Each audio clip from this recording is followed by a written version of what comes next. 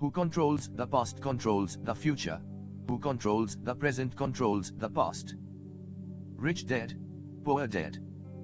By Robert T. Kiyosaki. We 1.0, 9th September 2002. Ripped by Tangatang. Introduction. There is a need. Does school prepare children for the real world? Study hard and get good grades and you will find a high-paying job with great benefits, my parents used to say. Their goal in life was to provide a college education for my older sister and me, so that we would have the greatest chance for success in life. When I finally earned my diploma in 1976, graduating with honors, and near the top of my class, in accounting from Florida State University, my parents had realized their goal. It was the crowning achievement of their lives. In accordance with the master plan, I was hired by a Big 8 accounting firm, and I looked forward to a long career and retirement at an early age. My husband, Michael, followed a similar path. We both came from hard-working families, of modest means but with strong work ethics. Michael also graduated with honors, but he did it twice, first as an engineer and then from law school. He was quickly recruited by a prestigious Washington, D.C., law firm that specialized in patent law, and his future seemed bright, career path well defined and early retirement guaranteed. Although we have been successful in our careers, they have not turned out quite as we expected. We both have changed positions several times for all the right reasons, but there are no pension plans investing on our behalf. Our retirement funds are growing only through our individual contributions. Michael and I have a wonderful marriage with 3 great children. As I write this, 2 are in college and 1 is just beginning high school. We have. Who controls the past controls the future. Who controls the present controls the past. Spent a fortune making sure our children have received the best education available. One day in 1996, one of my children came home disillusioned with school. He was bored and tired of studying. Why should I put time into studying subjects I will never use in real life? He protested. Without thinking, I responded, because if you don't get good grades, you won't get into college. Regardless of whether I go to college, he replied, I'm going to be rich. If you don't graduate from college, you won't get a good job, I responded with a tinge of panic and motherly concern. And if you don't have a good job, how do you plan to get rich? My son smirked and slowly shook his head with mild boredom. We have had this talk many times before. He lowered his head and rolled his eyes.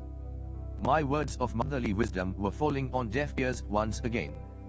Though smart and strong-willed, he has always been a polite and respectful young man. Mom, he began. It was my turn to be lectured. With the times. Look around, the richest people didn't get rich because of their educations. Look at Michael Jordan and Madonna. Even Bill Gates, who dropped out of Harvard, founded Microsoft. He is now the richest man in America, and he is still in his 30s. There is a baseball pitcher who makes more than $4 million a year even though he has been labeled mentally challenged. There was a long silence between us. It was dawning on me that I was giving my son the same advice my parents had given me. The world around us has changed, but the advice hasn't. Getting a good education and making good grades no longer ensures success, and nobody seems to have noticed, except our children. Mom, he continued, I don't want to work as hard as you and Dad do. You make a lot of money, and we live in a huge house with lots of toys. If I follow your advice, I'll wind up like you, working harder and harder only to pay more taxes and wind up in debt. There is no job security anymore. I know all about downsizing and right-sizing. I also know that college graduates today earn less than you did when you graduated. Look at doctors. They don't make nearly as much money as they used to. I know I can't rely on social security or company pensions for retirement. I need new answers. He was right. He needed new answers, and so did I. My parents' advice may have worked for people born before 1945, but it may be disastrous for those of who controls the past controls the future, who controls the present controls the past. Us born into a rapidly changing world. No longer can I simply say to my children, go to school, get good grades, and look for a safe, secure job. I knew I had to look for new ways to guide my children's education. As a mother as well as an accountant, I have been concerned by the lack of financial education our children receive in school. Many of today's youth have credit cards before they leave high school, yet they have never had a course in money or how to invest it, let alone understand how compound interest works on credit cards. Simply put, without financial literacy and the knowledge of how money works, they are not prepared to face the world that awaits them, a world in which spending is emphasized over savings. When my oldest son became hopelessly in debt with his credit cards as a freshman in college, I not only helped him destroy the credit cards, but I also went in search of a program that would help me educate my children on financial matters. One day last year, my husband called me from his office. I have someone I think you should meet, he said. His name is Robert Kiyosaki. He is a businessman and investor, and he is here applying for a patent on an educational product. I think it's what you have been looking for. Just what I was looking for.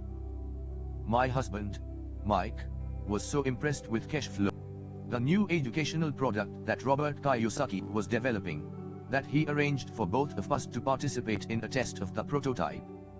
Because it was an educational game, I also asked my 19-year-old daughter, who was a freshman at a local university, if she would like to take part, and she agreed. About 15 people, broken into 3 groups, participated in the test. Mike was right. It was the educational product I had been looking for. But it had a twist. It looked like a colorful Monopoly board with a giant well-dressed rat in the middle.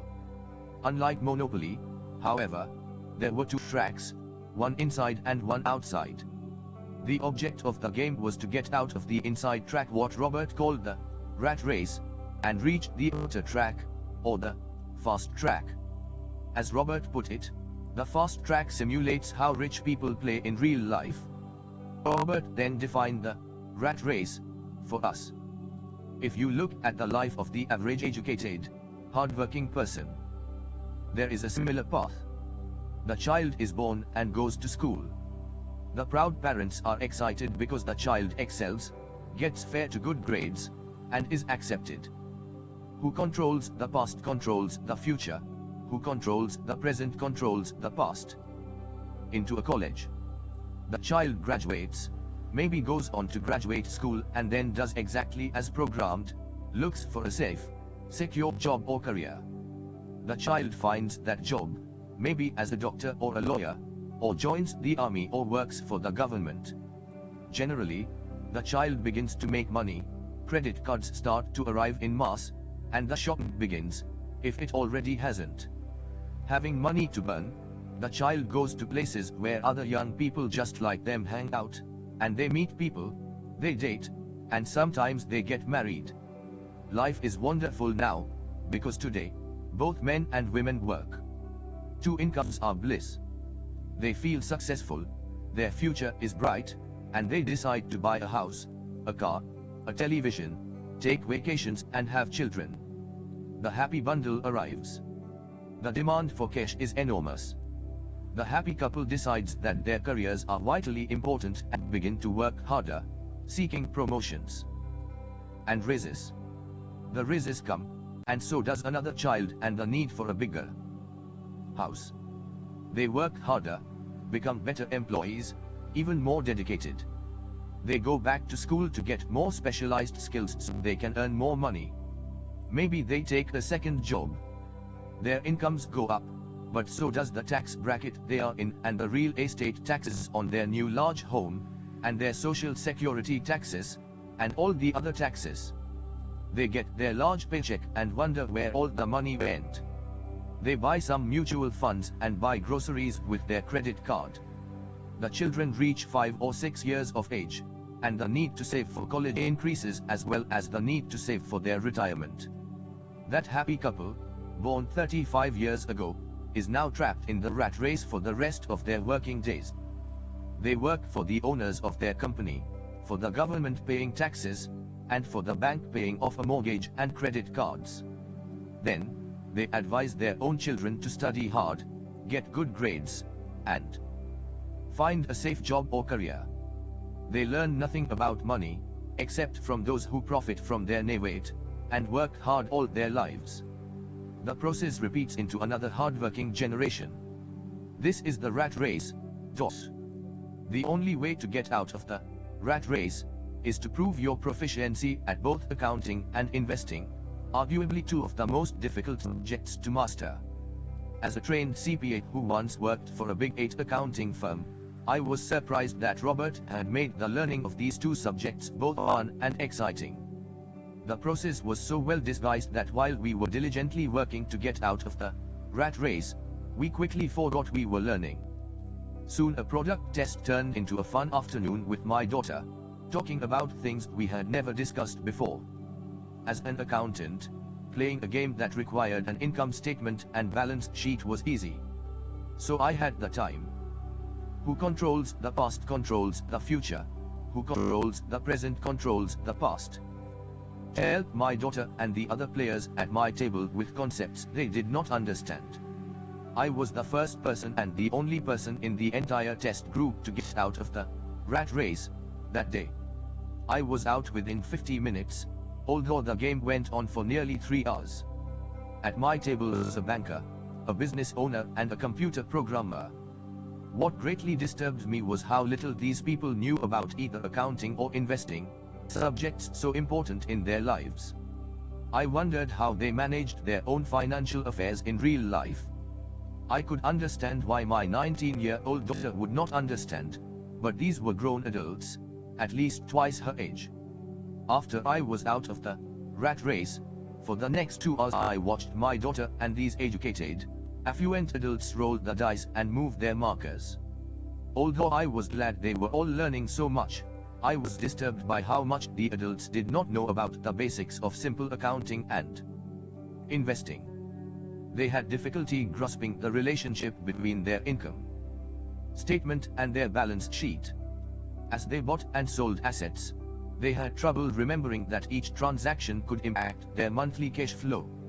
I thought, how many millions of people are out there in the real world struggling financially, only because they have never been taught these subjects. Thank goodness they are having fun and are distracted by the desire to win the game, I said to myself. After Robert ended the contest, he allowed us 15 minutes to discuss and critique cash flow among ourselves. The business owner at my table was not happy. He did not like the game. I don't need to know this, he said out loud. I hire accountants, bankers and attorneys to tell me about this stuff. To which Robert replied, have you ever noticed that there are a lot of accountants who aren't rich? And bankers, and attorneys, and stockbrokers and real estate brokers. They know a lot, and for the most part are smart people. But most of them are not rich. Since our schools do not teach people what the rich know, we take advice from these people. But one day, you are driving down the highway, stuck in traffic, struggling to get to work, and you look over to your right and you see your accountant stuck in the same traffic jam. You look to your left and you see your banker. That should tell you something. The computer programmer was also unimpressed by the game. I can buy software to teach me this. The banker, however, was moved. I studied this in school, the accounting part, that is, but I never knew how to apply it to real life. Now I know. I need to get myself out of the rat race. Who controls the past controls the future. Who controls the present controls the past. But it was my daughter's comments that most touched me. I had fun learning, she said. I learned a lot about how money really works and how to invest. Then she added, now I know I can choose a profession for the work I want to perform, and not because of job security, benefits or how much I get paid. If I learn what this game teaches, I'm free to do and study what my heart wants to study. Rather than study something because businesses are looking for certain job skills. If I learn this, I won't have to worry about job security and social security the way most of my classmates already do. I was not able to stay and talk with Robert after we had played the game, but we agreed to meet later to further discuss his project. I knew he wanted to use the game to help others become more financially savvy, and I was eager to hear more about his plans. My husband and I set up a dinner meeting with Robert and his wife within the next week. Although it was our first social get-together, we felt as if we had known each other for years. We found out we had a lot in common. We covered the gamut, from sports and plays to restaurants and socio-economic issues. We talked about the changing world. We spent a lot of time discussing how most Americans have little or nothing saved for retirement, as well as the almost bankrupt state of Social Security and Medicare. Would my children be required to pay for the retirement 75 million baby boomers? We wondered if people realize how risky it is to depend on a pension plan. Robert's primary concern was the growing gap between the haves and have-nots, in America and around the world. A self-taught, self-made entrepreneur who traveled the world putting investments together, Robert was able to retire at the age of 47. He came out of retirement because he shares the same concern I have for my own children. He knows that the world has changed, but education has not changed with it. According to Robert, children spend years in an antiquated educational system, studying subjects they will never use, preparing for a world that no longer exists. Today, the most dangerous advice you can give a child is go to school. Get good grades and look for a safe, secure job, he likes to say. That is old advice, and it's bad advice. If you could see what is happening in Asia, Europe, South America, you would be as concerned as I am. Who controls the past controls the future. Who controls the present controls the past. It's bad advice, he believes, because if you want your child to have a financially secure future, they can't play by the old set of rules. It's just too risky. I asked him what he meant by old rules. People like me play by a different set of rules from what you play by, he said. What happens when a corporation announces downsizing? People get laid off, I said. Families are hurt. Unemployment goes up. Yes, but what happens to the company, in particular a public company on the stock exchange? The price of the stock usually goes up when the downsizing is announced, I said. The market likes it when a company reduces its labor costs, either through automation or just consolidating the labor force in general. That's right, he said. And when stock prices go up, people like me, the shareholders, get richer. That is what I mean by a different set of rules. Employees lose, owners and investors win. Robert was describing not only the difference between an employee and employer, but also the difference between controlling your own destiny and giving up that control to someone else. But it's hard for most people to understand why that happens, I said. They just think it's not fair. That's why it is foolish to simply say to a child, get a good education, he said. It is foolish to assume that the education the school system provides will prepare your children for the world they will face upon graduation. Each child needs more education. Different education. And they need to know the rules. The different sets of rules. There are rules of money that the rich play by, and there are the rules that the other 95% of the population plays by, he said. And the 95% learns those rules at home and in school. That is why it's risky today to simply say to a child, study hard and look for a job. A child today needs a more sophisticated education, and the current system is not delivering the goods. I don't care how many computers they put in the classroom or how much money schools spend. How can the education system teach a subject that it does not know? So how does a parent teach their children what the school does not? How do you teach accounting to a child? Won't they get bored? And how do you teach investing when, as a parent, you yourself are risk-averse? Instead of teaching who controls the past controls the future, who controls the present controls the past. Children to simply play it safe, I decided it was best to teach them to play it smart. So how would you teach a child about money and all the things we have talked about? I asked Robert. How can we make it easy for parents, especially when they don't understand it themselves? I wrote a book on the subject, he said. Where is it? In my computer. It's been there for years in random pieces. I add to it occasionally, but I have never gotten around to put it all together. I began writing it after my other book became a bestseller, but I never finished the new one. It's in pieces. And in pieces it was. After reading the scattered sections, I decided the book had merit and needed to be shared, especially in these changing times. We agreed to co-author Robert's book. I asked him how much financial information he thought a child needed. He said it would depend on the child. He knew at a young age that he wanted to be rich and was fortunate enough to have a father figure who was rich and willing to guide him. Education is the foundation of success, Robert said. Just as scholastic skills are vitally important, so are financial skills and communication skills. What follows is the story of Robert's two dads, a rich one and a poor one, that expounds on the skills he has developed over a lifetime. The contrast between two dads provides an important perspective. The book is supported, edited and assembled by me. For any accountants who read this book, suspend your academic book knowledge and open your mind to the theories Robert presents.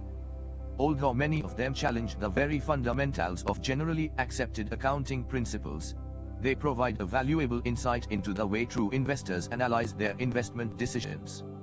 When we as parents advise our children to go to school, study hard and get a good job, we often do that out of cultural habit. It has always been the right thing to do. When I met Robert, his ideas initially startled me. Having been raised by two fathers, he had been taught to strive for two different goals. His educated dad advised him to work for a corporation. His rich dad advised him to own the corporation. Both life paths required education, but the subjects of study were completely different. His educated dad encouraged Robert to be a smart person. His rich dad encouraged Robert to know how to hire smart people. Having two dads caused many problems. Robert's real dad was the superintendent of education for the state of Hawaii. By the time Robert was 16. Who controls the past controls the future. Who controls the present controls the past. The threat of, if you don't get good grades, you won't get a good job, had little effect. He already knew his career path was to own corporations, not to work for them. In fact, if it had not been for a wise and persistent high school guidance counselor, Robert might not have gone on to college. He admits that he was eager to start building his assets, but finally agreed that the college education would also be a benefit to him. Truthfully, the ideas in this book are probably too far-fetched and radical for most parents today. Some parents are having a hard enough time simply keeping their children in school. But in light of our changing times, as parents we need to be open to new and bold ideas. To encourage children to be employees is to advise your children to pay more than their fair share of taxes over a lifetime, with little or no promise of a pension. And it is true that taxes are a person's greatest expense. In fact, most families work from January to mid-May for the government just to cover their taxes. New ideas are needed. And this book provides them. Robert claims that the rich teach their children differently. They teach their children at home, around the dinner table. These ideas may not be the ideas you choose to discuss with your children, but thank you for looking at them. And I advise you to keep searching. In my opinion, as a mom and a CPA, the concept of simply getting good grades and finding a good job is an old idea. We need to advise our children with a greater degree of sophistication. We need new ideas and different education. Maybe telling our children to strive to be good employees while also striving to own their own investment corporation is not such a bad idea. It is my hope as a mother that this book helps other parents. It is Robert's hope to inform people that anyone can achieve prosperity if they so choose. If today you are a gardener or a janitor or even unemployed, you have the ability to educate yourself and teach those you love to take care of themselves financially. Remember that financial intelligence is the mental process via which we solve our financial problems. Today we are facing global and technological changes as great or even greater than those ever faced before. No one has a crystal ball, but one thing is for certain, changes lie ahead that are beyond our reality. Who knows what the future brings? But whatever happens, we have two fundamental choices: play it safe or play it smart by preparing, getting educated and awakening your own and your children's financial genius. Esperan Lecter. Who controls the past controls the future. Who controls the present controls the past. For a free audio report, What My Rich Dad Taught Me About Money, all you have to do is visit our special website at www.richdadbookie.com and the report is yours free. Thank you Rich Dad, Poor Dad. 1 Chapter 1 Rich Dad, Poor Dad. As narrated by Robert Kiyosaki. I had two fathers, a rich one and a poor one. One was highly educated and intelligent. He had a PhD and completed 4 years of undergraduate work in less than 2 years. He then went on to Stanford University, the University of Chicago, and Northwestern University to do his advanced studies, all on full financial scholarships. The other father never finished the 8th grade. Both men were successful in their careers, working hard all their lives. Both earned substantial incomes. Yet one struggled financially all his life. The other would become one of the richest men in Hawaii. One died leaving tens of millions of dollars to his family, charities and his church. The other left bills to be paid. Both men were strong, charismatic and influential. Both men offered me advice, but they did not advise the same things. Both men believed strongly in education but did not recommend the same course of study. If I had had only one dad, I would have had to accept or reject his advice. Having two dads advising me offered me the choice of contrasting points of view, one of a rich man and one of a poor man. Instead of simply accepting or rejecting one or the other, I found myself thinking more, comparing and then choosing for myself. The problem was, the rich man was not rich yet and the poor man not yet poor. Both were just starting out on their careers, and both were struggling with money and families. But they had very different points of view about the subject of money. For example, one dad would say, the love of money is the root of all evil. The other, the lack of money is the root of all evil. As a young boy, having two strong fathers both influencing me was difficult. I wanted to be a good son and listen, but the two fathers did not say. Who controls the past controls the future. Who controls the present controls the past. The same things. The contrast in their points of view, particularly where money was concerned, was so extreme that I grew curious and intrigued. I began to start thinking for long periods of time about what each was saying. Much of my private time was spent reflecting, asking myself questions such as, why does he say that? And then asking the same question of the other dad's statement.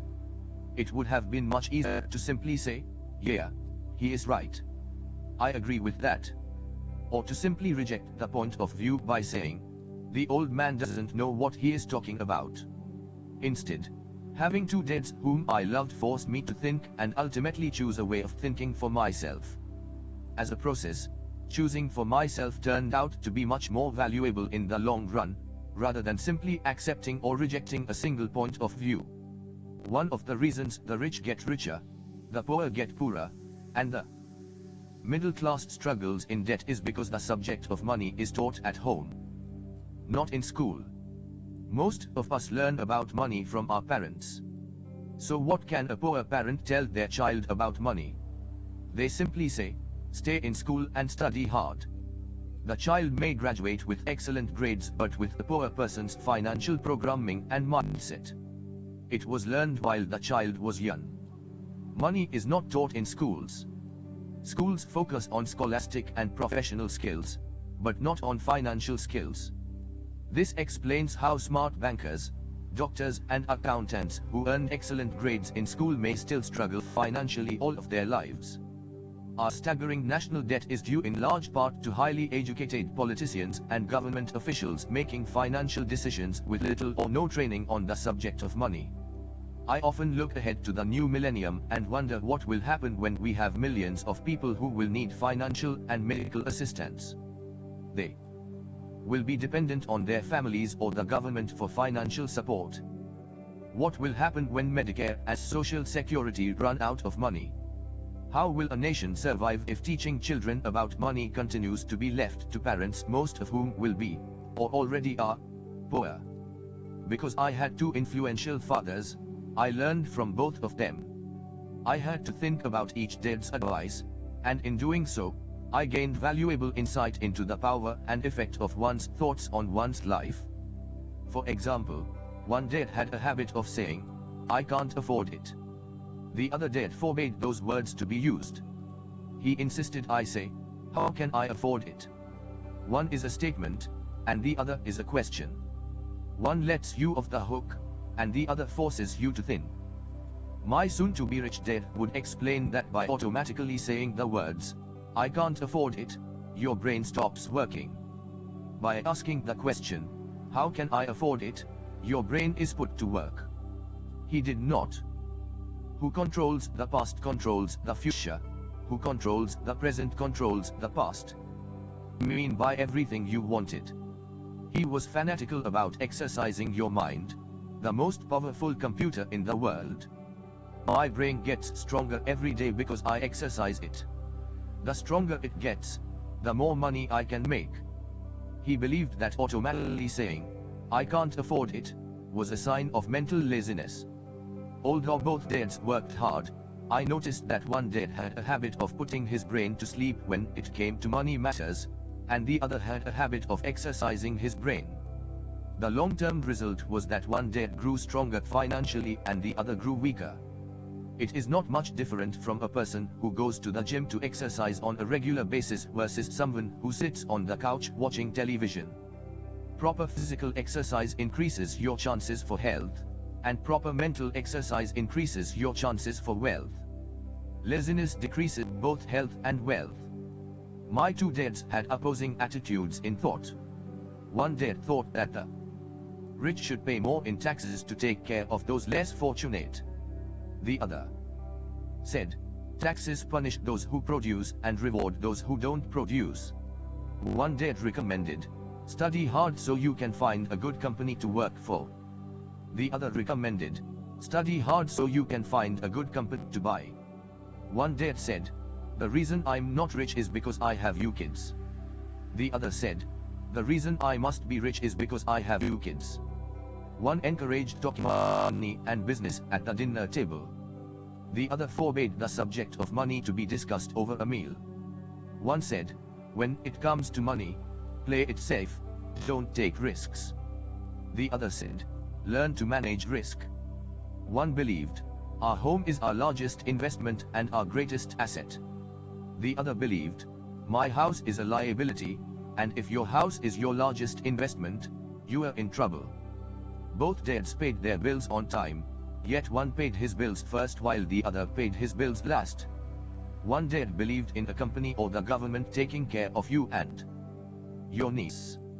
He was always concerned about pay raises, retirement plans, medical benefits, sick leave, vacation days and other perks. He was impressed with two of his uncles who joined the military and earned a retirement and entitlement package for life after 20 years of active service. He loved the idea of medical benefits and PX privileges the military provided its retirees. He also loved the tenure system available through the university. The idea of job protection for life and job benefits seemed more important, at times, than the job. He would often say, "I have worked hard for the government, and I'm entitled to these benefits." Who controls the past controls the future. Who controls the present controls the past. The other believed in total financial self-reliance. He spoke out against the entitlement mentality and how it was creating weak and financially needy people. He was emphatic about being financially competent. One dad struggled to save a few dollars.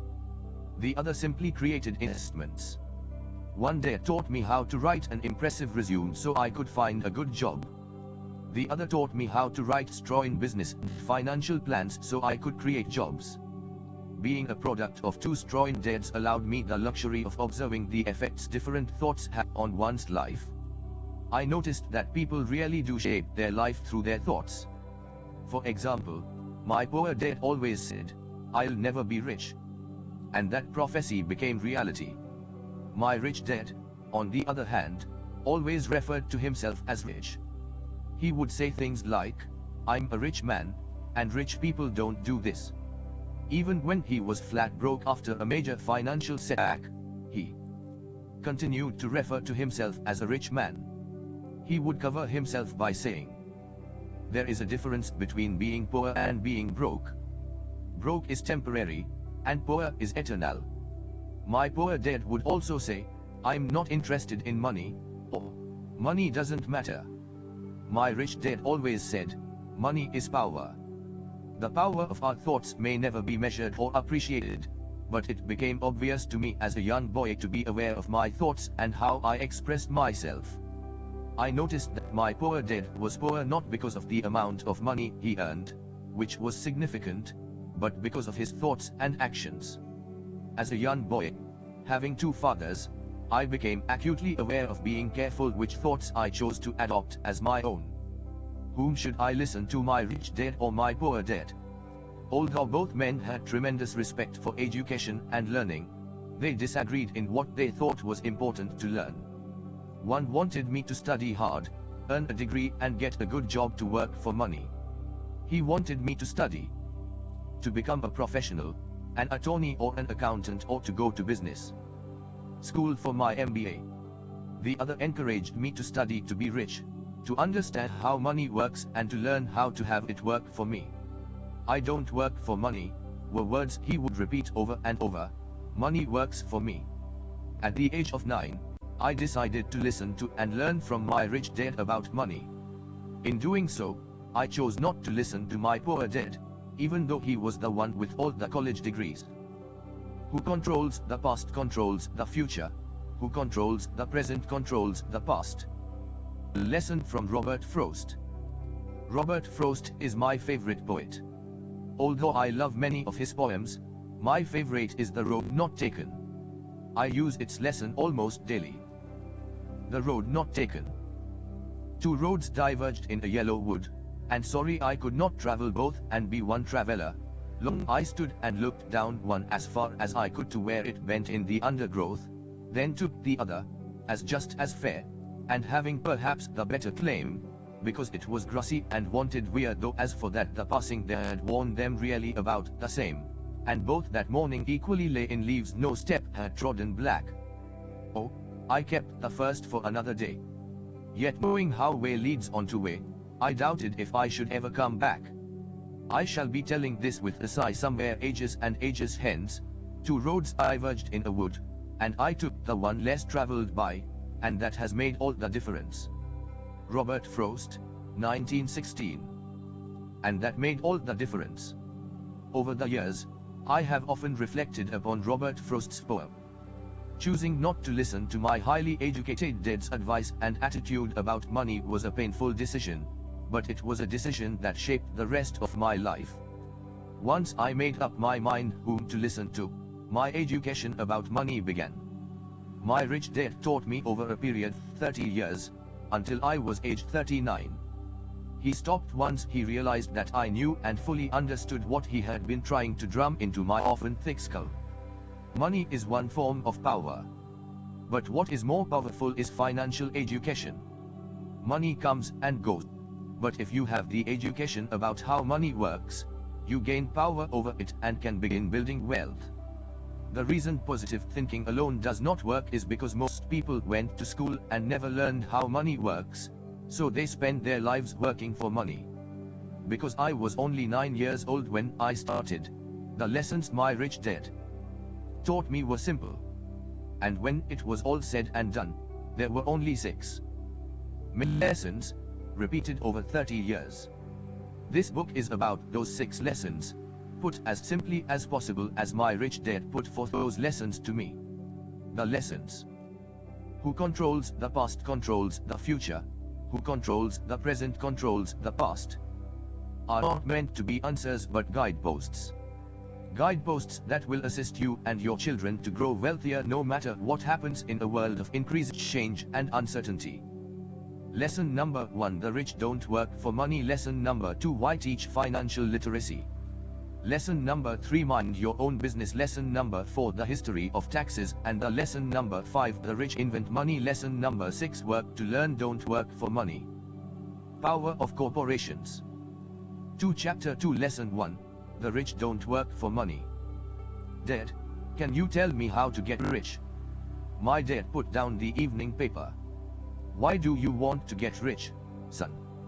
Because today Jimmy's mom drove in their new Cadillac, and they were going to their beach house for the weekend.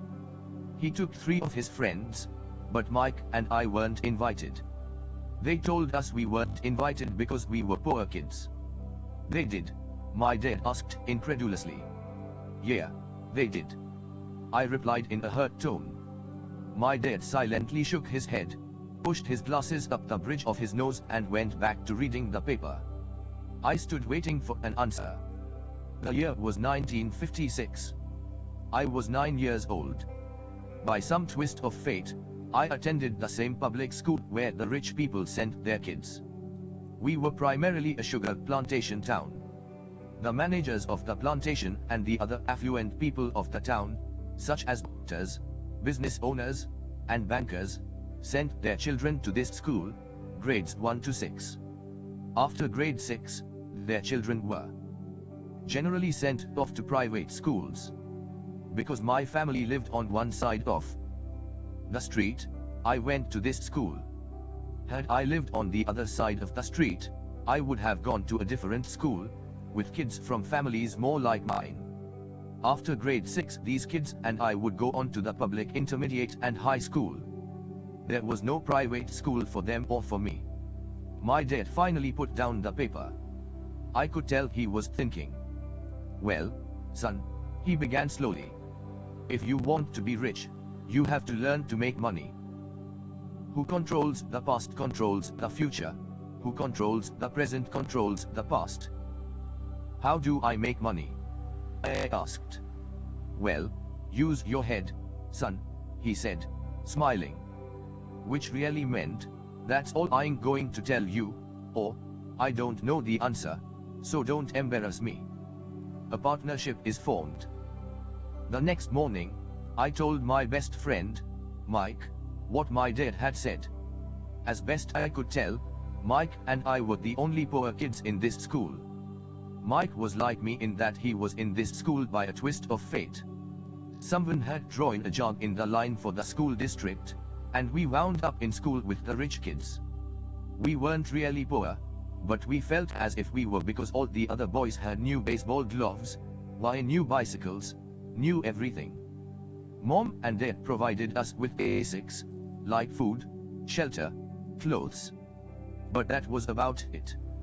My dad used to say, if you want something, work for it. We wanted things, but there was not much work available for 9-year-old boys. So what do we do to make money? Mike asked. I don't know, I said.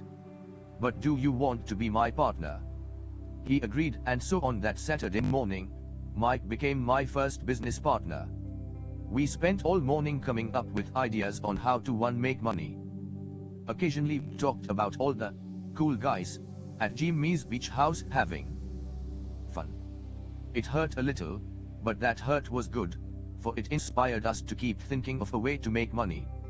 Finally, that afternoon, a bolt of lightning came through our heads. It was an idea Mike had gotten from a science book he had read. Excitedly, we shook hands, and the partnership now had a business. For the next several weeks, Mike and I ran around our neighborhood, knocking on doors and asking our neighbors if they would save their toothpaste tubes for us. With puzzled looks, most adults consented with a smile. Some asked us what we were doing. To which we replied, "We can't tell you. It's a business secret." My mom grew distressed as the weeks wore on. We had selected a site next to her washing machine as a place we would stockpile our raw materials. In a brown cardboard box that one time held catsup bottles, our little pile of used toothpaste tube began to grow. Finally my mom put her foot down. The sight of her neighbors' messy, crumpled used toothpaste tubes had gotten to her. "What are you boys doing?" she asked. "And I don't want to hear again that it's a business secret. Do something with this mess or I'm going to throw it out." Who controls the past controls the future. Who controls the present controls the past. Ike and I pleaded and begged, explaining that we would soon have enough and then we would begin production. We informed her that we were waiting on a couple of neighbors to finish using up their toothpaste so we could have their tubes. Mom granted us a 1-week extension. The date to begin production was moved up. The pressure was on. My first partnership was already being threatened with an eviction notice from our warehouse space by my own mom. It became my job to tell the neighbors to quickly use up their toothpaste, saying their dentist wanted them to brush more often anyway. I began to put together the production line. One day my dad drove up with a friend to see 2 9-year-old boys in the driveway with the production line operating at full speed. There was fine white powder everywhere. On a long table were small milk cartons from school, and our family's hibachi grill was glowing with red-hot coals at maximum heat. Dad walked up cautiously, having to park the car at the base of the driveway, since the production line blocked the carport. As he and his friend got closer, they saw a steel pot sitting on top of the coals, with the toothpaste tubes being melted down. In those days, toothpaste did not come in plastic tubes. The tubes were made of lead. So once the paint was burned off, the tubes were dropped in the small steel pot, melted until it became liquid, and with my mom's pot holders we were pouring the lead through a small hole in the top of the milk cartons. The milk cartons were filled with plaster of Paris.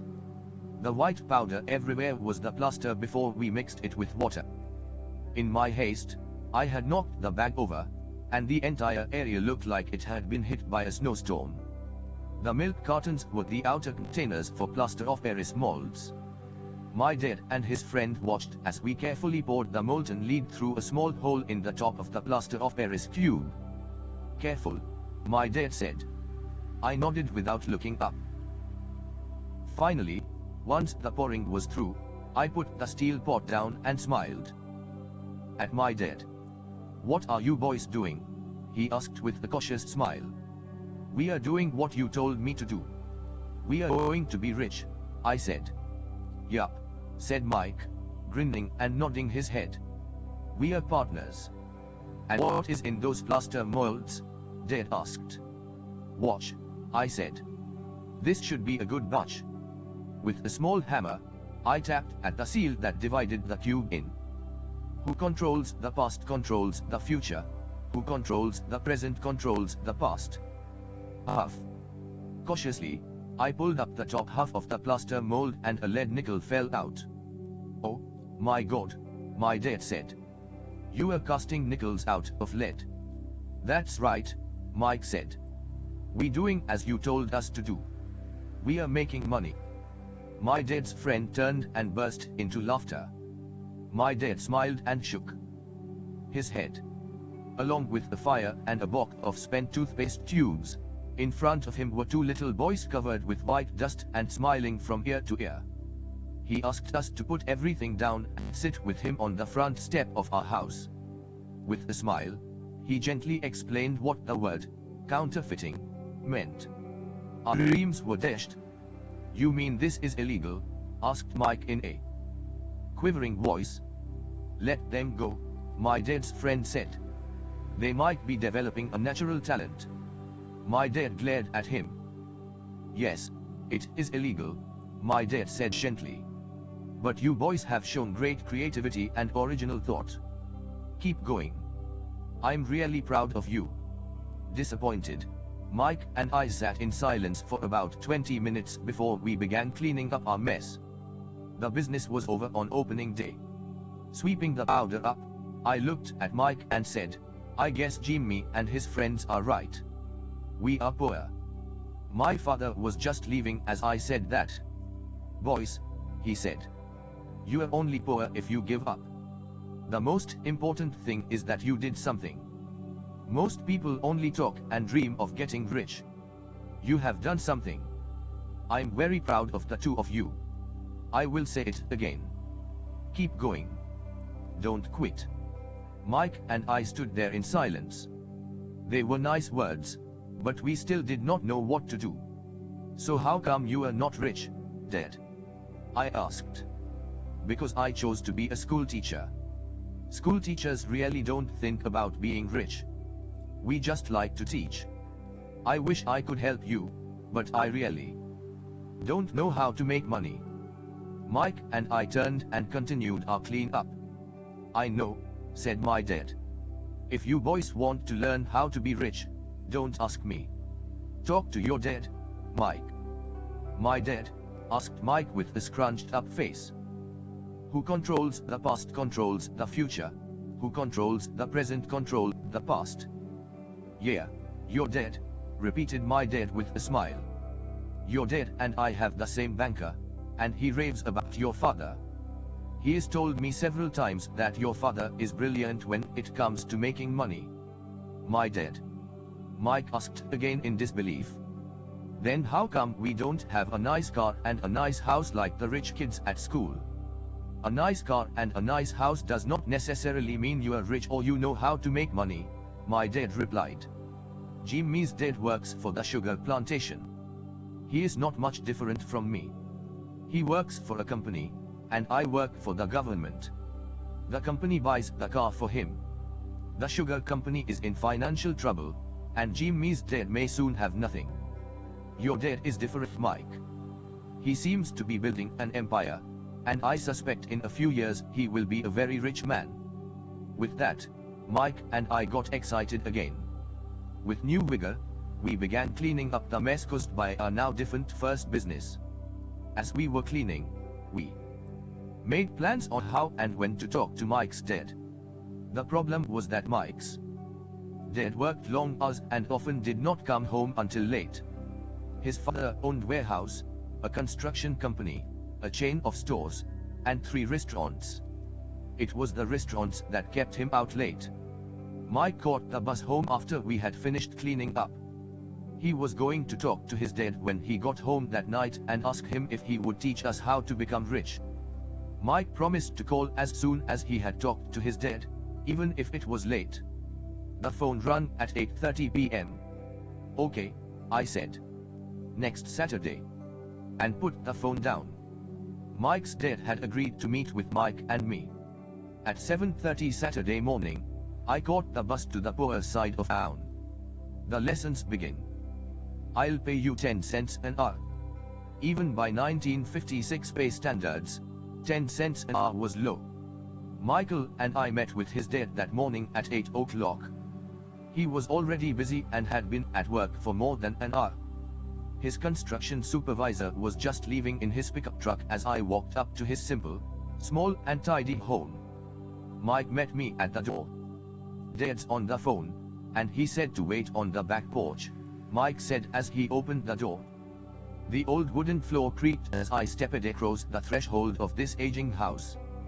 There was a cheap mat just inside the door. The mat was there too. Who controls the past controls the future. Who controls the present controls the past. Hide the years of wear from countless footsteps that the floor had supported. Old or clean, it needed to be replaced. I felt claustrophobic as I entered the narrow living room, which was filled with old musty overstuffed furniture that today would be collector's items. Sitting on the couch were 2 women, a little older than my mom. Across from the women sat a man in workman's clothes. He wore khaki slacks and a khaki shirt, neatly pressed but without starch, and polished work books. He was about 10 years older than my dad, I'd say about 45 years old. They smiled as Mike and I walked past them, heading for the kitchen, which led to the porch that overlooked the backyard. I smiled back shyly. Who are those people? I asked. Oh, they work for my dad. The older man runs his warehouse, and the women are the managers of the restaurants. And you saw the construction supervisor, who is working on a road project about 50 miles from here. His other supervisor, who is building a track of houses, had already left before you got here. Does this go on all the time? I asked. Not always, but quite often, said Mike, smiling as he pulled up a chair to sit down next to me. I asked him if he would teach us to make money, Mike said. Oh, and what did he say to that? I asked with cautious curiosity. Well, he had a funny look on his face at first, and then he said he would make us an offer. Oh, I said, rocking my chair back against the wall. I sat there perched on two rear legs of the chair. Mike did the same thing. Do you know what the offer is? I asked. No, but we'll soon find out. Suddenly, Mike's dad burst through the rickety screen door and onto the porch. Mike and I jumped to our feet, not out of respect but because we were startled. Ready, boys? Mike's dad asked as he pulled up a chair to sit down with us. We nodded our heads as we pulled our chairs away from the wall to sit in front of him. He was a big man, about 6 feet tall and 200 pounds. My dad was taller, about the same weight, and 5 years older than Mike's dad. They sort of looked alike, though not of the same ethnic makeup. Maybe their energy was similar. Who controls the past controls the future. Who controls the present controls the past. Mike says you want to learn to make money. Is that correct, Robert? I nodded my head quickly, but with a little intimidation. He had a lot of power behind his words and smile. Okay, here is my offer. I'll teach you, but I won't do it classroom style. You work for me, I'll teach you. You don't work for me, I won't teach you. I can teach you faster if you work, and I'm wasting my time if you just want to sit and listen, like you do in school. That's my offer. Take it or leave it. May I ask a question first? I asked. No. Take it or leave it. I have got too much work to do to waste my time. If you can't make up your mind decisively, then you'll never learn to make money anyway. Opportunities come and go. Being able to know when to make quick decisions is an important skill. You have an opportunity that you asked for. School is beginning or it's over in 10 seconds, Mike's dad said with a teasing smile. Take it, I said. Take it, said Mike. Good, said Mike's dad. Mrs. Martin will be by in 10 minutes. After I'm through with her, you ride with her to my superit and you can begin working. I'll pay you 10 cents an hour and you will work for 3 hours every Saturday. But I have a softball game today, I said. Mike's dad lowered his voice to a stern tone. Take it or leave it, I'll take it, I replied, choosing to work and learn instead of playing softball. 30 cents later. By 9 a.m. on a beautiful Saturday morning, Mike and I were working for Mrs. Martin. She was a kind and patient woman. She always said that Mike and I reminded her of her 2 sons who were grown and gone. Although kind, she believed in hard work and she kept us working. She was a taskmaster. We spent 3 hours taking canned goods off the shelves and, with the feather duster, brushing each can to get the dust off, and then restacking them neatly. It was excruciatingly boring work. Mike's dad, whom I call my rich dad, owned 9 of these little superits with large parking lots. They were the early version of the 7 to 11 convenience stores.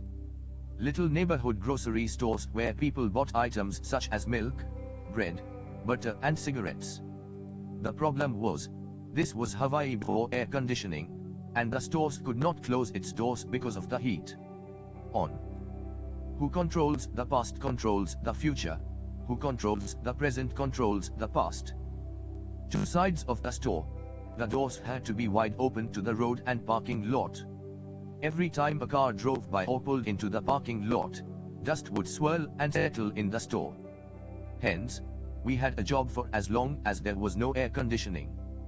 For 3 weeks, Mike and I reported Mrs. Martin and worked our 3 hours. By noon, our work was over, and she dropped 3 little dimes in each of our hands. Now, even at the age of 9 in the mid-1950s, 30 cents was not too exciting.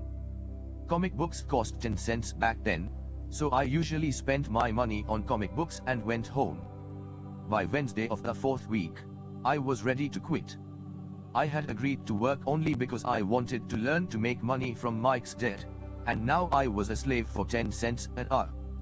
On top of that, I had not seen Mike's debt since that first Saturday. I'm quitting, I told Mike at lunchtime. The school lunch was miserable. School was boring, and now I did not even have my Saturdays to look forward to. But it was the 30 cents that really got to me. This time Mike smiled. "What are you laughing at?" I asked with anger and frustration. "Dad said this would happen. He said to meet with him when you were ready to quit." "What?" I said indignantly. "He's been waiting for me to get fed up." "Sort of," Mike said. "Dad's kind of different. He teaches differently from your dad. Your mom and dad lecture a lot. My dad is quiet and a man of few words. You just wait till this Saturday. I'll tell him you are ready." "You mean I have been set up?" "No, not really, but maybe. Dad will explain on Saturday." Waiting in line on Saturday. I was ready to face him and I was prepared. Even my real dad was angry with him. My real dad, the one I called the poor one, thought that my rich dad was violating child labor laws and should be investigated. My educated poor dad told me to demand what I deserve. At least 25 cents an hour. My poor dad told me that if I did not get a raise, I was to quit immediately. "You don't need that damned job anyway," said my poor dad with indignity. At 8 o'clock Saturday morning, I was going through the same rickety door of Mike's house. Who controls the past controls the future. Who controls the present controls the past. "Take this and wait in line," Mike's dad said as I entered. He turned and disappeared into his little office next to a bedroom. I looked around the room and did not see Mike anywhere. Feeling awkward, I cautiously sat down next to the same 2 women who were there 4 weeks earlier. They smiled and slid across the couch to make room for me. 45 minutes went by, and I was steaming.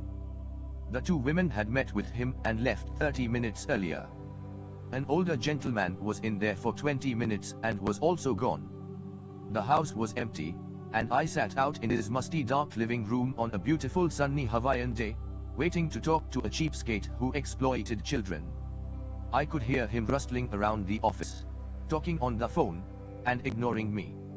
I was now ready to walk out, but for some reason I stayed. Finally, 15 minutes later, at exactly 9 o'clock, Rich Dad walked out of his office, said nothing, and signaled with his hand for me to enter his dingy office. "I understand you want a raise or you are going to quit," Rich Dad said as he swiveled in his office chair. "Well, you are not keeping your end of the bargain," I blurted out nearly in tears. It was really frightening for a 9-year-old boy to confront a grown-up. "You said that you would teach me if I worked for you." "Well, I have worked for you. I have worked hard. I have given up my baseball games to work for you. And you don't keep your word. You haven't taught me anything. You are a crook like everyone in town thinks you are. You are greedy. You want all the money and don't take care of your employees. You make me wait and don't show me any respect. I'm only a little boy, and I deserve to be treated better." Rich Dad rocked back in his swivel chair, hands up to his chin, somewhat staring at me. It was like he was studying me. "Not bad," he said. In less than a month, you sound like most of my employees. What? I asked. Not understanding what he was saying, I continued with my grievance. I thought you were going to keep your end of the bargain and teach me. Instead you want to torture me. That's cruel. That's really cruel. I am teaching you, Rich Dad said quietly. What have you taught me? Nothing. I said angrily. You haven't even talked to me once since I agreed to work for peanuts. 10 cents an hour. Huh. I should notify the government about you. We have child labor laws, you know. My dad works for the government, you know. Who controls the past controls the future. Who controls the present controls the past. Wow, said Rich Dad. Now you sound just like most of the people who used to work for me. People I have either fired or they have quit. So what do you have to say? I demanded, feeling pretty brave for a little kid. You lied to me. I have worked for you, and you have not kept your word. You haven't taught me anything. How do you know that I have not taught you anything? Asked Rich Dad calmly. Well, you have never talked to me. I have worked for 3 weeks, and you have not taught me anything, I said with a pout. Does teaching mean talking or a lecture? Rich Dad asked. Well, yes, I replied. That's how they teach you in school, he said smiling. But that is not how life teaches you, and I would say that life is the best teacher of all. Most of the time, life does not talk to you. It just sort of pushes you around. Each push is life saying, wake up. There's something I want you to learn. What is this man talking about? I asked myself silently. Life pushing me around was life talking to me. Now I knew I had to quit my job. I was talking to someone who needed to be locked up. If you learn life's lessons, you will do well. If not, life will just continue to push you around. People do two things. Some just let life push them around. Others get angry and push back. But they push back against their boss, or their job, or their husband or wife. They do not know it's life that's pushing. I had no idea what he was talking about. Life pushes all of us around. Some give up. Others fight. A few learn the lesson and move on. They welcome life pushing them around. To these few people, it means they need and want to learn something. They learn and move on. Most quit, and a few like you fight. Rich Dad stood and shut the creaky old wooden window that needed repair. If you learn this lesson, you will grow into a wise, wealthy and happy young man. If you don't, you will spend your life blaming a job, low pay or your boss for your problems. You'll live life hoping for that big break that will solve all your money problems. Rich Dad looked over at me to see if I was still listening. His eyes met mine. We stared at each other, streams of communication going between us through our eyes. Finally, I pulled away once I had absorbed his last message. I knew he was right. I was blaming him, and I did ask to learn. I was fighting. Rich Dad continued. Or if you are the kind of person who has no guts, you just give up every time life pushes you. If you are that kind of person, you'll. Who controls the past controls the future. Who controls the present controls the past. Live all your life playing it safe, doing the right things, saving yourself for some event that never happens. Then, you die a boring old man. You'll have lots of friends who really like you because you were such a nice hardworking guy. You spent a life playing it safe, doing the right things. But the truth is, you let life push you into submission. Deep down you were terrified of taking risks. You really wanted to win, but the fear of losing was greater than the excitement of winning. Deep inside, you and only you will know you didn't go for it. Chose to play it safe. Our eyes met again. For 10 seconds, we looked at each other, only pulling away once the message was received. You have been pushing me around, I asked. Some people might say that, smiled Rich Dad. I would say that I just gave you a taste of life. What taste of life? I asked, still angry, but now curious. Even ready to learn.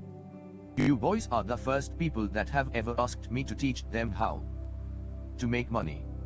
I have more than 150 employees, and not one of them has asked me what I know about money.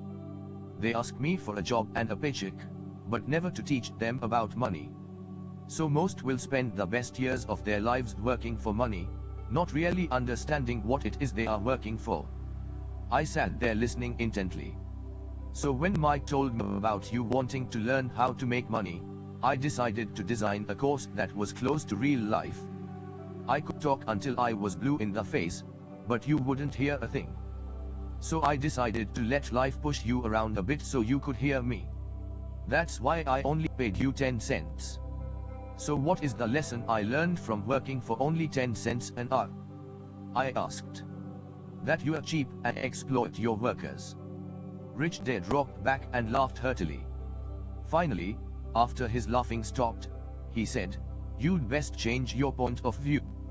Stop blaming me. Thinking I'm the problem. If you think I'm the problem, then you have to change me. If you realize that you are the problem, then you can change yourself, learn something and grow wiser." Most people want everyone else in the world to change but themselves. Let me tell you, it's easier to change yourself than everyone else. I don't understand, I said. Don't blame me for your problems, Rich Dad said, growing impatient. But you only pay me 10 cents. So what are you learning? Rich Dad asked, smiling. You. Who controls the past controls the future. Who controls the present controls the past. That you are cheap, I said with a sly grin. See, you think I'm the problem, said Rich Dad. But you are. Well, keep that attitude and you learn nothing. Keep the attitude that I'm the problem and what choices do you have? Well, if you don't pay me more or show me more respect and teach me, I'll quit. Well put, Rich Dad said. And that's exactly what most people do. They quit and go looking for another job, better opportunity, and higher pay, actually thinking that a new job or more pay will solve the problem. In most cases, it won't. So what will solve the problem? I asked. Just take this measly 10 cents an hour and smile. Rich Dad smiled. That's what the other people do. Just accept a paycheck knowing that they and their family will struggle financially. But that's all they do, waiting for a raise thinking that more money will solve the problem. Most just accept it, and some take a second job working harder, but again accepting a small paycheck. I sat staring at the floor, beginning to understand the lesson Rich Dad was presenting. I could sense it was a taste of life. Finally, I looked up and repeated the question. So what will solve the problem? This, he said, tapping me gently on the head. This stuff between your ears. It was at that moment that Rich Dad shared the pivotal point of view that separated him from his employees and my poor dad and led him to eventually become one of the richest men in Hawaii while my highly educated, but poor, dad struggled financially all his life. It was a singular point of view that made all the difference over a lifetime. Rich Dad said over and over, this point of view, which I call lesson number 1. The poor and the middle class work for money. The rich have money work for them. On that bright Saturday morning, I was learning a completely different point of view from what I had been taught by my poor dad. At the age of 9, I grew aware that both dads wanted me to learn. Both dads encouraged me to study. But not the same things. Who controls the past controls the future. Who controls the present controls the past. My highly educated dad recommended that I do what he did.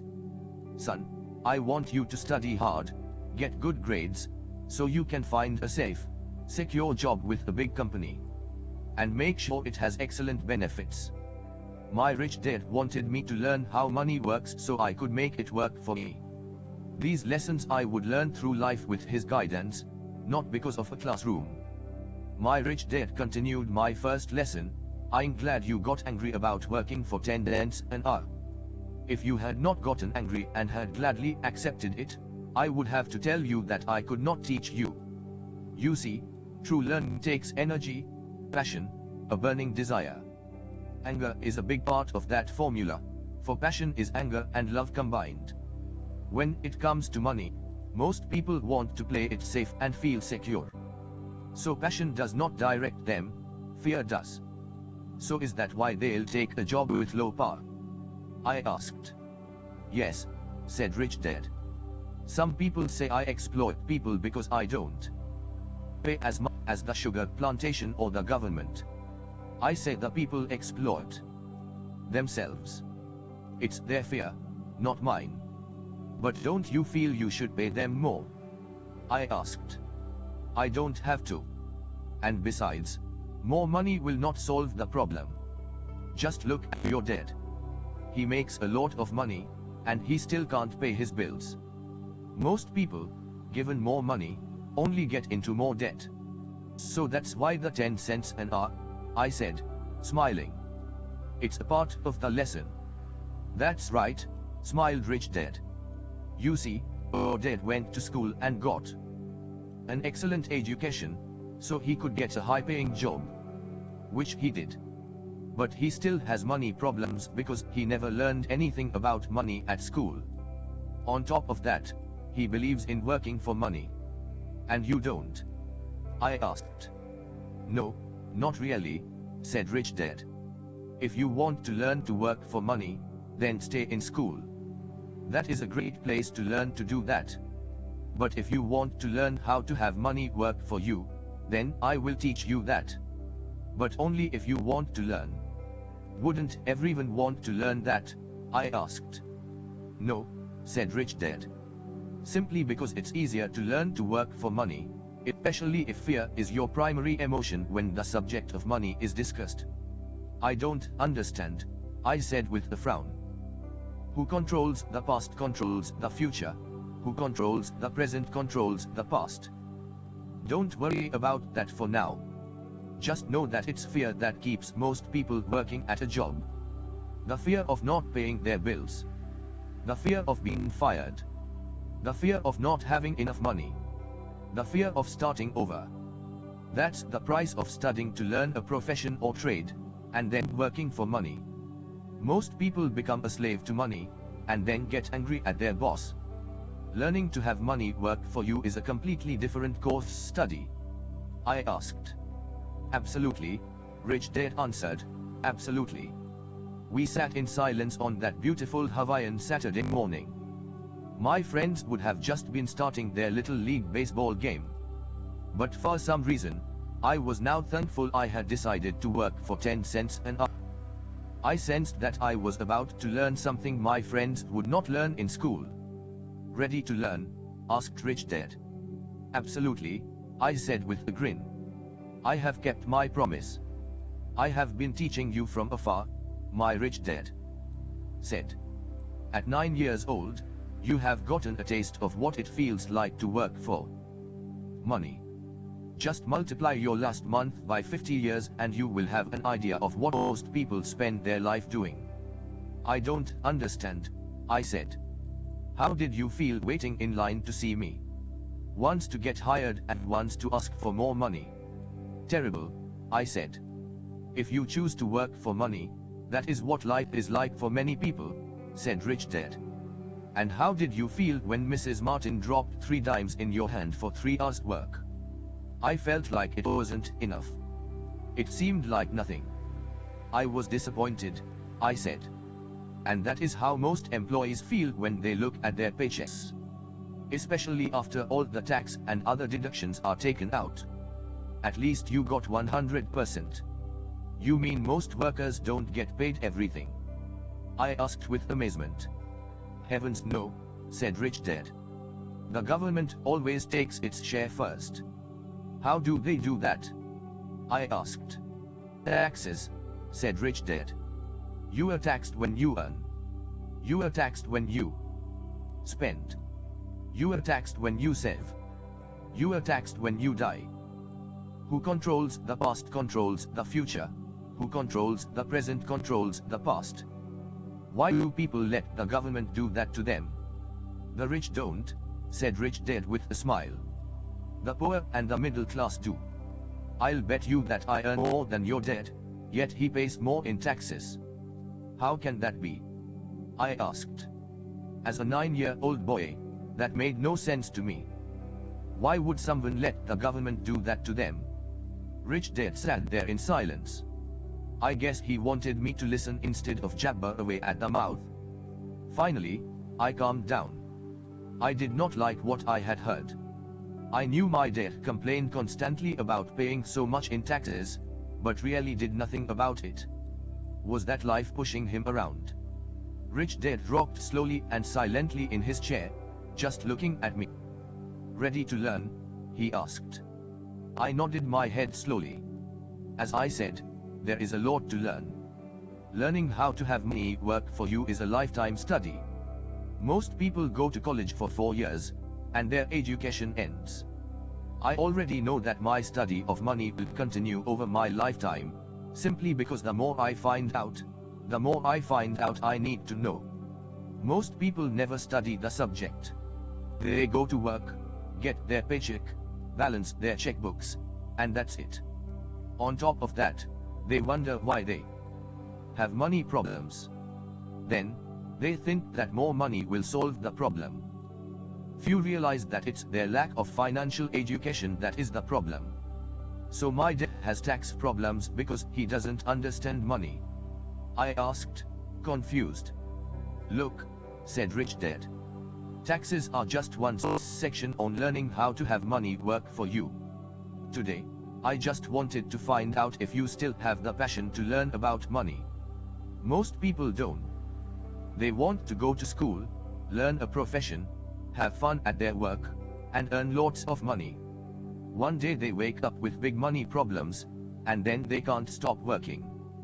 That's the price of only knowing how to work for money instead of studying how to have money work for you. So do you still have the passion to learn? Asked Rich Dad. I nodded my head. Good, said Rich Dad. Now get back to work. This time, I will pay you nothing. What? I asked in amazement. You heard me. Nothing. You will work the same 3 hours every. Who controls the past controls the future. Who controls the present controls the past. Saturday. But this time you will not be paid 10 cents per hour. You said you wanted to learn to not work for money, so I'm not going to pay you anything. I couldn't believe what I was hearing. I have already had this conversation with Mike. He is already working, dusting and stacking canned goods for free. You'd better hurry and get back there. That's not fair, I shouted. You got to pay something. You said you wanted to learn. If you don't learn this now, you'll grow up to be like the 2 women and the older man sitting in my living room, working for money and hoping I don't fire them. Or like your dad, earning lots of money only to be in debt up to his eyeballs, hoping more money will solve the problem. If that's what you want, I'll go back to our original deal of 10 cents an hour. Or you can do what most people grow up to do. Complain that there is not enough pay, quit and go looking for another job. But what do? I asked. Rich Dad tapped me on the head. Use this, he said. If you use it well, you will soon thank me for giving you an opportunity, and you will grow into a rich man. I stood there still not believing what a raw deal I had been handed. Here I came to ask for a raise, and now I was being told to keep working for nothing. Rich Dad tapped me on the head again and said, use this. Now get out of here and get back to work. Lesson Hush L. The rich don't work for money. I didn't tell my poor dad I wasn't being paid.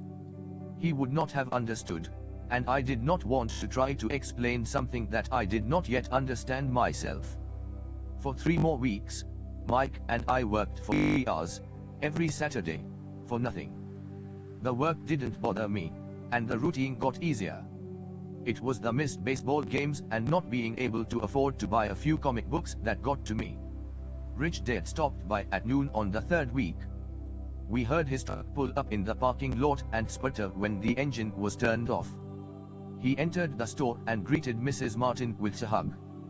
After finding out how things were going in the store, he reached into the ice cream freezer, pulled out 2 bars, paid for them, and signaled to Mike and me. "Let's go for a walk, boys. Who controls the past controls the future. Who controls the present controls the past." We crossed the street, dodging a few cars, and walked across a large grassy field, where a few adults were playing softball. Sitting down at a remote picnic table, he handed Mike and me the ice cream bars. "How's it going, boys?" "Okay," Mike said. I nodded in agreement.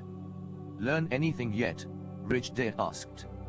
Mike and I looked at each other, shrugged our shoulders and shook our heads in unison. Avoiding one of life's biggest traps. "Well, you boys had better start thinking. You are staring at one of life's biggest lessons. If you learn the lesson, you'll enjoy a life of great freedom and security. If you don't learn the lesson, you'll wind up like Mrs. Martin and most of the people playing softball in this park. They work very hard, for little money, clinging to the illusion of job security, looking forward to a 3-week vacation each year and a skimpy pension after 45 years of work. If that excites you, I'll give you a raise to 25 cents an hour. But these are good hard-working people. Are you making fun of them?" I demanded. A smile came over Rich Dad's face. "Mrs. Martin is like a mother to me. I would never be that cruel. I may sound cruel because I'm doing my best to point something out to the two of you. I want to expand your point of view so you can see something. Something most people never have the benefit of seeing because their vision is too narrow. Most people never see the trap they are in." Mike and I sat there uncertain of his message. He sounded cruel, yet we could sense he was desperately wanting us to know something. With a smile, Rich Dad said, "Doesn't that 25 cents an hour sound good? Doesn't it make your heart beat a little faster?" I shook my head. "No, but it really did. 25 cents an hour would be big bucks to me." "Okay, I'll pay you $1 an hour," Rich Dad said, with a sly grin. Now my heart was beginning to race. My brain was screaming, "And take it. Take it." I could not believe what I was hearing. Still, I said nothing. Who controls the past controls the future. Who controls the present controls the past. "Okay, $2 an hour." My little 9-year-old brain and heart nearly exploded. After all, it was 1956 and being paid $2 an hour would have made me the richest kid in the world. I couldn't imagine earning that kind of money. I wanted to say, yes. I wanted the deal. I could see a new bicycle, new baseball glove, and adoration of my friends when I flashed some cash.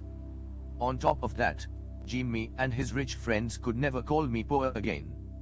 But somehow my mouth stayed silent. Maybe my brain had overheated and blown a fuse. But deep down, I badly wanted that $2 an hour. The ice cream had melted and was running down my hand. The ice cream stick was empty, and under it was a sticky mess of vanilla and chocolate that ants were enjoying.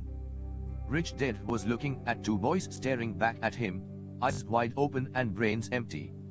He knew he was testing us, and he knew there was a part of our emotions that wanted to take the deal.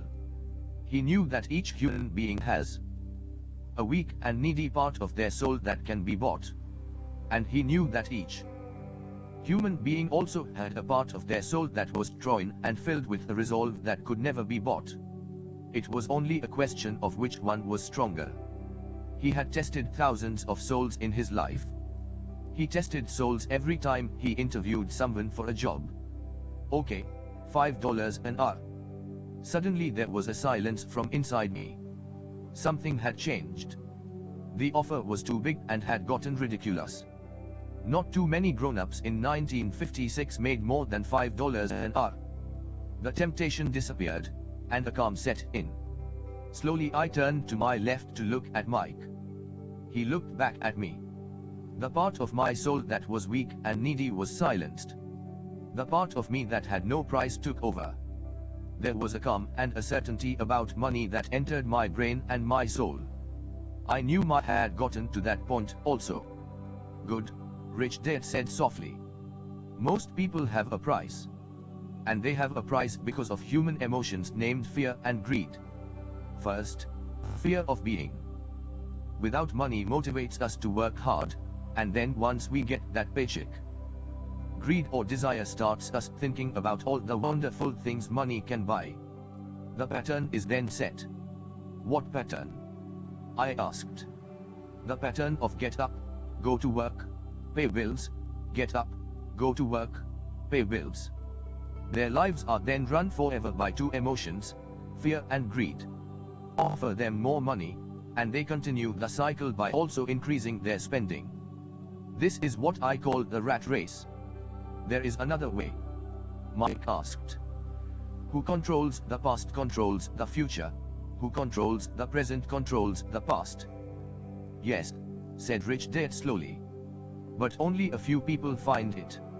And what is that way? Mike asked.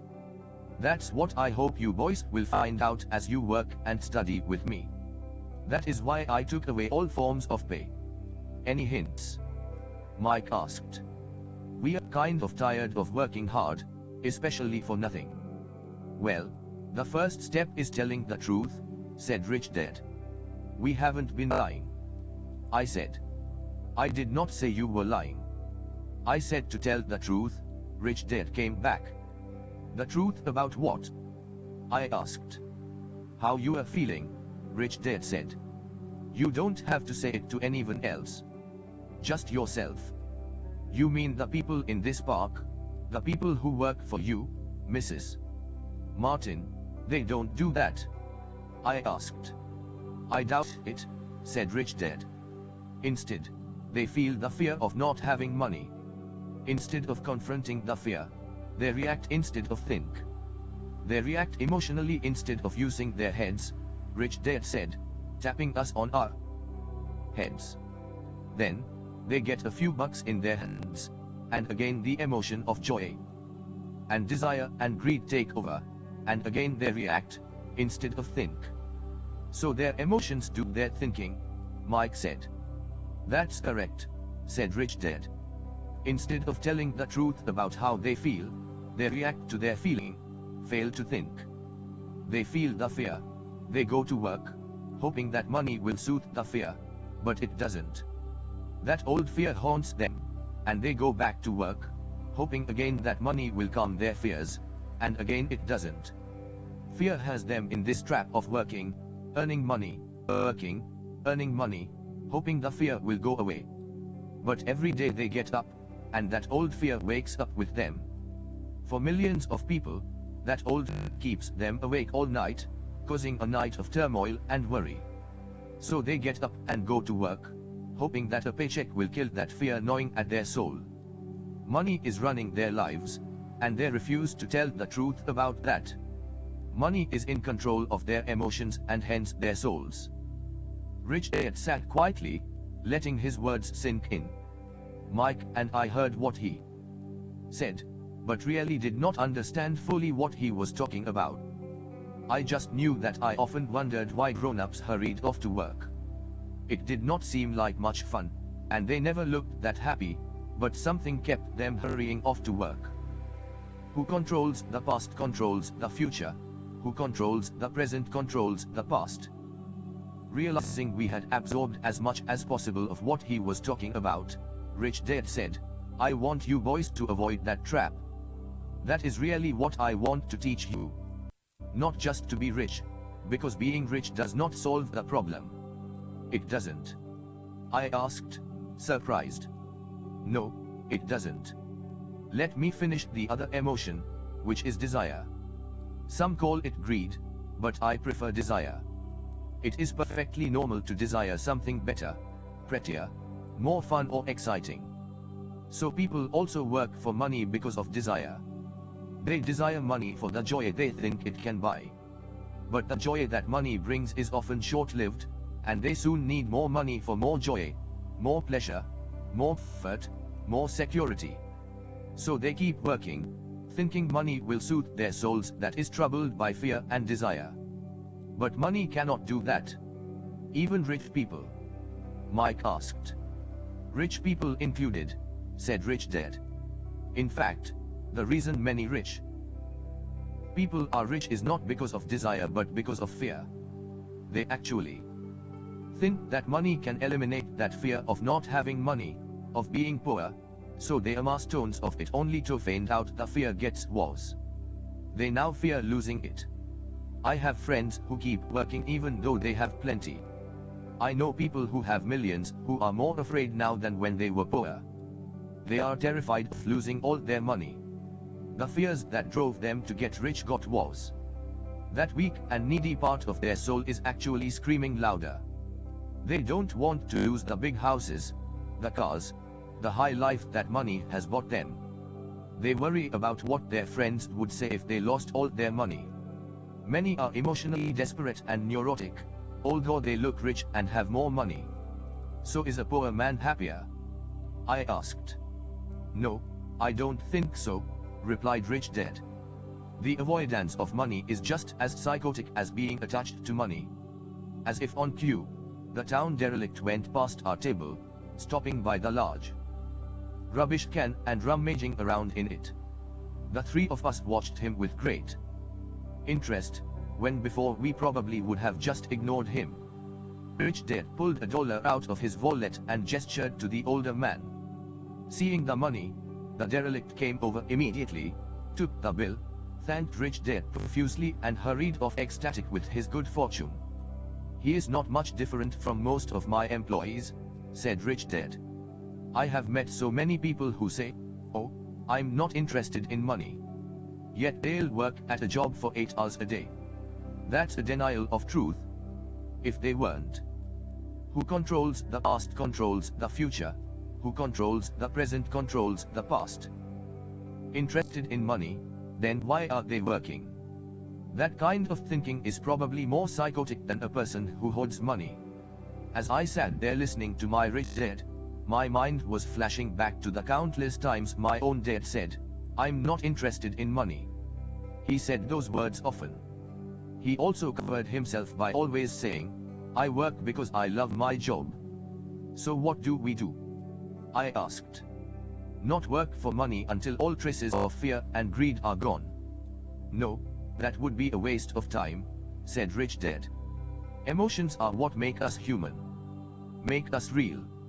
The word emotion stands for energy in motion.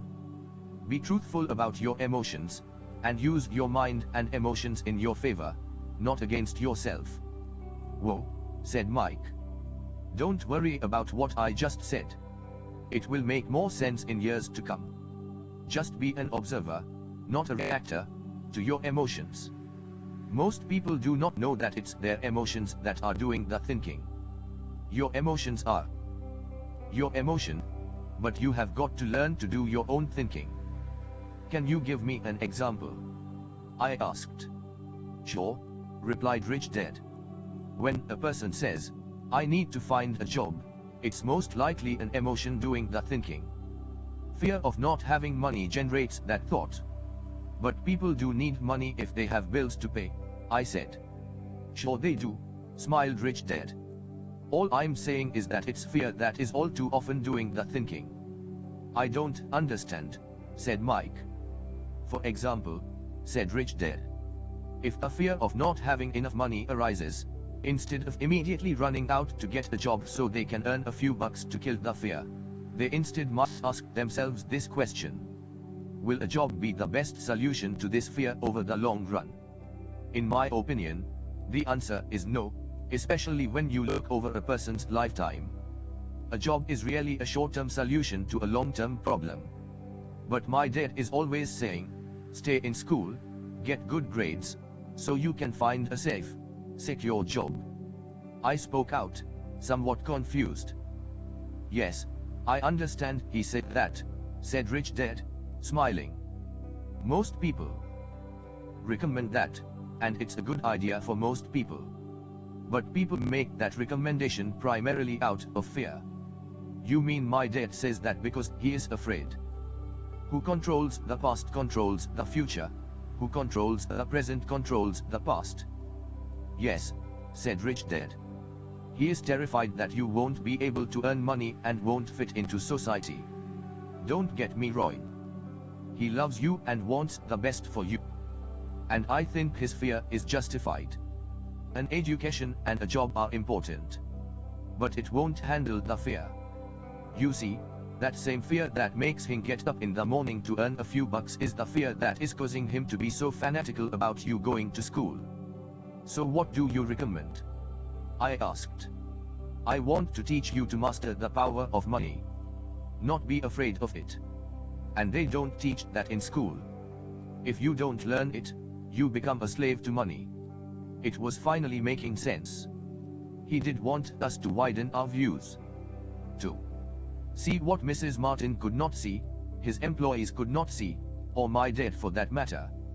He used examples that sounded cruel at the time, but I have never forgotten them. My vision widened that day, and I could begin to see the trap that lay ahead for most people. You see, we are all employees ultimately. We just work at different levels, said Rich Dad. I just want you boys to have a chance to avoid a trap. The trap caused by those two emotions, fear and desire. Use them in your favor, not against you. That's what I want to teach you. I'm not interested in just teaching you to make a pile of money. That won't handle the fear or desire. If you don't first handle fear and desire, and you get rich, you'll only be a high-paid slave. So how do we avoid the trap? I asked. The main cause of poverty or financial struggle is fear and ignorance, not the economy or the government or the rich. It's self-inflicted fear and ignorance that keeps people trapped. So you boys go to school and get your college degrees. I'll teach you how to stay out of the trap. The pieces of the puzzle were appearing. My highly educated dad had a great education and a great career. But school never told him how to handle money or his fears. It became clear that I could learn different and important things from two fathers. So you have been talking about the fear of not having money. How does the desire of money affect our thinking? Mike asked. How did you feel when I tempted you with a pay raise? Did you notice your desires rising? We nodded our heads. By not giving in to your emotions, you were able to delay your reactions and think. That is most important. We will always have emotions of fear and who controls the past controls the future. Who controls the present controls the past. Greed. From here on in, it is most important for you to use those emotions to your advantage and for the long term, and not simply let your emotions run you by controlling your thinking. Most people use fear and greed against themselves. That's the start of ignorance. Most people live their lives chasing paychecks, pay raises and job security because of the emotions of desire and fear, not really questioning where those emotion-driven thoughts are leading them. It's just like the picture of a donkey, dragging a cart, with its owner dangling a carrot just in front of the donkey's nose. The donkey's owner may be going where he wants to go, but the donkey is chasing an illusion. Tomorrow there will only be another carrot for the donkey. You mean the moment I began to picture a new baseball glove, candy and toys, that's like a carrot to a donkey? Mike asked. Yeah. And as you get older, your toys get more expensive. A new car, a boat and a big house to impress your friends, said Rich Dad with a smile. Fear pushes you out the door, and desire calls to you, enticing you toward the rocks. That's the trap. So what's the answer? Mike asked. What intensifies fear and desire is ignorance. That is why rich people with lots of money often have more fear the richer they get. Money is the carrot, the illusion. If the donkey could see the whole picture, it might rethink its choice to chase the carrot. Rich Dad went on to explain that a human's life is a struggle between ignorance and illumination. He explained that once a person stops searching for information and knowledge of one's self, ignorance sets in. That struggle is a moment-to-moment decision to learn to open or close one's mind. Look, school is very, very important. You go to school to learn a skill or profession so as to be a contributing member of society. Every culture needs teachers, doctors, mechanics, artists, cooks, business people, police officers, firefighters, soldiers. Schools train them so our culture can thrive and flourish, said Rich Dad. Unfortunately, for many people, school is the end, not the beginning. There was a long silence. Rich Dad was smiling. I did not comprehend everything he said that day. But as with most great teachers, whose words continue to teach for years, often long after they are gone, his words are still with me today. I have been a little cruel today, said Rich Dad. Cruel for a reason. I want you to always remember this talk. I want you to always think of Mrs. Martin. Who controls the past controls the future. Who controls the present controls the past. I want you always to think of the donkey. Never forget, because your two emotions, fear and desire, can lead you into life's biggest trap, if you are not aware of them controlling your thinking. To spend your life living in fear, never exploring your dreams, is cruel. To work hard for money, thinking that money will buy you things that will make you happy is also cruel. To wake up in the middle of the night terrified about paying bills is a horrible way to live. To live a life dictated by the size of a paycheck is not really a life. Thinking that a job will make you feel secure is lying to yourself. That's cruel, and that's the trap I want you to avoid, if possible. I have seen how money runs people's lives. Don't let that happen to you. Please don't let money run your life. A softball rolled under our table. Rich Dad picked it up and threw it back. So what does ignorance have to do with greed and fear? I asked. Because it is ignorance about money that causes so much greed and so much fear, said Rich Dad. Let me give you some examples. A doctor, wanting more money to better provide for his family, raises his fees. By raising his fees, it makes healthcare more expensive for everyone.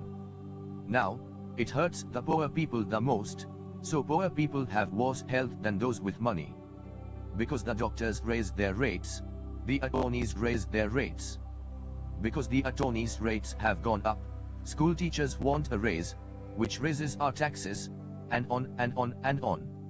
Soon, there will be such a horrifying gap between the rich and the poor that chaos will break out and another great civilization will collapse. Great civilizations collapsed when the gap between the haves and have-nots was too great. America is on the same course, proving once again that history repeats itself, because we do not learn from history. We only memorize historical dates and names, not the lesson. Aren't prices supposed to go up? I asked. Not in an educated society with a well-run government. Prices should actually come down. Of course, that is often only true in theory. Prices go up because of greed and fear caused by ignorance. If schools taught people about money, there would be more money and lower prices, but schools focus only on teaching people to work for money, not how to harness money's power. But don't we have business schools? Mike asked. Aren't you encouraging me to go to business school for my master's degree? Yes, said Rich Dad. But all too often, business schools train employees who are sophisticated bean counters. Heaven forbid a bean counter take over a business. All they do is look at the numbers, fire people and kill the business. I know because I hire bean counters. All they think about is cutting costs and who controls the past controls the future, who controls the present controls the past. Raising prices, which cause more problems. Bean counting is important. I wish more people knew it, but it, too, is not the whole picture, added Rich Dad angrily. So is there an answer? Asked Mike. Yes, said Rich Dad. Learn to use your emotions to think. not think with your emotions. When you boys mastered your emotions, first by agreeing to work for free, I knew there was hope. When you again resisted your emotions when I tempted you with more money, you were again learning to think in spite of being emotionally charged.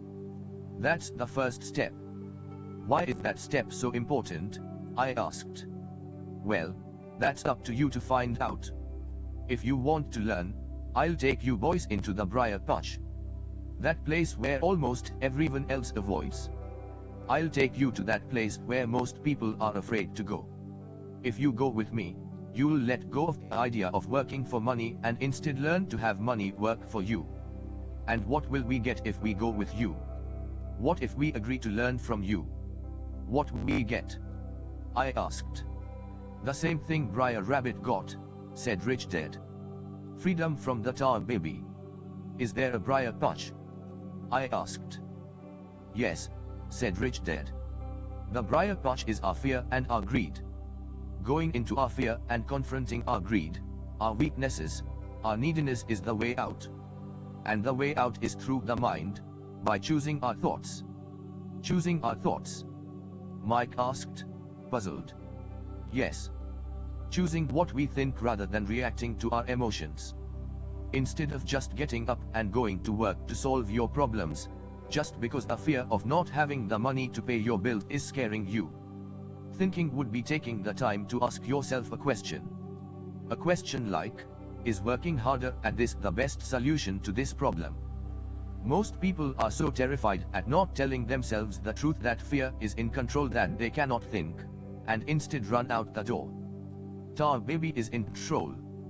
That's what I mean by choosing your thoughts. And how do we do that? Mike asked. That's what I will be teaching you. I'll be teaching you to have a choice of thoughts to consider, rather than knee-jerk reacting, like gulping down your morning coffee and running out the door.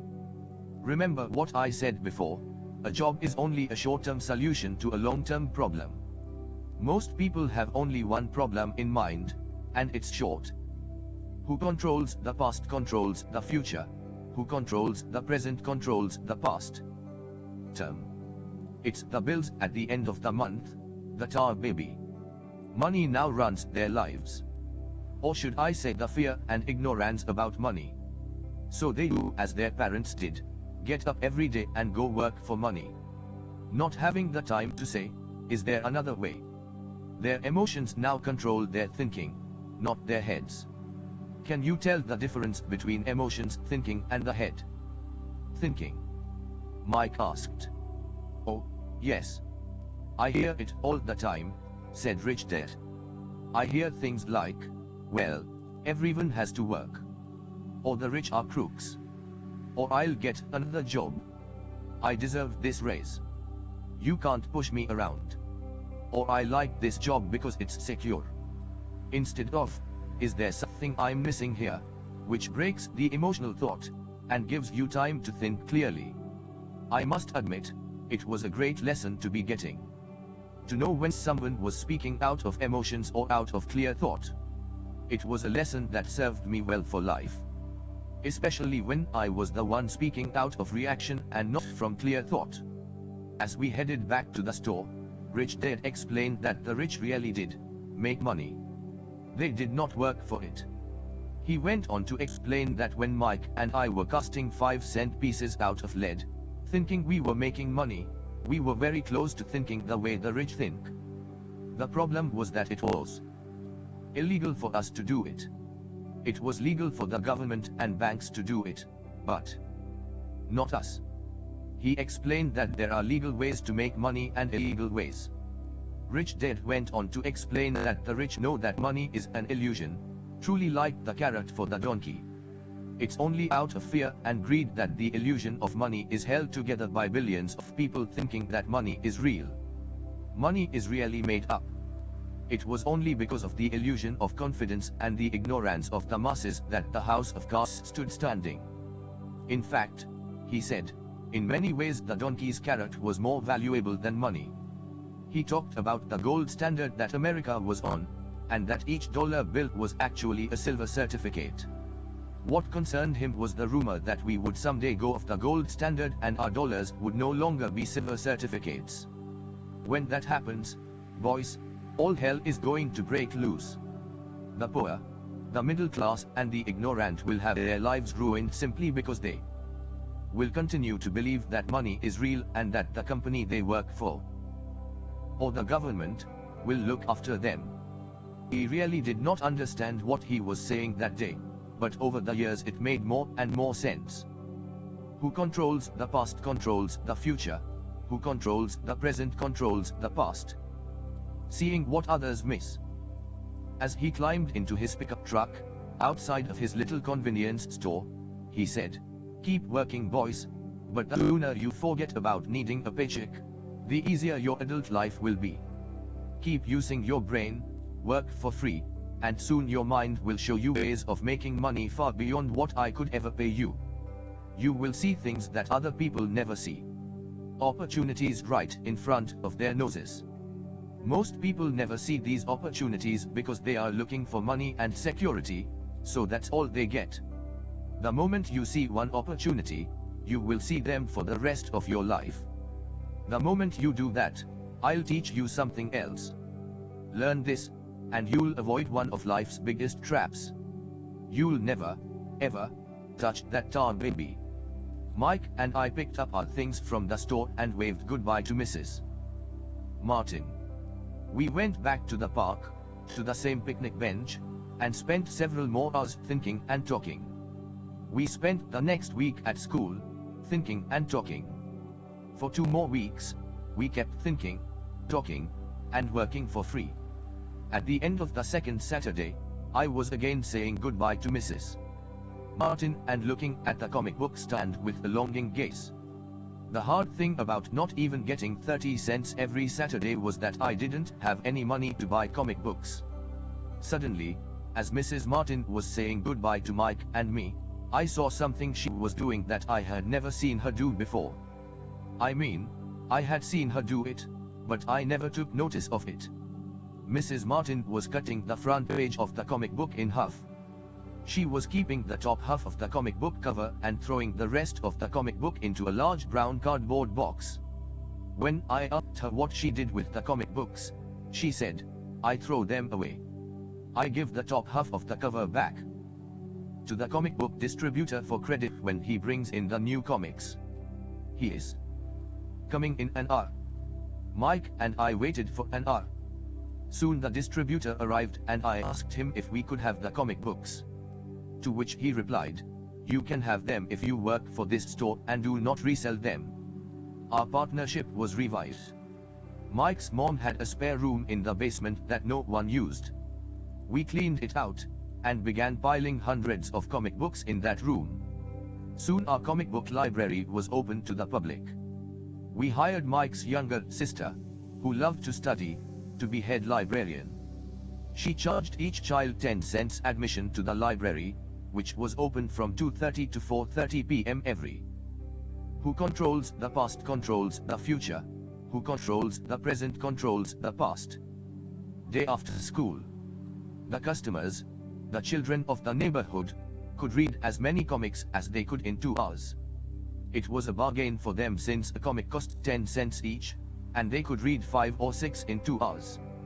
Mike's sister would check the kids as they left, to make sure they weren't borrowing any comic books. She also kept the books, logging in how many kids showed up each day, who they were, and any comments they might have. Mike and I averaged $9.50 per week over a 3-month period. We paid his sister $1 a week and allowed her to read the comics for free, which she rarely did since she was always studying. Mike and F kept our agreement by working in the store every Saturday and collecting all the comic books from the different stores. We kept our agreement to the distributor by not selling any comic books. We burned them once they got too tattered. We tried opening a branch office, but we could never quite find someone as dedicated as Mike's sister we could trust. At an early age, we found out how hard it was to find good staff. 3 months after the library first opened, a fight broke out in the room. Some bullies from another neighborhood pushed their way in and started it. Mike's dad suggested we shut down the business. So our comic book business shut down, and we stopped working on Saturdays at the convenience store. Anyway, Rich Dad was excited because he had new things he wanted to teach us. He was happy because we had learned our first lesson so well. We had learned to have money work for us.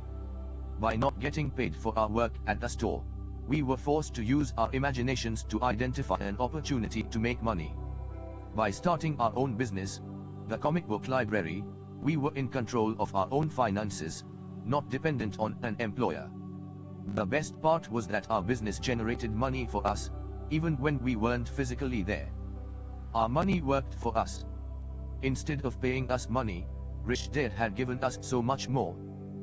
3 Chapter 3 Lesson 2, Why Teach Financial Literacy? In 1990, my best friend, Mike, took over his father's empire and is, in fact, doing a better job than his dad did.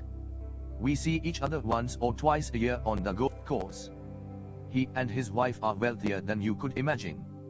Rich Dad's empire is in great hands, and Mike is now grooming his son to take his place, as his dad had groomed us. Who controls the past controls the future. Who controls the present controls the past. In 1994, I retired at the age of 47, and my wife, Kim, was 37. Retirement does not mean not working. To my wife and me, it means that barring unforeseen cataclysmic changes, we can work or not work, and our wealth grows automatically, staying way ahead of inflation. I guess it means freedom. The assets are large enough to grow by themselves. It's like planting a tree. You water it for years and then one day it doesn't need you anymore. Its roots have gone down deep enough. Then, the tree provides shade for your enjoyment. Mike chose to run the empire and I chose to retire. Whenever I speak to groups of people, they often ask what I would recommend or what could they do. How do they get started? Is there a good book I would recommend? What should they do to prepare their children? What is the secret to success? How do I make millions? I am always reminded of this article I was once given. It goes as follows. The richest businessman. In 1923, a group of our greatest leaders and richest businessmen held a meeting at the Edgewater Beach Hotel in Chicago. Among them were Charles Schwab, head of the largest independent steel company, Samuel Instill, president of the world's largest utility, Howard Hobson, head of the largest gas company, Ivor Kreuger, president of the International Mashco, one of the world's largest companies at that time, Leon Frazier, president of the Bank of International Settlements, Richard Whitney, president of the New York Stock Exchange, Arthur Cotton and Jess Livermore, two of the biggest stock speculators, and Albert Fall, a member of President Harding's cabinet. 25 years later, 9 of them, those listed above, ended as follows. Schwab died penniless after living for 5 years on borrowed money. Instill died broke living in a foreign land. Kreuger and Cotton also died broke. Hobson went insane. Whitney and Albert Fall were just released from prison. Fraser and Livermore committed suicide. I doubt if anyone can say what really happened to these men. If you look at the date, 1923, it was just before the 1929 market crash and the Great Depression, which I suspect had a great impact on these men and their lives. The point is this: today we live in times of greater and faster change than these men did. I suspect there will be many booms and busts in the next 25 years that will parallel the ups and downs these men faced. I am concerned that too many people are focused too much on money and not their greatest wealth, which is their education. If people are prepared to be flexible, keep an open mind, and who controls the past controls the future, who controls the present controls the past. Learn, they will grow richer and richer through the changes.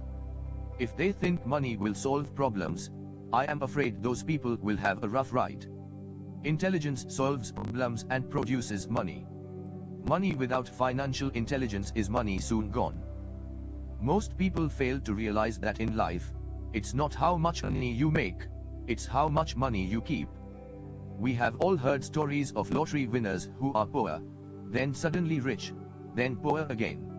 They win millions and are soon back to where they started.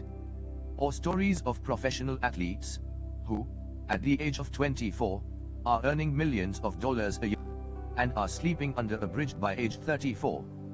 In the paper this morning, as I write this, there is a story of a young basketball player who a year ago had millions. Today, he claims his friends, attorney and accountant took his money, and now he works at a car wash for minimum wage. He is only 29. He was fired from the car wash because he refused to take off his championship ring as he was wiping off the cars, so his story made the newspaper. He is appealing his termination, claiming hardship and discrimination and that the ring is all he has left. He claims that if you take that away, he'll crumble. In 1997, I know so many people who are becoming instant millionaires. It's the roaring 20s one more time. And while I am glad people have been getting richer and richer, I only caution that in the long run, it's not how much you make, it's how much you keep, and how many generations you keep it. So when people ask, where do I get started? Or, tell me how to get rich quick, they often are greatly disappointed with my answer. I simply say to them what my rich dad said back to me when I was a little kid. If you want to be rich, you need to be financially literate. That idea was drummed into my head every time we were together. As I said, my educated dad stressed the importance of reading books, while my rich dad stressed the need to master financial literacy. If you are going to build the Empire State Building, the first thing you need to do is dig a deep hole and pour a straw in foundation. If you are going to build a home in suburbs, all you need to do is pour a 6-inch slab off. Who controls the past controls the future. Who controls the present controls the past. Concrete. Most people, in their drive to get rich, are trying to build an Empire State Building on a 6-inch slab. Our school system, having been created in the agrarian age, still believes in homes with no foundation. Dirt floors are still the rage. So kids graduate from school with virtually no financial foundation. One day, sleepless and deep in debt in suburbia, living the American dream, they decide that the answer to their financial problems is to find a way to get rich quick. Construction on the skyscraper begins. It goes up quickly, and soon, instead of the Empire State Building, we have the Leaning Tower of suburbia. The sleepless nights return. As for Mike and me in our adult years, both of our choices were possible because we were taught to pour a straw in financial foundation and we were just kids. Now, accounting is possibly the most boring subject in the world. It also could be the most confusing. But if you want to be rich, long term, it could be the most important subject. The question is, how do you take a boring and confusing subject and teach it to kids? The answer is, make it simple. Teach it first in pictures. My rich dad poured a straw in financial foundation for Mike and me. Since we were just kids, he created a simple way to teach us. For years he only drew pictures and used words. Mike and I understood the simple drawings, the jargon, the movement of money, and then in later years, rich dad began adding numbers. Today, Mike has gone on to master much more complex and sophisticated accounting analysis because he has had to. He has a billion-dollar empire to run. I am not as sophisticated because my empire is smaller, yet we come from the same simple foundation. In the following pages, I offer to you the same simple line drawings Mike's dad created for us. Though simple, those drawings help guide too little boys in building great sums of wealth on a solid and deep foundation. Rule 1. You must know the difference between an asset and a liability, and buy assets. If you want to be rich, this is all you need to know. It is rule number 1. It is the only rule. This may sound absurdly simple, but most people have no idea how profound this rule is. Most people struggle financially because they do not know the difference between an asset and a liability. Who controls the past controls the future. Who controls the present controls the past. Rich people acquire assets. The poor and middle class acquire liabilities, but they think they are assets. When Rich Dad explained this to Mike and me, we thought he was kidding. Here we were, nearly teenagers and waiting for the secret to getting rich, and this was his answer. It was so simple that we had to stop for a long time to think about it. What is an asset? Asked Mike. Don't worry right now, said Rich Dad. Just let the idea sink in. If you can comprehend the simplicity, your life will have a plan and be financially easy. It is simple, that is why the idea is missed. You mean all we need to know is what an asset is, acquire them and we'll be rich? I asked. Rich Dad nodded his head.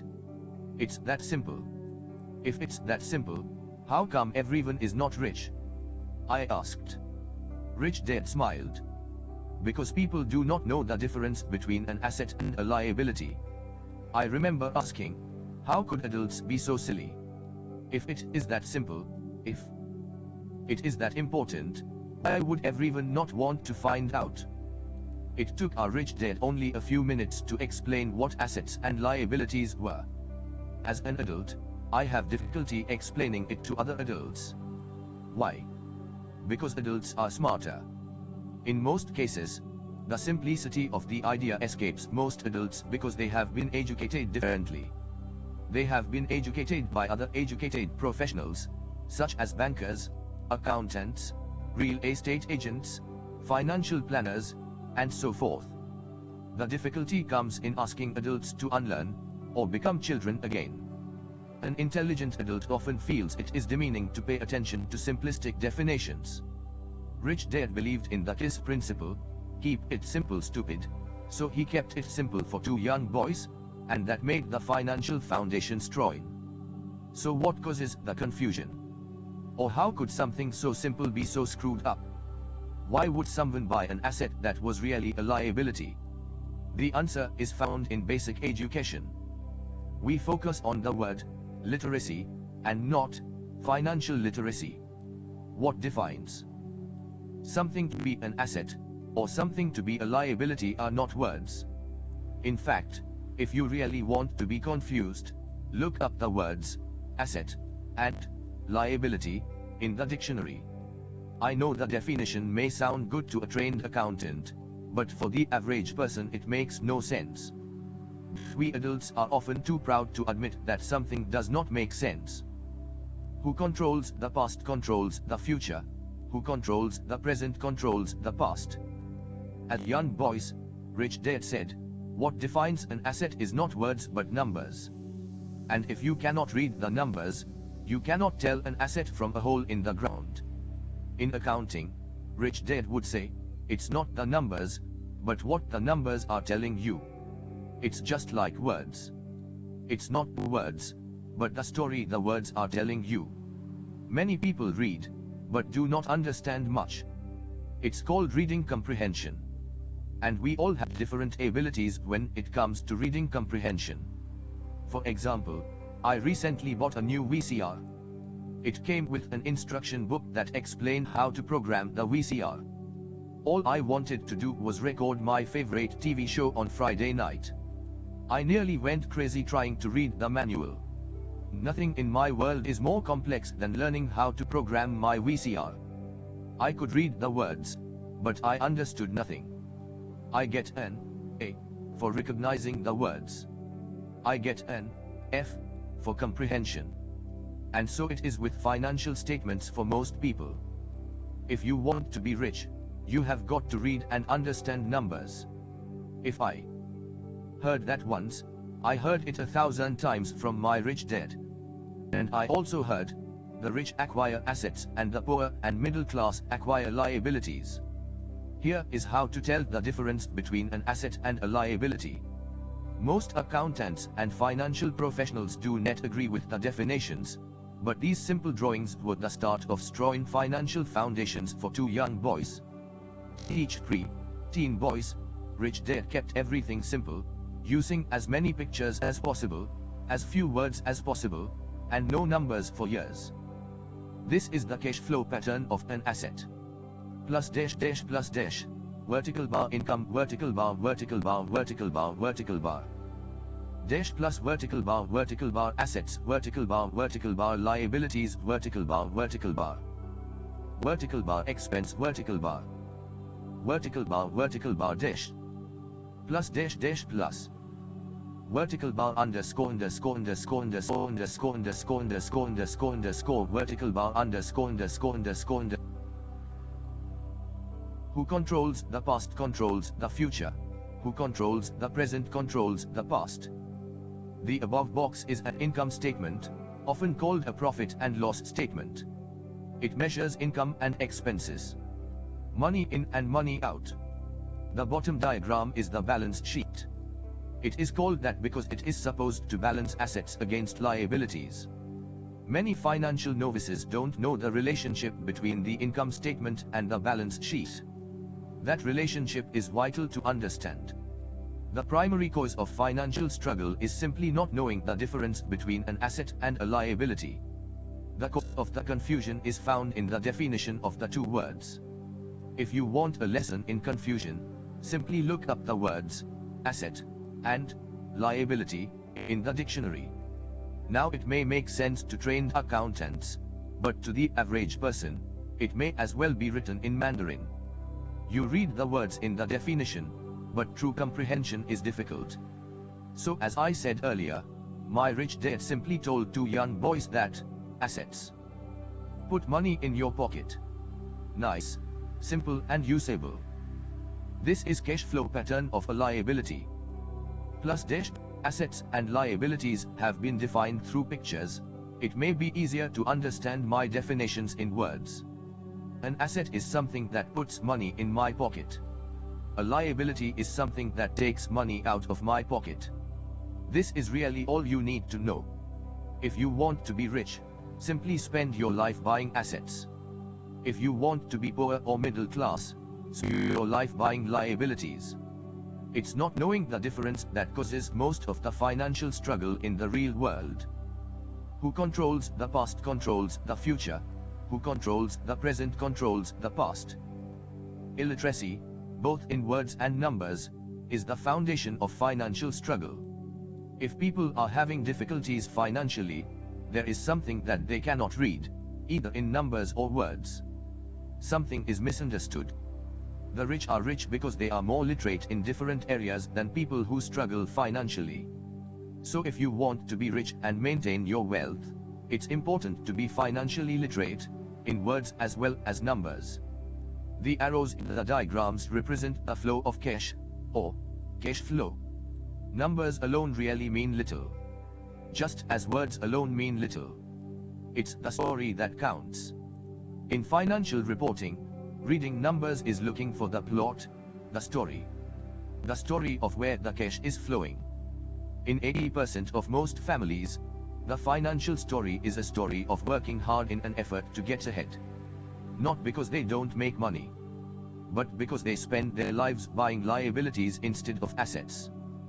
For instance, this is the cash flow pattern of a poor person, or a young person still at home.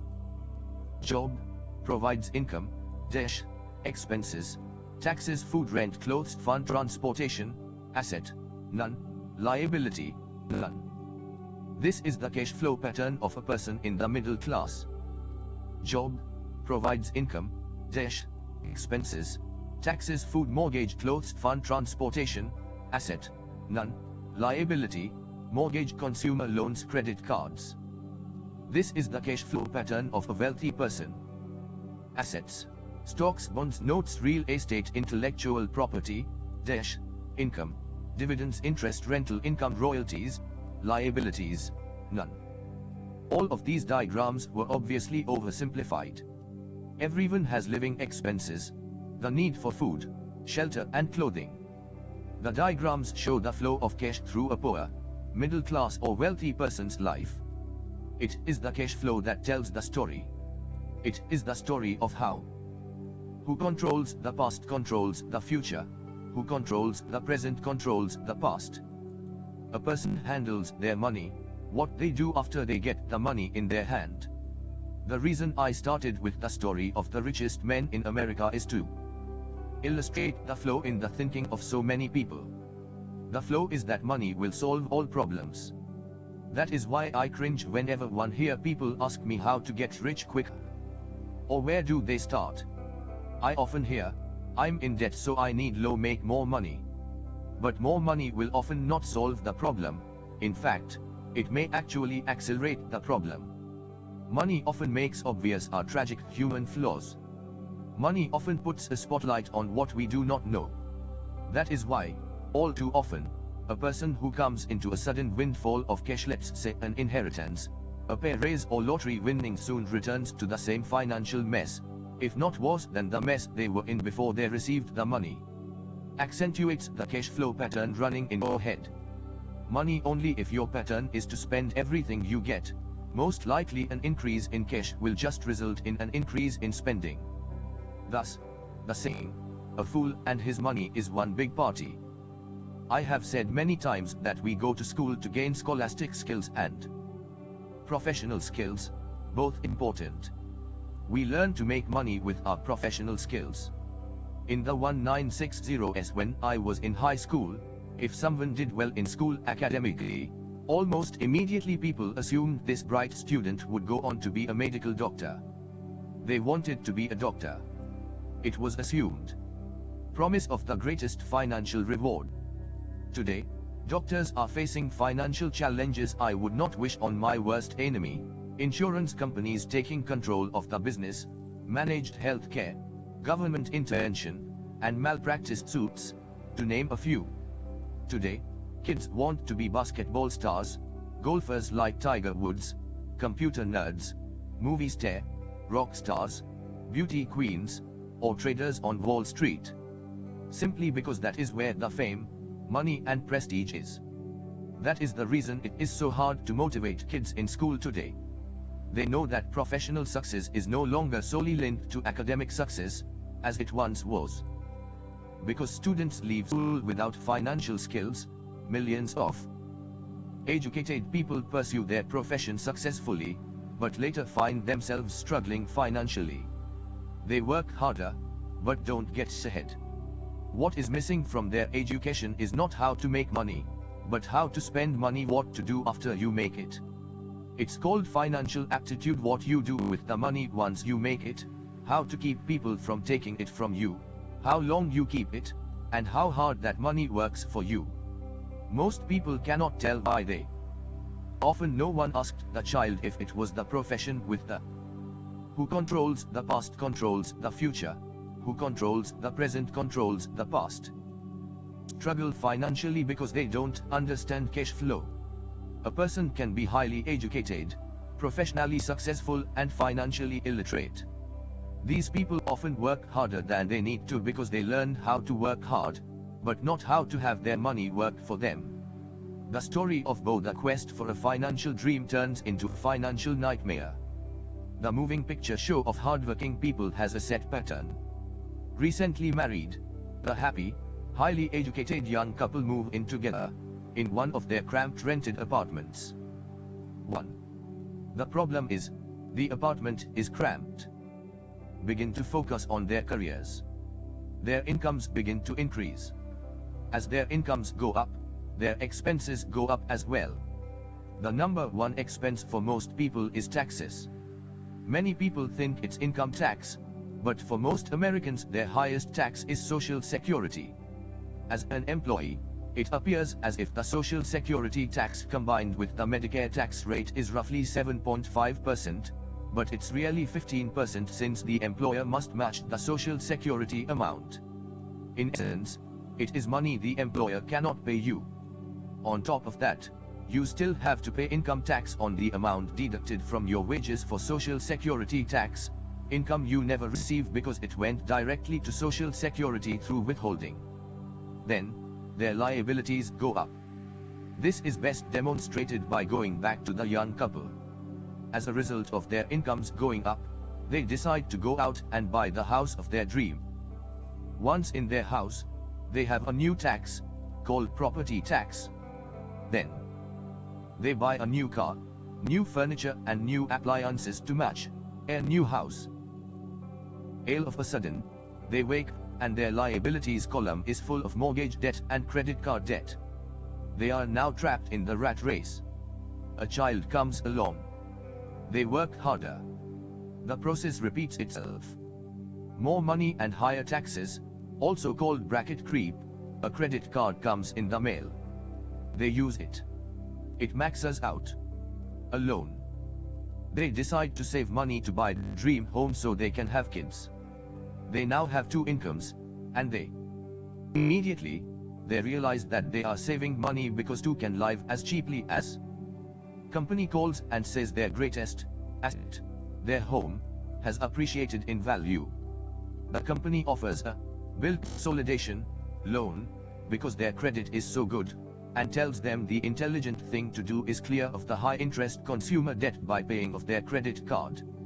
And besides, interest on their home is a tax deduction.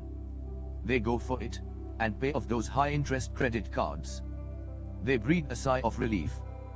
Their credit cards are paid off. Who controls the past controls the future. Who controls the present controls the past. They have now folded their consumer debt into their home mortgage. Go down because they extend their debt over 30 years. 2. Their neighbor calls to invite them to go shopping. The Memorial Day sale is on. A chance to save some money. They say to themselves, I won't buy anything. I'll just go look. But just in case they find something, they tuck that clean credit card inside their wallet. I run into this young couple all the time. Their names change, but their financial dilemma is the same. They come to one of my talks to hear what I have to say. They ask me, can you tell us how to make more money? Their spending habits have caused them to seek more income. They don't even know that the trouble is really how they choose to spend the money they do have, and that is the real cause of their financial struggle. It is caused by financial illiteracy and not understanding the difference between an asset and a liability. More money seldom solves someone's money problems. Debt. If you find you have dug yourself into a hole, stop digging. As a child, my dad often told us that the Japanese were aware of 3 powers: the power of the sword, the jewel, and the mirror. The sword symbolized the power of weapons. America has spent trillions of dollars on weapons and, because of this, is the supreme military presence in the world. The jewel symbolized the power of money. There is some degree of truth too. The saying, remember the golden rule. He who has the gold makes the rules. The mirror symbolized the power of self-knowledge. This self-knowledge, according to Japanese legend, was the most treasured of the 3. The poor and middle class all often allow the power of money to control them. By simply getting up and working harder, failing to ask themselves if what they do makes sense, they shoot themselves in the foot as they leave for work every morning. By not fully understanding Nihoni, the vast majority of people allow the awesome power of money to control them. The power of money is used against them. If they used the power of the mirror, they would have asked themselves, does this make sense? All too often, instead of trusting their inner wisdom, that genius inside of them, most people go along with the crowd. They do things because everybody else does it. They conform rather than question. Often, they intelligence solves problems. There is a saying a friend of mine says over and over to people in their payments: it is the smart thing to. Who controls the past controls the future. Who controls the present controls the past. Mindlessly repeat what they have been told. Ideas such as, diversify, or, your home is an asset. Your home is your biggest investment. For going into greater debt. Take risks. It is said that the fear of public speaking is a fear greater than death for most people. According to psychiatrists, the fear of public speaking is caused by the fear of ostracism, the fear of standing out, the fear of criticism, the fear of ridicule, the fear of being an outcast. The fear of being different prevents most people from seeking new ways to solve their problems. That is why my educated dad said the Japanese valued the power of the mirror the most, for it is only when we as humans look into the mirror do we find truth.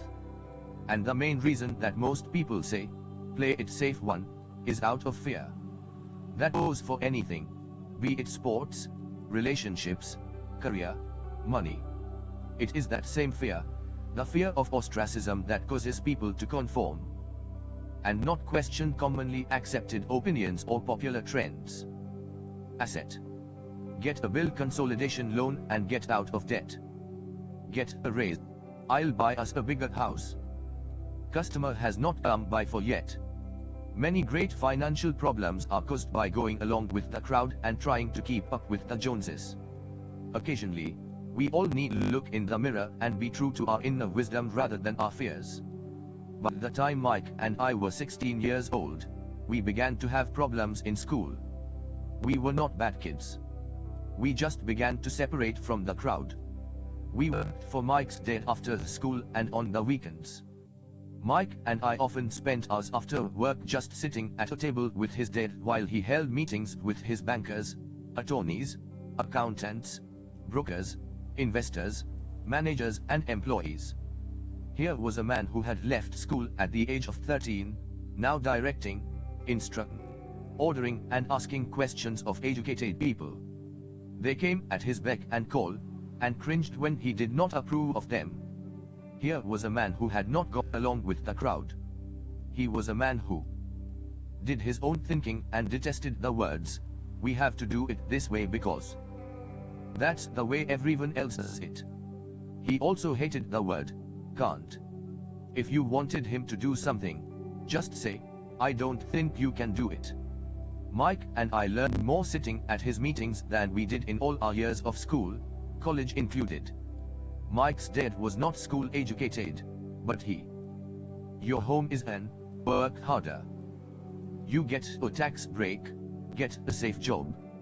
Don't make mistakes. Don't. It's a promotion. Someday I'll be a vice president.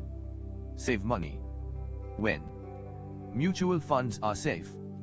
Tickle me Elmo dolls are out of stock, but I just happen to have one in back that another. Who controls the past controls the future. Who controls the present controls the past. Was financially educated and successful as a result. Over again. He used to tell us over and, an intelligent person hires people who are more intelligent than they are. So Mike and I had the benefit of spending hours listening to and, in the process, learning from intelligent people. But because of this, both Mike and I just could not go along with the standard dogma that our teachers preached, and that caused the problems. Whenever the teacher said, "If you don't get good grades, you won't do well in the real world," Mike and I just raised our eyebrows. When we were told to follow set procedures and not deviate from the rules, we could see how this schooling process actually discouraged creativity. We started to understand why our rich dad told us that schools were designed to produce good employees instead of employers. Occasionally Mike or I would ask our teachers how what we studied was applicable, or we asked why we never studied money and how it worked. To the later question, we often got the answer that money was not important, that if we excelled in our education, the money would follow. The more we knew about the power of money, the more distant we grew from the teachers and our classmates. My highly educated dad never pressured me about my grades. I often wondered why. But we did begin to argue about money. By the time I was 16, I probably had a far better foundation with money than both my mom and dad.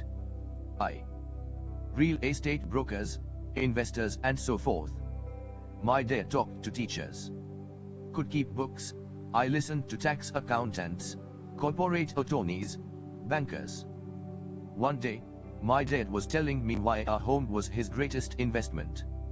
A not too pleasant argument took place when I showed him why I thought a house was not a good investment.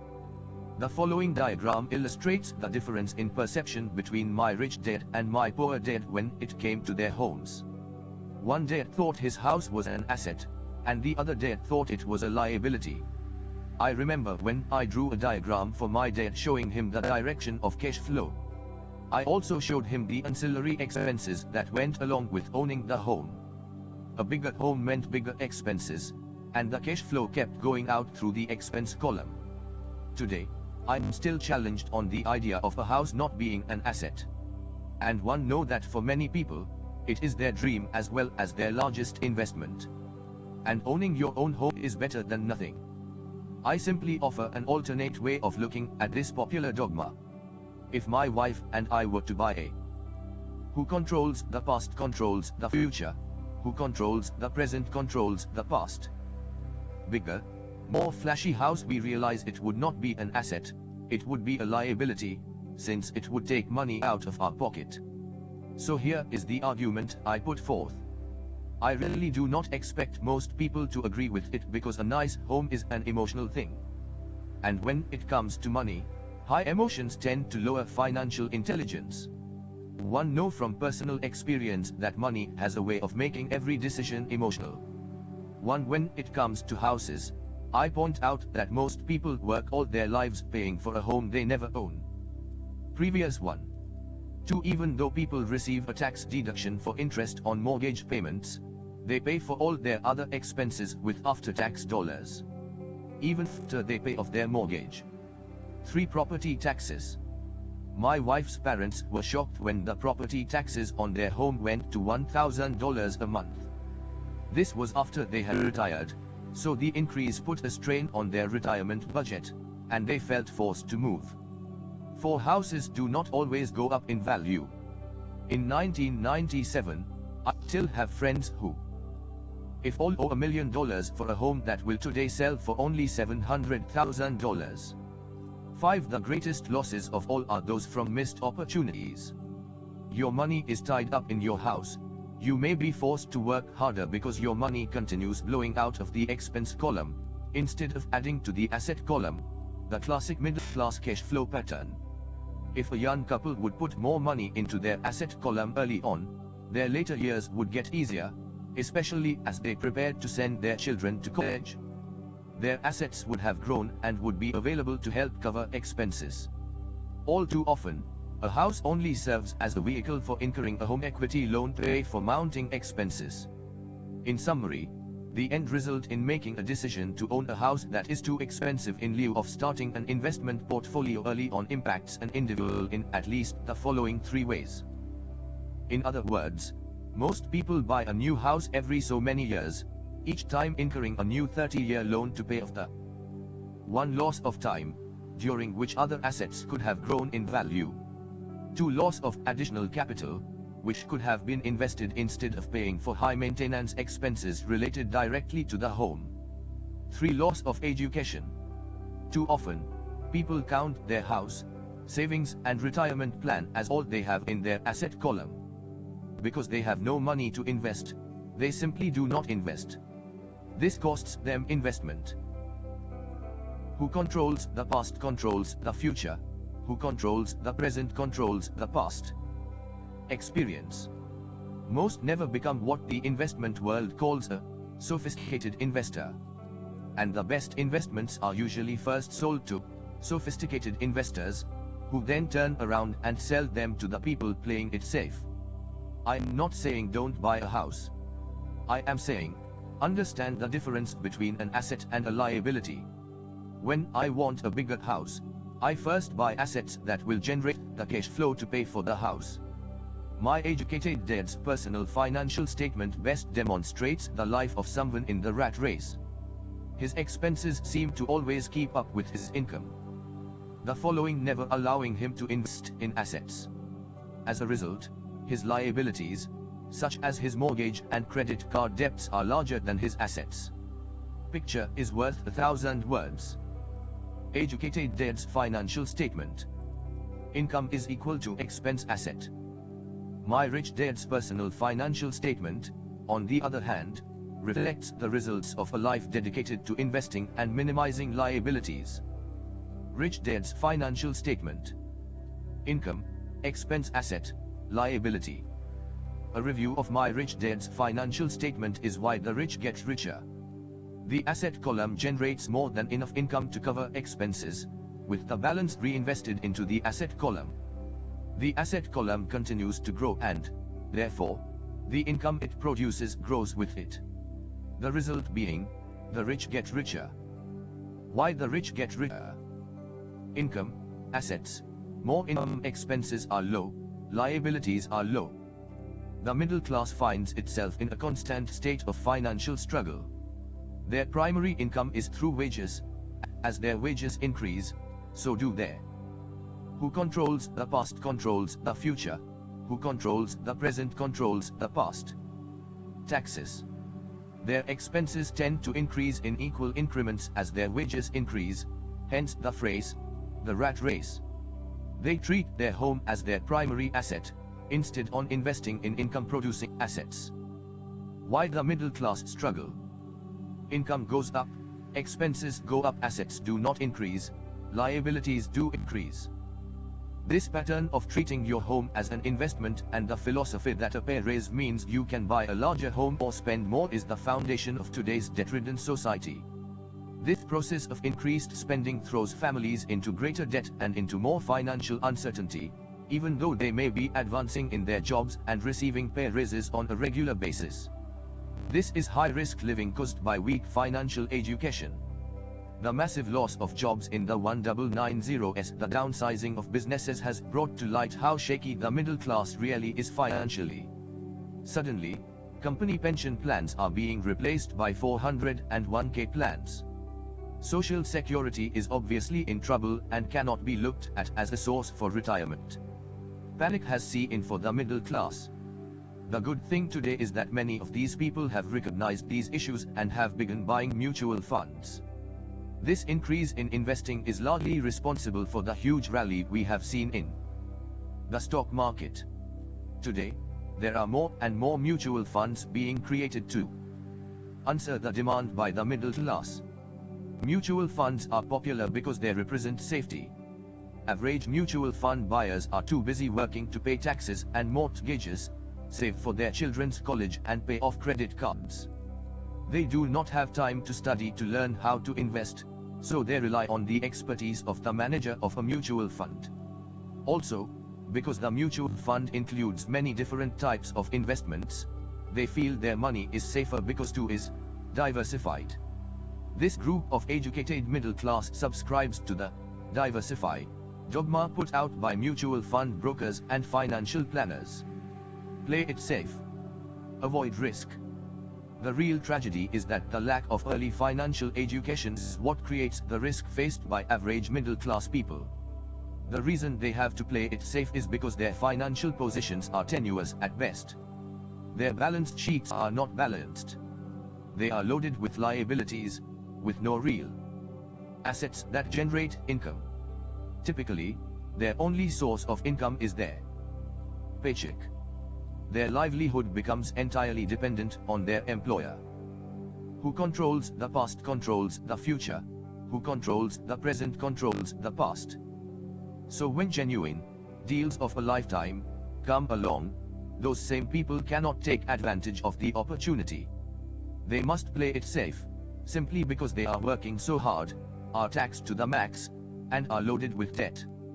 As I said at the start of this section, the most important rule is to know the difference between an asset and a liability. Once you understand the keep doing that difference, concentrate your efforts on only buying income-generating assets. That's the best way to get started on a path to becoming rich. And your asset column will grow. Focus on keeping liabilities and expenses down. This will make more money available to continue pouring into the asset column. Soon, the asset base will be so deep that you can afford to look at more speculative investments. Investments that may have returns of 100% to infinity. Investments that for $5,000 are soon turned into $1 million or more. Investments that the middle class calls too risky. The investment is not risky. It's the lack of simple financial intelligence, beginning with financial literacy, that causes the individual to be too risky. If you do what the masses do, you get the following picture.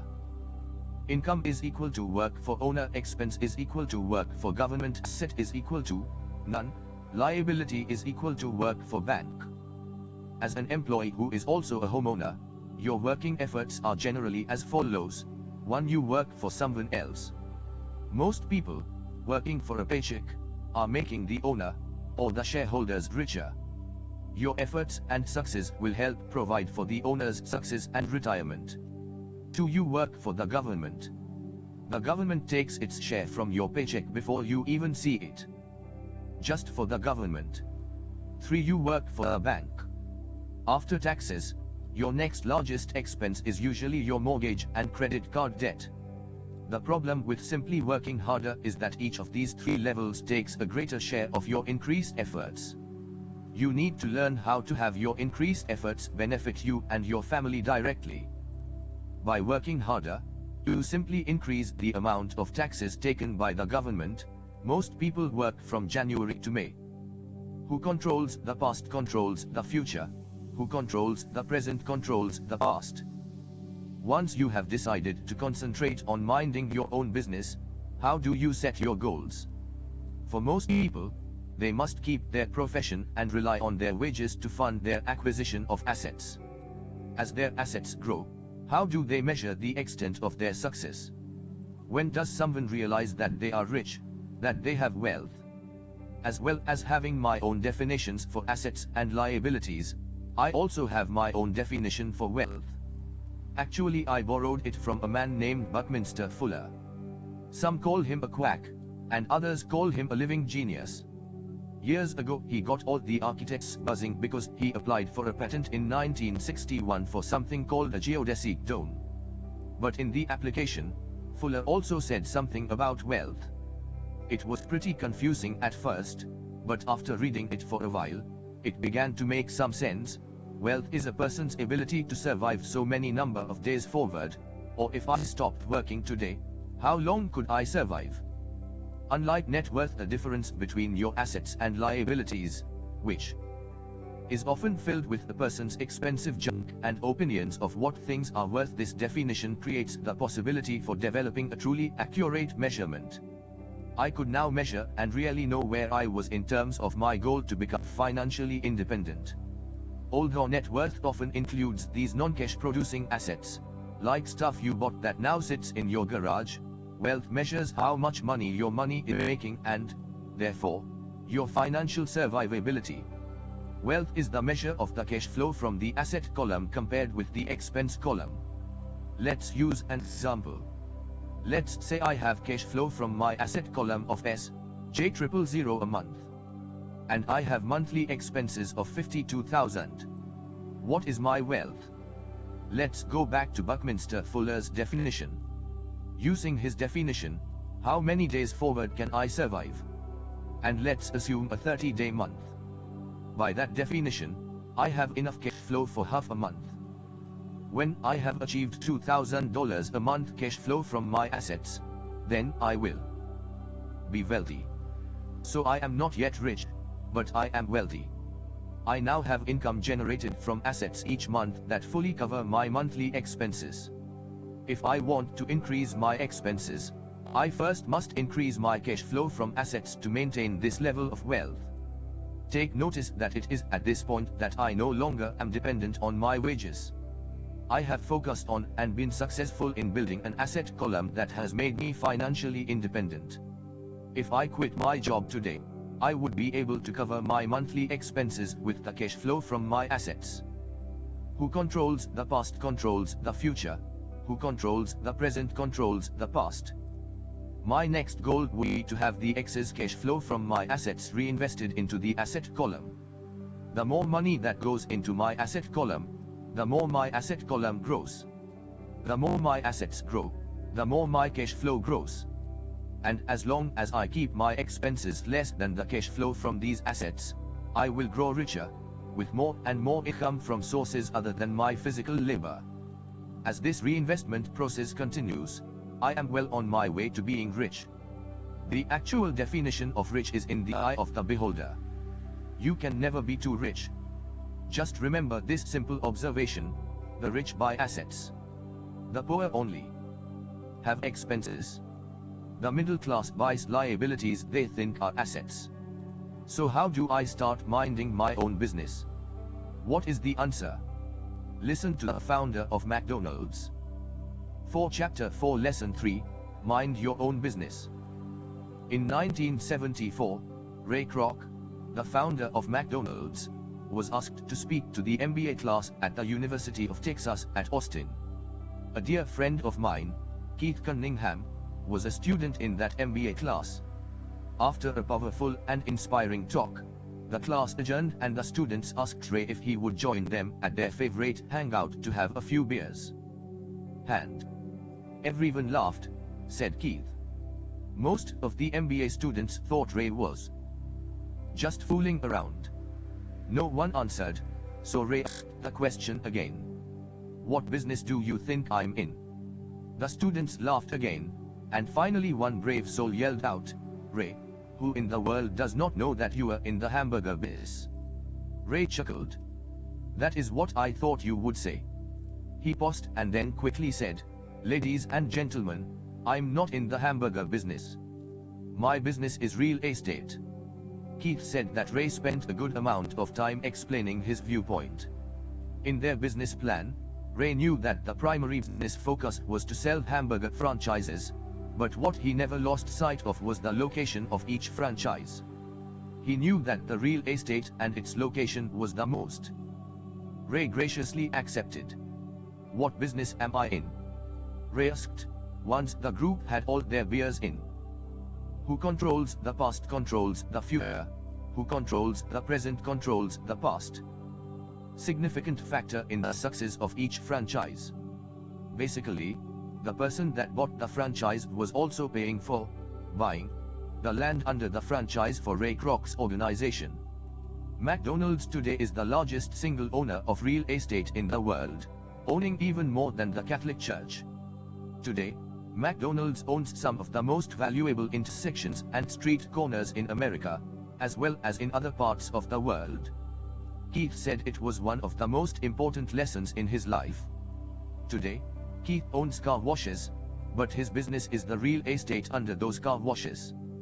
The previous chapter ended with the diagrams illustrating that most people work for everyone else but themselves.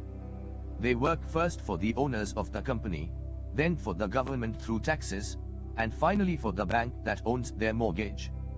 As a young boy, we did not have a McDonald's nearby. Yet, my rich dad was responsible for teaching Mike and me the same lesson that Ray Kroc talked about at the University of Texas. It is secret number 3 of the rich. The secret is, mind your own business. Financial struggle is often directly the result of people working all their life for someone else. Many people will have nothing at the end of their working days. Again, a picture is worth 1,000 words. Here is a diagram of the income statement and balance sheet that best describes Ray Kroc's advice. Most people. Your profession. Your income. The rich. Your assets. Your income. Our current educational system focuses on preparing today's youth to get good jobs by developing scholastic skills. Their lives will revolve around their wages, or as described earlier, their income column. And after developing scholastic skills, they go on to higher levels of schooling to enhance their professional abilities. They study to become engineers, scientists, cooks. Who controls the past controls the future. Who controls the present controls the past.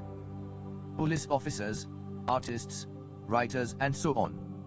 These professional skills allow them to enter the workforce and work for money. There is a big difference between your profession and your business.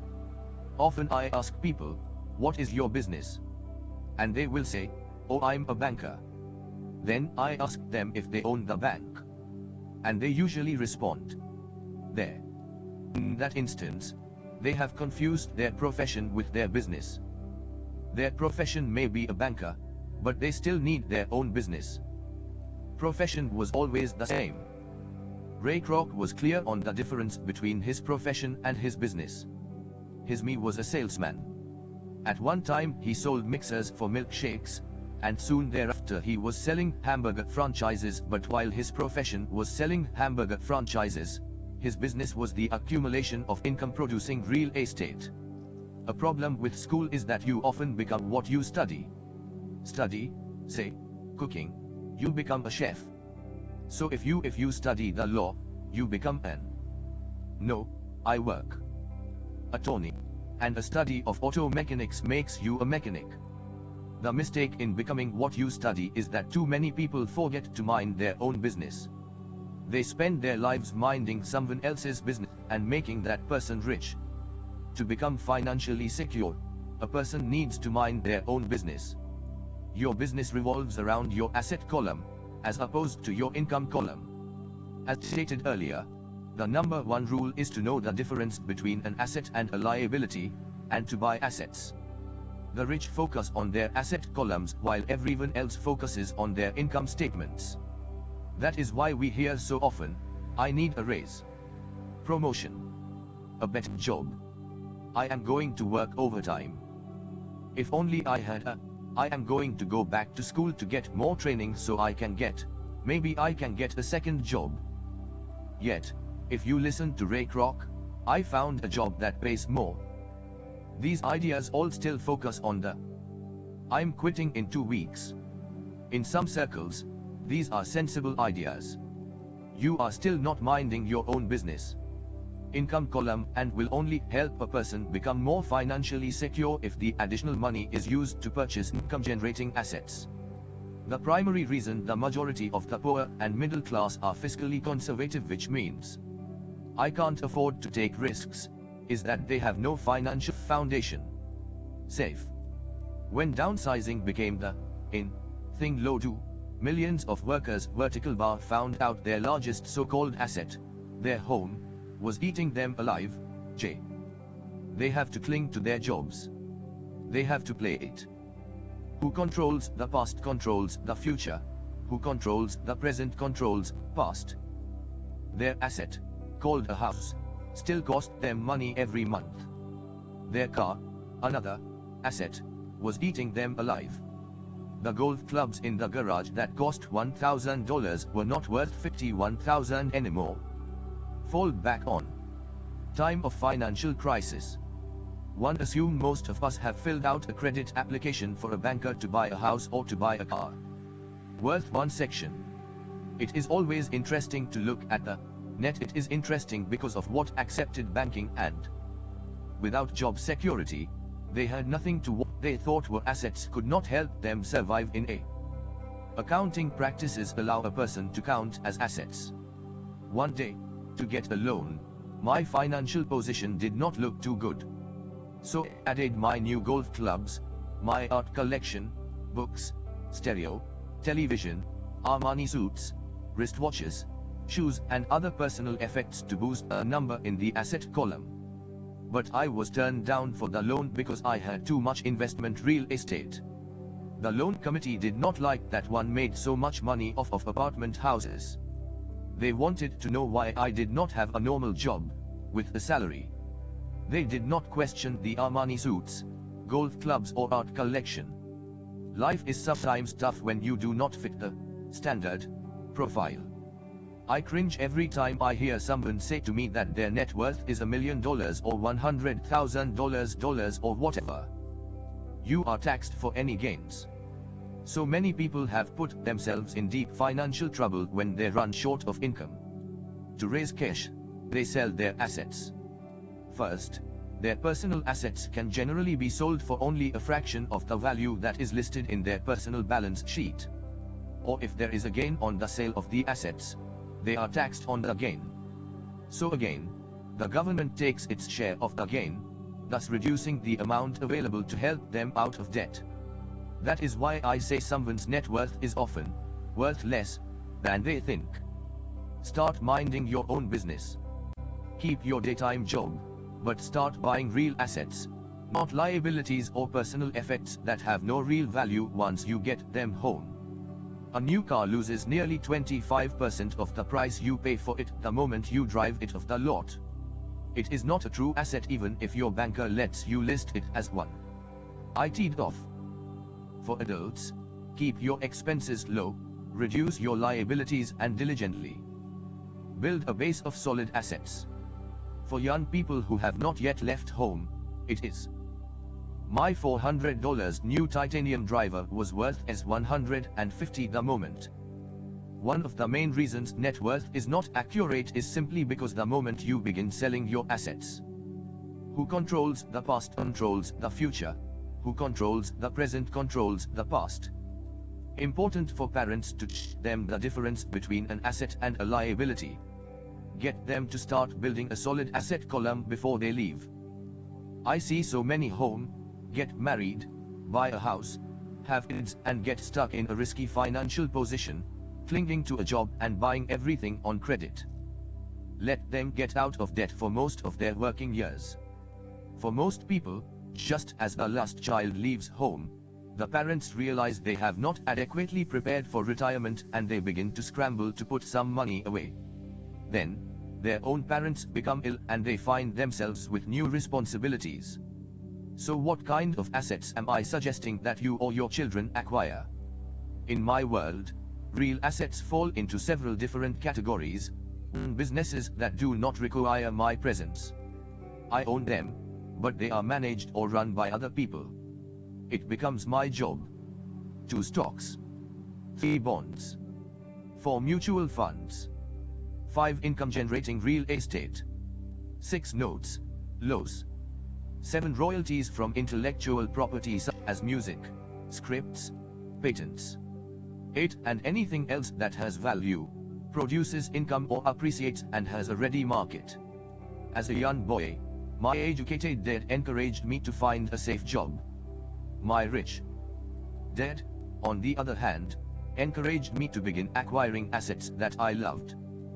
If you don't love it, you won't take care of it. I collect real estate simply because I love buildings and land. Changes my love for real estate. Shouldn't buy it. I love stocks of small companies, especially startups. The reason is that I am an entrepreneur, not a corporate person. And Xerox Corp. In my early years, I worked in large organizations, such as Standard Oil of California, the US Marine Corps. I enjoyed my time with those organizations and have fond. So my stock buys are usually of small companies, and fortunes are made in memories, but I know deep down I am not a company man. I like starting companies, not running them. Sometimes I even start a company and take it public. I love shopping for them. One could look at them all day long. When problems arise, the problems are not so bad that it for people who hate real estate, if I have to work there, it's not a business. Young couples who get married and trap themselves into a lifestyle that will not. New stock issues, and I love the game. Many people are afraid of small cap. Who controls the past controls the future. Who controls the present controls the past. Companies and call them risky, and they are. But risk is always diminished if you love what the investment is, understand it and know the game. With small companies, my investment strategy is to be out of the stock in a year. My real estate strategy, on the other hand, is to start small and keep trading the properties up for bigger properties and, therefore, delaying paying taxes on the gain. This allows the value to increase dramatically. I generally hold real estate less than 7 years. For years, even while I was with the Marine Corps and Xerox, I did what my rich dad recommended. I kept my daytime job, but I still minded my own business. I was active in my asset column. I traded real estate and small stocks. Rich dad always stressed the importance of financial literacy. The better I was at understanding the accounting and cash management, the better I would be at analyzing investments and eventually starting and building my own company. I would not encourage anyone to start a company unless they really want to. Knowing what I know about running a company, I would not wish that task on anyone. There are times when people cannot find employment, where starting a company is a solution for them. Companies fail in 5 years. The odds are against success, 9 out of 10. So only if you really have of those that survive the first 5 years, 9 out of every 10 of those eventually fail, as well. The desire to own your own company, do I recommend it? Otherwise, keep your daytime job and mind your own business. When I say mind your own business, one mean to build and keep your asset column strong. Once $1 goes into it, Never let it come out. Think of it this way: once $1 goes into your asset column, it becomes your employee. The best thing about money is that it works 24 hours a day and can work for generations.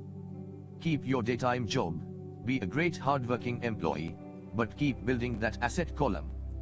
As your cash flow grows, you can buy some luxuries. An important distinction is that rich people buy luxuries last, while the poor and middle class tend to buy luxuries first. The poor and the middle class often buy luxury items such as big houses, diamonds, furs, jewelry or boats because they want to look rich. They look rich, but in reality they just get deeper in debt on credit. The old money people, the long-term rich, built their asset column first. Then, the income generated from the asset column bought their luxuries. The poor and middle class buy luxuries with their own sweat, blood and children's inheritance. A true luxury is a reward for investing in and developing a real asset. For example, when my wife and I had extra money coming from our apartment houses, she went out and bought her Mercedes. It did not take any extra work or risk on her part because the apartment house bought the car. She did, however, have to. Who controls the past controls the future. Who controls the present controls the past. Wait for it for 4 years while the real estate investment portfolio grew and finally began throwing off enough extra cash flow to pay for the car. But the luxury, the Mercedes, was a true reward because she had proved she knew how to grow her asset column. That car now means a lot more to her than simply another pretty car. It means she used her financial intelligence to afford it. Buying what most people do is they impulsively go out and buy a new car, or some other luxury, on credit. They may feel bored and just want a new toy. Luxury because the debt on the luxury becomes a financial burden. After you have taken the time and invested in and built your own business, you are now ready to add the magic touch, the biggest secret of the rich. The secret that puts the rich way ahead of the pack. The reward at the end of the road for diligently taking the time to mind your own business.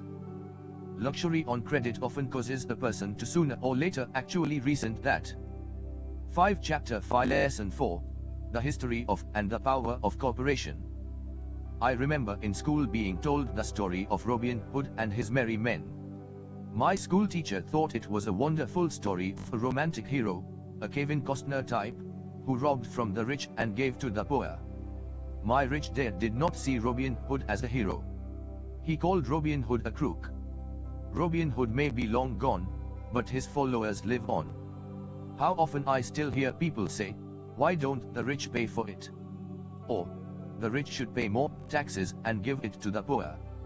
It is this idea of Robin Hood, or taking from the rich to give to the poor, that has caused the most pain for the poor and the middle class. The reason the middle class is so heavily taxed is because of the Robin Hood ideal. The real reality is that the rich are not taxed. It's the middle class who pays for the poor, especially the educated upper income middle class. Again, to understand fully how things happen, we need to look at the historical perspective. We need to look at the history of taxes. Although my highly educated dad was an expert on the history of education, my rich dad fashioned himself as an expert on the history of taxes. Rich dad explained to Mike and me that in England and America originally, there were no taxes. Occasionally there were temporary taxes levied in order to pay for wars. The king or the president would put the word out and ask everyone to chip in. Taxes were levied in Britain for the fight against Napoleon from. Who controls the past controls the future. Who controls the present controls the past. 1799 to 1816, and in America taxes were levied to pay for the Civil War from 1861 to 1865. In 1874, England made income tax a permanent levy on its citizens. In 1913, an income tax became permanent in the United States with the adoption of the 16th Amendment to the Constitution. At one time, Americans were anti-tax. It had been the excessive tax on tea that led to the famous Tea Party in Boston Harbor, an incident that helped ignite the Revolutionary War. It took approximately 50 years in both England and income tax. What these historical dates fail to reveal is that both of these taxes were initially levied against only the rich. It was this point that Rich Dad wanted Mike and me to understand.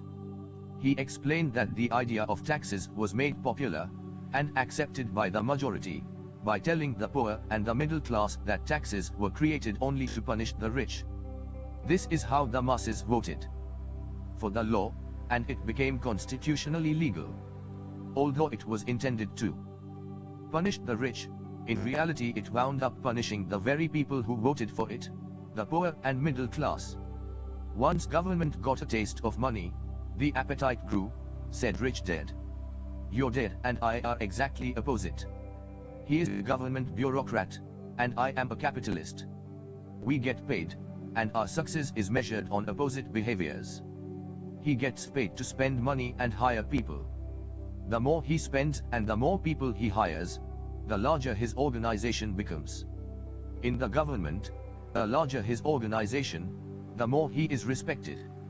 On the other hand, within my organization, the fewer people I hire and the less money I spend, the more I am respected by my investors. That's why I don't like government people. They have different objectives from most business people. As the government grows, more and more tax dollars will be needed to support it. My educated dad sincerely believed that government should help people. He loved John F. Kennedy and especially the idea of the Peace Corps. He loved the idea so much that both he and my mom worked for the Peace Corps, training volunteers to go to Malaysia, Thailand and the Philippines. He always strived for additional grants and increases in his budget so he could hire more people, both in his job with the education department and in the Peace Corps. That was his job. From the time I was about 10 years old, I would hear from my rich dad that government workers were a pack of lazy thieves. And from my poor dad I would hear how the rich were greedy crooks who should be made to pay more taxes. Both sides have valid points. It was difficult to go to work for one of the biggest times the United States to sell the idea of a regular. Who controls the past controls the future. Who controls the present controls the past. Capitalists in town and come home to a father who was a prominent government leader. It was not easy knowing who to believe. Yet, when you study the history of taxes, an interesting perspective emerges. As I said, the passage of taxes was only possible because the masses believed in the Robin Hood theory of economics, which was to take from the rich and give to everyone else. The problem was that the government's appetite for money was so great that taxes soon needed to be levied on the middle class, and from there it kept trickling down. The rich, on the other hand, saw an opportunity. They do not play by the same set of rules. As I have stated, the rich already knew about corporations, which became popular in the days of sailing ships. The rich created the corporation as a vehicle to limit their risk to the assets of each voyage. The rich put their money into a corporation to finance the voyage. The corporation would then hire a crew to sail to the New World to look for treasures.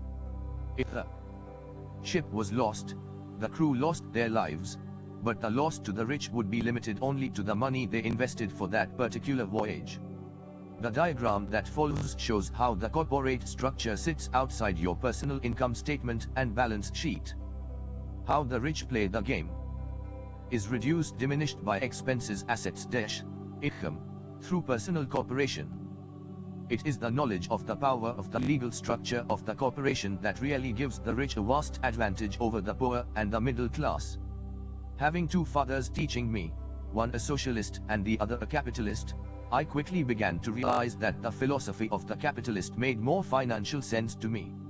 It seemed to me that the socialists ultimately penalized themselves due to their lack of financial education. No matter what the take from the rich crowd came up with, the rich always found a way to outsmart them. That is how taxes were eventually levied on the middle class. The rich outsmarted the intellectuals, solely because they understood the power of money, a subject not taught in schools. How did the rich outsmart the intellectuals? Once the take from the rich tax was passed, cash started flowing into government coffers. Initially, people were happy. Money was handed out to government workers and the rich. It went to who controls the past controls the future, who controls the present controls the past. Government workers in the form of jobs and pensions. It went to the rich via their factories receiving government contracts. The government became a large pool of money, but the problem was the fiscal management of that money. There really is no recirculation. In other words, the government policy, if you were a government bureaucrat, was to avoid having excess money. If you failed to spend your allotted funding, you risked losing it in the next budget. You would certainly not be recognized for being efficient. Recognized for their efficiency.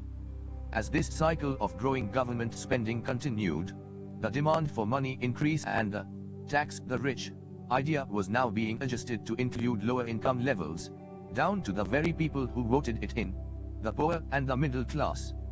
True capitalists used their financial knowledge to simply find a way to escape. They headed back to the protection of a corporation. A corporation protects the rich. But what many people who have never formed a corporation do not know is that a corporation is not really a thing. A corporation is merely a file folder with some legal documents in it, sitting in some attorney's office registered with a state government agency. It's not a big building with the name of the corporation on it. It's not a factory or a group of people. A corporation is merely a legal document that creates a legal body without a soul. The wealth of the rich was once again protected. Once again, the use of corporations became popular once the permanent income laws were passed because the income tax rate of the corporation was less than the individual income tax rates. The corporation. This war between the haves and have-not has been going on for hundreds of years. It is the take from the rich crowd versus the rich. The battle is waged whenever and wherever laws are made. The battle will go on forever. The problem is, the people who lose are the uninformed. The ones who get up every day and diligently go to work and pay taxes. If they only understood the way the rich play the game, they could play it too. Then, they would be on their way to their own financial independence. This is why I cringe every time I hear a parent advise their children to go to school, so they can find a safe, secure job. An employee with a safe, secure job, without financial aptitude, has no escape. Average Americans today work 5 to 6 months for the government before they make enough to cover their taxes. In my opinion, that is a long time. In addition, as described earlier, certain expenses could be paid with pre-tax dollars within. Business people, on the other hand, are rewarded for having excess money and are. Who controls the past controls the future, who controls the present controls the past. Harder you work, the more you pay the government. That is why I believe that the idea of take from the rich backfired on the very people who voted it in. Every time people try to punish the rich don't simply comply, they react. They have the money, power and intent to change things. They do not just sit there and voluntarily pay more taxes. They search for ways to minimize their tax burden. They hire smart attorneys and accountants, and persuade politicians to change laws or create legal loopholes. They have the resources to effect change. The tax code of the United States also allows other ways to save on taxes. Most of these vehicles are available to anyone, but it is the rich who usually look for them because they are minding their own business. For example, 1031 is jargon for Section 1031 of the Internal Revenue Code, which allows a seller to delay paying taxes on a piece of real estate that is sold for a capital gain, through an exchange for a more expensive piece of real estate. Real estate is one investment vehicle that allows such a great tax advantage. As long as you keep trading up in value, you will not be taxed on the gains until you liquidate. People who do not take advantage of these tax savings offered legally are missing a great opportunity to build their asset columns. The poor and middle class do not have the same resources. They sit there and let the government's needles enter their arm and allow the blood donation to begin. Today, I am constantly shocked at the number of people who pay more taxes, or take fewer deductions, simply because they are afraid of the government. And I do know how frightening and intimidating a government tax agent can be. I have had friends who have had their businesses shut down and destroyed, only to find out it was a mistake on the part of the government. I realize all that. But the price of working from January to mid-May is a high price to pay for that. Intimidation. My poor dad never fought back. My rich dad didn't either. He just played the game smarter, and he did it through corporations, the biggest secret of the rich. You may remember the first lesson I learned from my rich dad. I was a little boy of 9 who had to sit and wait for him to choose to talk to me. I often sat in his office waiting for him to get to me. He was ignoring me on purpose. He wanted me to recognize his power and desire to have that power for myself one day. For all the years I studied J and learned from him, he always reminded me that knowledge was power. And with money comes great power that requires the right knowledge to keep it and make it multiply. Without that knowledge, the world pushes you around. Rich Dad constantly reminded Mike and me that the who controls the past controls the future, who controls the present controls the past. Biggest bull was not the boss or the supervisor, but the tax man. The tax man will always take more if you let him. The first lesson of having money work for me, as opposed to working for money, is really all about power. If you work for money, you give the power up to your employer. If your money works for you, you keep and control the power. Once we had this knowledge of the power of money working for us, he wanted us to be financially smart and not let bullies push us around. You need to know the law and how the system works. If you are ignorant, it is easy to be bullied. If you know what you are talking about, you have a fighting chance. That is why he paid so much for smart tax accountants and attorneys. It was less expensive to pay them than pay the government. His best lesson to me, which I have used most of my life, is, be smart and you won't be pushed around as much. He knew the law because he was a law-abiding citizen. He knew the law because it was expensive to not know the law. If you know you are right, you are not afraid of fighting back. Even if you are taking on Robin Hood and his band of merry men. My highly educated dad always encouraged me to seek a good job with a strong corporation. He spoke of the virtues of working your way up the corporate ladder. He didn't understand that, by relying solely on a paycheck from a corporate employer, I would be a docile cow ready for milking. When I told my rich dad of my father's advice, he only chuckled. Why not own the ladder, was all he said. As a young boy, I did not understand what rich dad meant by owning my own corporation. It was an idea that seemed impossible and intimidating. Although I was excited by the idea, my youth would not let me envision the possibility that grown-ups would someday work for a company I would own. The point is, if not for my rich dad, I would have probably followed my educated dad's advice. It was merely the occasional reminder of my rich dad that kept the idea of owning my own corporation alive and kept me on a different path. By the time I was 15 or 16, I knew I was not going to continue down the path my educated dad was recommending. I did not know how I was going to do it, but I was determined not to head in the direction most of my classmates were heading. That decision changed my life. It was not until I was in my mid-20s that my rich dad's advice began to make more sense. I was just out of the Marine Corps and working for Xerox. I was making a lot of money, but every time I looked at my paycheck, I was always disappointed. The deductions were so large, and the more I worked, the greater the deductions. As I became more successful, my bosses talked about promotions. Who controls the past controls the future, who controls the present controls the past. And raises.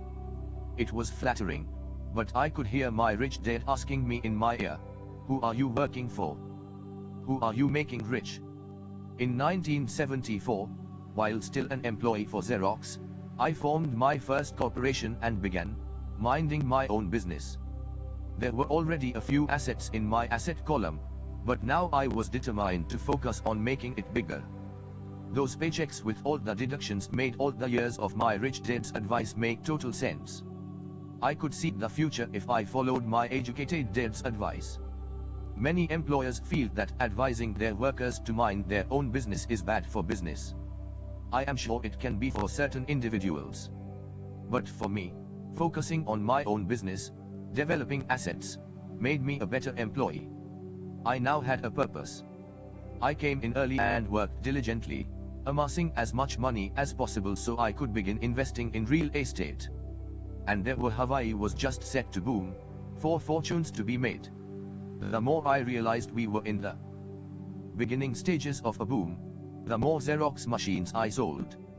The more I sold, the more money I made, and, of course, the more deductions there were from my paycheck. It was inspiring.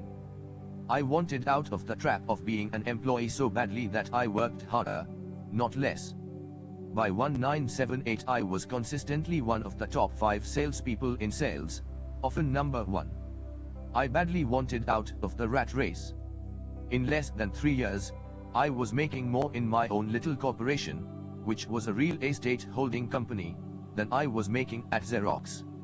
And the money I was making in my asset column, in my own corporation, was money working for me. Not me pounding on doors selling copiers. My rich dad's advice made much more sense. Soon the cash flow from my properties was so strong that my company bought me my first Porsche. My fellow Xerox salespeople thought I was spending my commissions. I wasn't. I was investing my commissions in assets. My money was working hard to make more money. Boss, a new Porsche with before tax dollars. Each dollar in my asset column was a great employee, working hard to make more employees, and by the I began to work harder for Xerox. The plan was working, and my Porsche was the proof. By using the lessons I learned from my rich dad, I was able to get out of the proverbial rat race of being an employee at an early age. It was made possible because of the strong financial knowledge I had acquired through these lessons. Without this financial knowledge, which I call financial IQ, my road to financial independence would have been much more difficult. I now teach others through financial seminars in the hope that I may share my knowledge with them.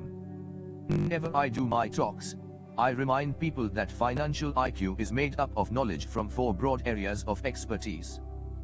Who controls the past controls the future. Who controls the present controls the past.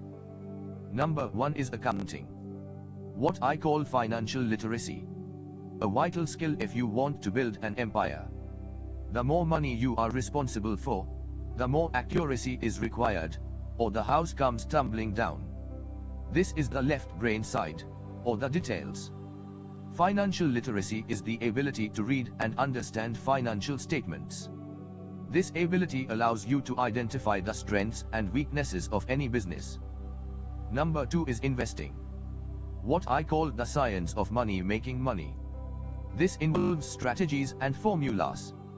This is the right brain side, or the creative side. Number 3 is understanding markets. The science of supply and demand. There is a need to know the technical aspects of the market, which is emotion driven. The Tickle Me Elmo doll during Christmas 1996 is a case of a technical or emotion driven market.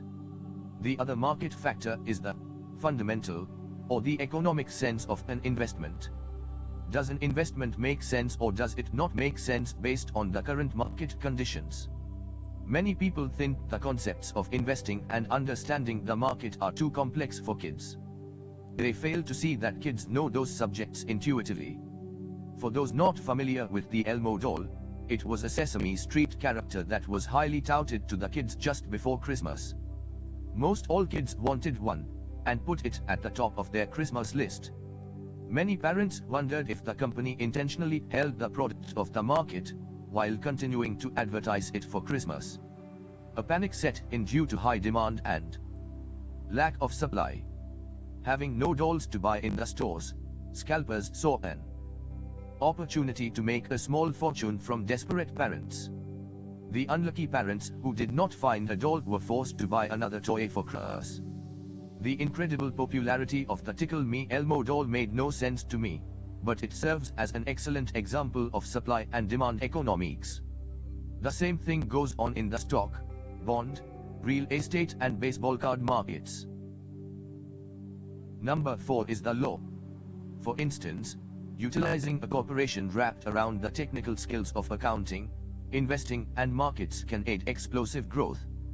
An individual with the knowledge of the tax advantages and protection provided by a corporation can get rich so much faster than someone who is an employee or a small business sole proprietor. It's like the difference between someone walking and someone flying. The difference is profound when it comes to long-term wealth. Who controls the past controls the future. Who controls the present controls the past. 1. Tax advantages. A corporation can do so many things that an individual cannot. Like pay for expenses before it pays taxes.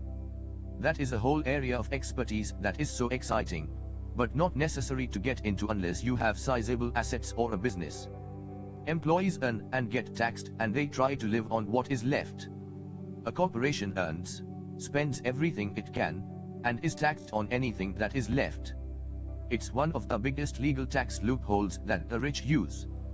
They are easy to set up and are not expensive if you own investments that are producing good cash flow. For example, by owning your own corporation, vacations are board meetings in Hawaii. Car payments, insurance, repairs are company expenses. Health club membership is a company expense. Most restaurant meals are partial expenses. And on, but do it legally with pre-tax dollars. 2. Protection from lawsuits. We live in a litigious society. Everybody wants a piece of your action. The rich hide much of their wealth using vehicles such as corporations and trusts to protect their assets from creditors. When someone sues a wealthy individual, they are often met with layers of legal protection, and often find that the wealthy person actually owns nothing. They control everything, but own nothing. The poor and middle class try to own everything and lose it to the government or to fellow citizens who like to sue the rich. They learned it from the Robin Hood story. Take from the rich, give to the poor. It is not the purpose of this book to go into the specifics of owning a corporation. But I will say that if you own any kind of legitimate assets, I would consider finding out more about the benefits and protection offered by a corporation as soon as possible. There are many books written on the subject that will detail the benefits and even walk you through the steps necessary to set up a corporation. One book in particular, Inc. and Grow Rich, provides a wonderful insight into the power of personal corporations. Financial IQ is actually the synergy of many skills and talents. But I would say it is the combination of the 4 technical skills listed above that make up basic financial intelligence. If you aspire to great wealth, it is the combination of these skills that will greatly amplify an individual's financial intelligence. In summary, who controls the past controls the future. Who controls the present controls the past. The rich people with corporations. 1. Earn. 2. Spend. 3. Pay taxes. 1. Earn. 2. Pay taxes. 3. Spend. The people who work for. As part of your overall financial strategy, we strongly recommend owning your own corporation wrapped around your assets. 6. Chapter 6 Lesson 5. The Rich Invent Money. Last night, I took a break from writing and watched a TV program on the history of a young man named Alexander Graham Bell. Bell had just patented his telephone, and was having growing pains because the demand for his new invention was so strong. Needing a bigger company, he then went to the giant at that time, Western Union, and asked them if they would buy his patent and his tiny company. He wanted $100,000 for the whole package. The president of Western Union scoffed at him and turned him down, saying the price was ridiculous. The rest is history. A multi-billion-dollar industry emerged, and AT&T was born. The evening news came on right after the story of Alexander Graham Bell ended. On the news was a story of another downsizing at a local company. The workers were angry and complained that the company ownership was unfair. A terminated manager of about 45 years of age had his wife and 2 babies at the plant and was begging the guards to let him talk to the owners to ask if they would reconsider his termination. He had just bought a house and was afraid of losing it. The camera focused in on his pleading for all the world to see. Needless to say, it held my attention. I have been teaching professionally since 1984. It has been a great experience and rewarding. It is also a disturbing profession, for I have taught thousands of individuals and I see one thing in common in all of us, myself included. We all have tremendous potential, and we all are blessed with gifts. Yet, the one thing that holds all of us back is some degree of self-doubt. It is not so much the lack of technical information that holds us back, but more the lack of self-confidence. Some are more affected than others. Who controls the past controls the future. Who controls the present controls the past. Once we leave school, most of us know that it is not as much a matter of college degrees or good grades that count. In the real world outside of academics, something more than just grades is required. I have heard it called guts, chutzpah, balls, audacity, bravado, cunning, daring, tenacity, and brilliance. This factor, whatever it is labeled, ultimately decides one's future much more than school grades. Inside each of us is one of these brave, brilliant and daring characters. There is also the flip side of that character, people who could get down on their knees and beg if necessary. After a year in Vietnam, as Marine Corps pilot, I intimately got to know both of those characters inside of me. Not better than the other. Yet, as a teacher, I recognized that it was excessive fear and self-doubt that were the greatest detractors of personal genius. It broke my heart to see students know the answers, yet lack the courage to act on the answer. Often in the real world, it's not the smart that gets ahead but the bold. In my personal experience, your financial genius requires both technical knowledge as well as courage. If fear is too strong, the genius is suppressed. In my classes I strongly urge students to learn to take time's risks, to be bold, to let their genius convert that fear into power and brilliance. It works for some and just terrifies others. I have come to realize that for most people, when it comes to the subject of money, they would rather play it safe. I have to field questions such as, why take risks? Why should I bother developing my financial IQ? Why should I become financially literate? And I answer, just to have more options. There are huge changes ahead. Just as I started with the story of the young inventor Alexander Graham Bell, in the coming years there will be more people just like him. There will be 100 people like Bill Gates and hugely successful companies like Microsoft created every year, all over the world. And there also will be many more bankruptcies, layoffs and downsizing. So why bother developing your financial IQ? No one can answer that but you. Yet, I can tell you why I myself do it. I do it because it is the most exciting time to be alive. I'd rather be welcoming change than dreading change. One is rather be excited about making millions than worrying about not getting a raise. This period we are in now is a most exciting time, unprecedented in our world's history. Generations from now, people will look back at this period of time and remark at what an exciting era it must have been. It was the death of the old and birth of the new. It was full of turmoil and it was exciting. Who controls the past controls the future. Who controls the present controls the past. So why bother developing your financial IQ? Because if you do, you will prosper greatly. And if you don't, this period of time will be a frightening one. It will be a time of watching people move boldly forward while others cling to decaying life rings. Land was wealth 300 years ago. So the person who owned the land owned the wealth. Then, it was factories and production, and America rose to dominance. The industrialist owned the wealth. Today, it is information. And the person who has the most timely information owns the wealth. The problem is, information flies all around the world at the speed of light. The new wealth cannot be contained by boundaries and borders as land and factories were. The changes will be faster and more dramatic. There will be a dramatic increase in the number of new multimillionaires. There also will be those who are left behind. Today, I find so many people struggling, often working harder, simply because they cling to old ideas. They want things to be the way they were. They resist change. I know people who are losing their jobs or their houses, and it is they blame technology or the economy or their boss. Sadly, they fail to realize that they might be the problem. Old ideas are their biggest liability. Doing something was an asset yesterday is gone. One afternoon I was teaching investing using a board game I had invented, cash flow, as a teaching tool. A friend had brought someone along to attend the class. This friend of a friend was recently divorced, had been badly burned in the divorce settlement, and was now searching for some answers. Her friend thought the class might help.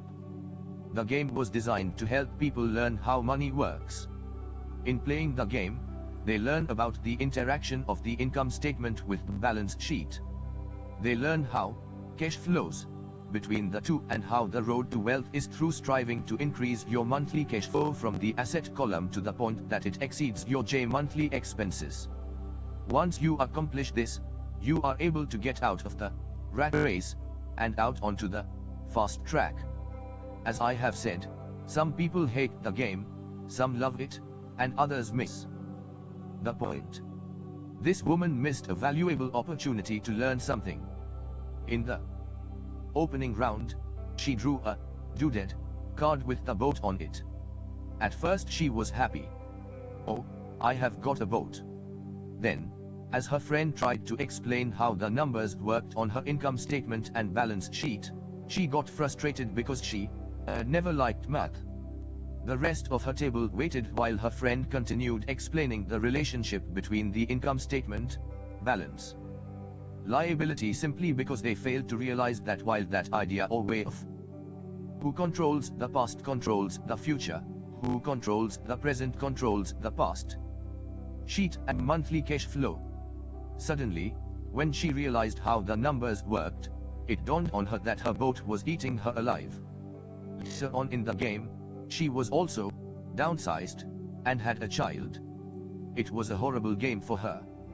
After the class, her friend came by and told me that she was upset. She had come to the class to learn about investing and did not like the idea that it took so long to play a silly game. Her friend attempted to tell her to look within herself to see if the game reflected on herself in any way. With that suggestion, the woman demanded her money back. She said that the very idea that a game could be a reflection of her was ridiculous. Her money was promptly refunded and she left. Since 1984, I have made millions simply by doing what the school system does not. In school, most teachers lecture. I hated lectures as a student. I was soon bored and my mind would drift. In 1984 I began teaching via games and simulations. I always encouraged adult students to look at games as reflecting back to what they know, and what they needed to learn. Most importantly, a game reflects back on one's behavior. It's an instant feedback system. Instead of the teacher lecturing you, the game is feeding back a personalized lecture, custom made just for you. The friend of the woman who left later called to give me an update. She said her friend was fine and had calmed down. In her cooling off period, she could see some slight relationship between the game and her life. Although she and her husband did not own a boat, they did own everything else imaginable. She was angry after their divorce, both because he had run off with a younger woman and because after 20 years of marriage, they had accumulated little in the way of assets. There was virtually nothing for them to split. Their 20 years of married life had been incredible fun. But all they had accumulated was a ton of due dates. She realized that her anger at doing the numbers, the income statement and balance sheet came from her embarrassment of not understanding them. She had believed that finances were the man's job. She maintained the house and did the entertaining, and he handled the finances. She was now quite certain that in the last 5 years of their marriage, he had hidden money from her. She was angry at herself for not being more aware of where the money was going, as well as for not knowing about the other woman.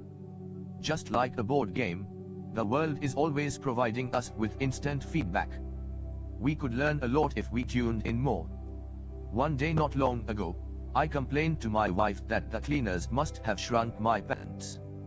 My wife, who controls the past, controls the future, who controls the present, controls the past, gently smiled and poked me in the stomach to inform me that the pants had not shrunk, something else had expanded me. The game Cash Flow was designed to give every player personal feedback. Its purpose is to give you options. If you draw the boat card and it puts you into debt, the question is, now what can you do? How many different financial options can you come up with? That is the purpose of the game, to teach players to think and create new and various financial options. I have watched this game played by more than 1,000 people. The people who get out of the rat race in the game the quickest are the people who understand numbers and have creative financial minds. They recognize different financial options. People who take the longest are people who are not familiar with numbers and often do not understand the power of investing. Rich people are often creative and take calculated risks. There have been people playing Cash Flow who gain lots of money in the game, but they don't know what to do with it. Most of them have not been financially successful in real life either. Everyone else seems to be getting ahead of them, even though they have money. And that is true in real life. There are a lot of people who have a lot of money and do not get ahead financially. 7 Chapter 7 Lesson 6, Work to Learn, Don't Work for Money. In 1951 granted an interview with a newspaper in Singapore.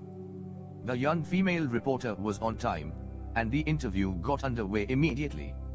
We sat in the lobby of a luxurious hotel, sipping coffee and discussing the purpose of my visit to Singapore. I was to share a platform with Zig Ziglar. He was speaking on motivation, and I was speaking on the secrets of the rich. Someday, I would like to be a best-selling author like you, she said.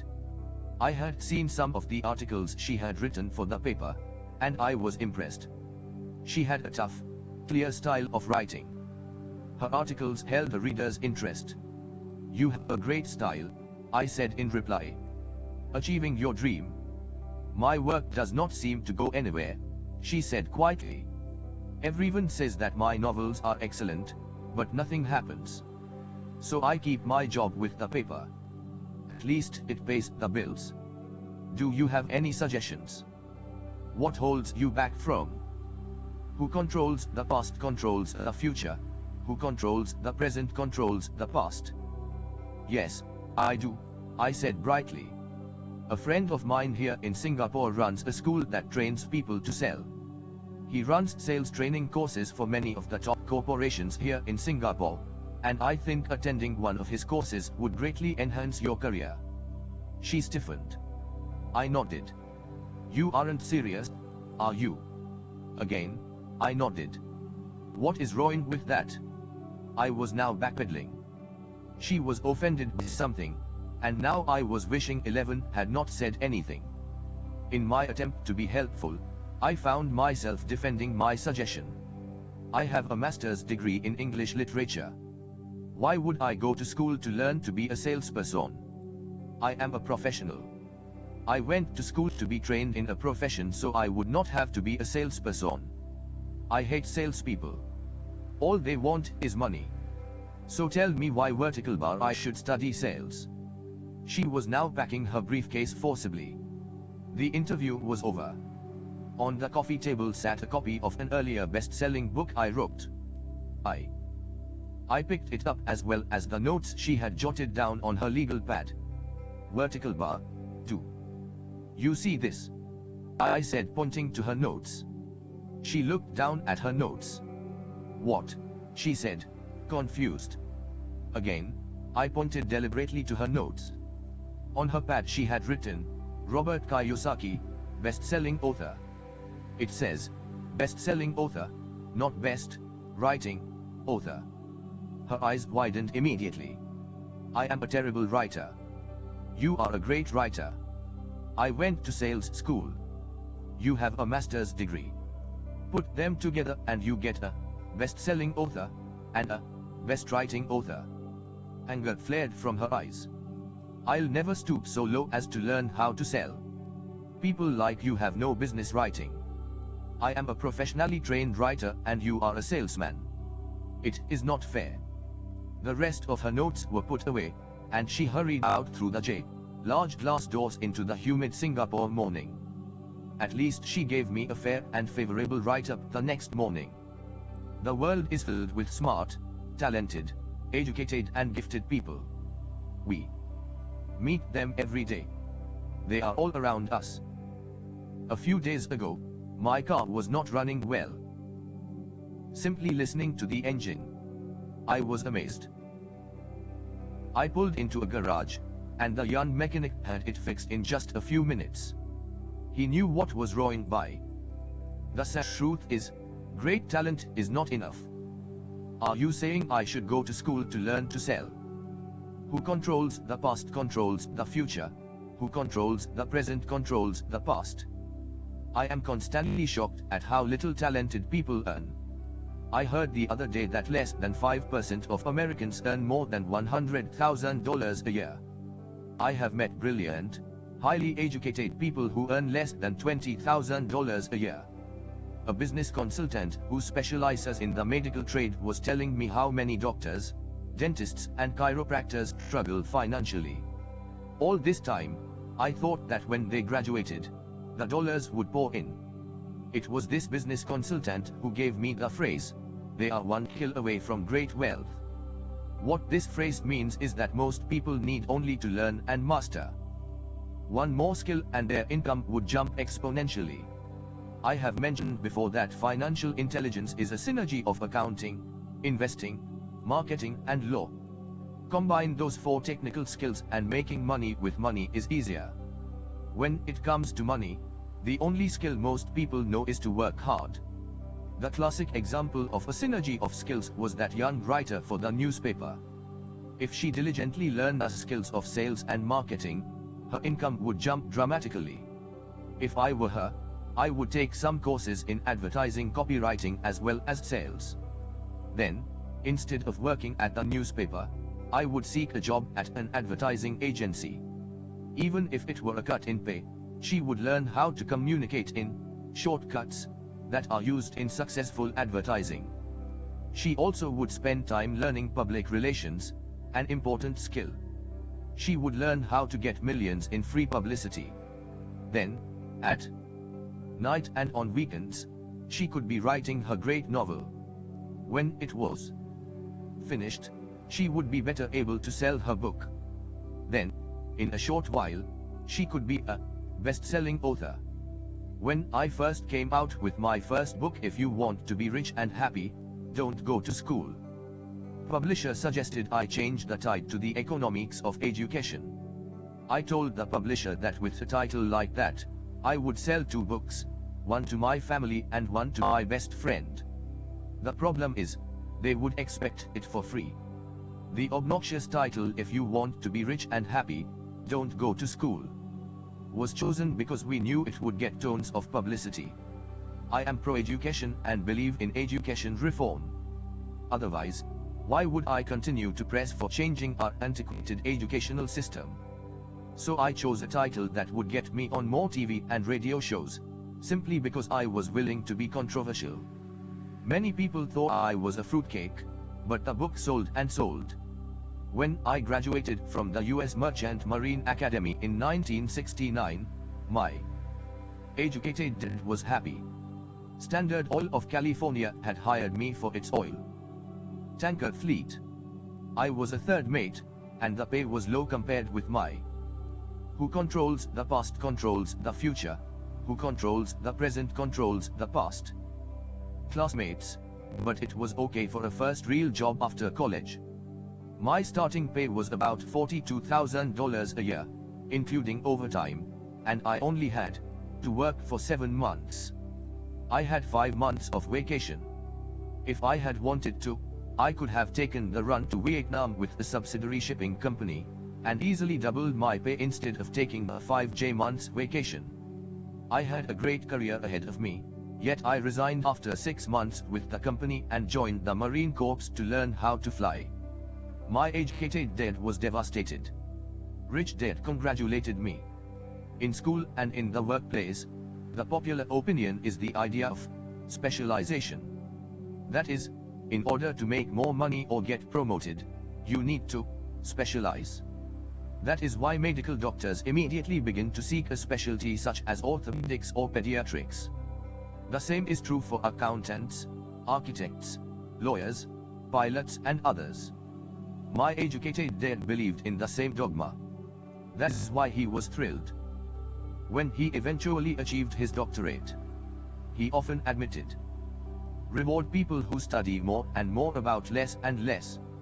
Rich dad encouraged me to do exactly the opposite. "You want to know a little about a lot," was his suggestion.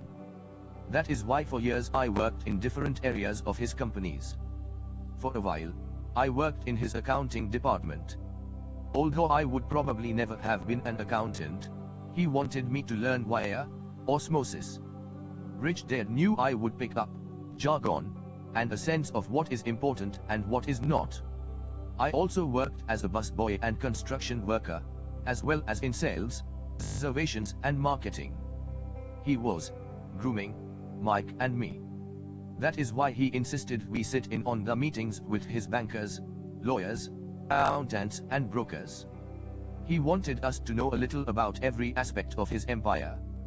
When I quit my high-paying job with Standard Oil, my educated dad had a heart with me. He was bewildered. He could not understand my decision to resign from a career that offered high pay, great benefits, lots of time off, and opportunity for promotion. When he asked me one evening, "Why did you quit?" I could not explain it to him, as much as I tried. My logic did not fit his logic. The big problem was that my logic was my rich dad's logic. Job security meant everything to my educated dad. Learning meant everything to my rich dad. Educated dad thought I went to school to learn to be a ship's officer. Rich dad knew that I went to school to study international trade. So as a student, I made cargo runs, navigating large freighters, oil tankers and passenger ships to the Far East and the South Pacific. Rich dad emphasized that times that schools. Who controls the past controls the future. Who controls the present controls the past. I stay in the Pacific instead of taking ships to Europe because he knew that the emerging nations were in Asia, not Europe. While most of my classmates, including Mike, were partying at their fraternity houses, I was studying trade, people, business styles and cultures in Japan, Taiwan, Thailand, Singapore, Hong Kong, Vietnam, Korea, Tahiti, Samoa and the Philippines. I also was partying, but it was not in any frat house. I grew up rapidly. Educated dad just could not understand why I decided to quit and join the Marine Corps. I told him I wanted to learn to fly, but really I wanted to learn to lead troops. Rich dad explained to me that the hardest part of running a company is managing people. He had spent 3 years in the army. My educated dad was draft exempt. Rich dad told me of the value of learning to lead men into dangerous situations. Leadership is what you need to learn next, he said. You are not a good leader, you'll get shot in the back, just like they do in business. Returning from Vietnam in 1931, resigned my commission, even though I loved flying. I found a job with Xerox Corp. I joined it for one reason, and it was not for the benefits. I was a shy person, and the thought of selling was the most frightening subject in the world. Xerox has one of the best sales training programs in America. Rich Dad was proud of me. My educated dad was ashamed. Being an intellectual, he thought that salespeople were below him. I worked with Xerox for 4 years until I overcame my fear of knocking on doors and being rejected. Once I could consistently be in the top 5 in sales, I again resigned and moved on, leaving behind another great career with an excellent company. In 1971 formed my first company. Rich Dad had groomed Mike and me to take over companies. So I now had to learn to form them and put them together. My first product, the nylon and Velcro wallet, was manufactured in the Far East and shipped to a warehouse in New York, near where I had gone to school. Formal education was complete, and it was time to test my wings. Went broke. Rich Dad thought it best to go broke before 30. Left Korea for New York. Today, I still do business internationally. And as my rich dad encouraged me to do, I keep seeking the emerging nations. Today my investment company invests in South America, Asia, Norway and Russia. There is an old cliché that goes, job is an acronym for, just over broke. And unfortunately, I would say, you still have time to recover, was his advice. On the eve of my 30th birthday, my first shipment. If I failed, if. Who controls the past controls the future. Who controls the present controls the past. That the saying applies to millions of people. Because school does not think financial intelligence is an intelligence, most workers live within their means. They work and they pay the bills. There is another horrible management theory that goes, workers work hard enough to not be fired, and owners pay just enough so that workers won't quit. And if you look at the pay scales of most companies, again I would say there is a degree of truth in that statement. The net result is that most workers never get ahead. They do what they have been taught to do, get a secure job. Most workers focus on working for pay and benefits that reward them in the short term, but is often disastrous in the long. Instead, I recommend to young people to seek work for what they will learn, more than what they will earn. Look down the road at what skills they want to acquire before choosing a specific profession and before getting trapped in the rat race. Once people are trapped in the lifelong process of bill paying, they become like those little hamsters running around in those little metal wheels. Their little furry legs are spinning furiously, the wheel is turning furiously, but come tomorrow morning, they'll still be in the same cage. Great job. In the movie Jerry Maguire, starring Tom Cruise, there are many great one-liners. Probably the most memorable is, "Show me the money." But there is one line I thought most truthful. It comes from the scene where Tom Cruise is leaving the firm. He has just been fired, and he is asking the entire company, "Who wants to come with me?" And the whole place is silent and frozen. Only one woman speaks up and says, "I'd like to, but I'm due for a promotion in 3 months." That statement is probably the most truthful statement in the whole movie. It is the type of statement that people use to keep themselves busy working away to pay bills. I know my educated dad looked forward to his pay raise every year, and every year he was disappointed. So he would go back to school to earn more qualifications so he could get another raise, but again, it would be another disappointment. The question I often ask people is, where is this daily activity taking you? Just like the little hamster, I wonder if people look at where their hard work is taking them. What does the future hold? Cyril Brickfield, the former executive director of the American Association of Retired People, reports that private pensions are in a state of chaos. First of all, 50% of the workforce today has no pension. That who controls the past controls the future, who controls the present controls the past, alone should be of great concern. And 75 to 80% of the other 50% have ineffective pensions that pay $55 or $150 or $300 a month. In his book The Retirement Myth, Craig S. Carpel writes, I visited the headquarters of a major national pension consulting firm and met with the managing director who specializes in designing lush retirement plans for top management. When I asked her what people who don't have corner offices will be able to expect in the way of pension income, she said with a confident smile, "Silver bullet." "What," I asked, "is the silver bullet?" She shrugged. "If baby boomers discover they don't have enough money to live on when they are older, they can always blow their brains out." Kapil goes on to explain the difference between the old defined benefit retirement plans and the new 401k plans, which are riskier. It is not a pretty picture for most people working today. And that is just for retirement. When medical fees and long-term nursing home care are added to the picture is frightening. In his 1995 book, he indicates that nursing home fees run from $30,000 to $125,000 per year. He went to a clean no-frills nursing home in his area and found the price to be $88,000 a year in 1995.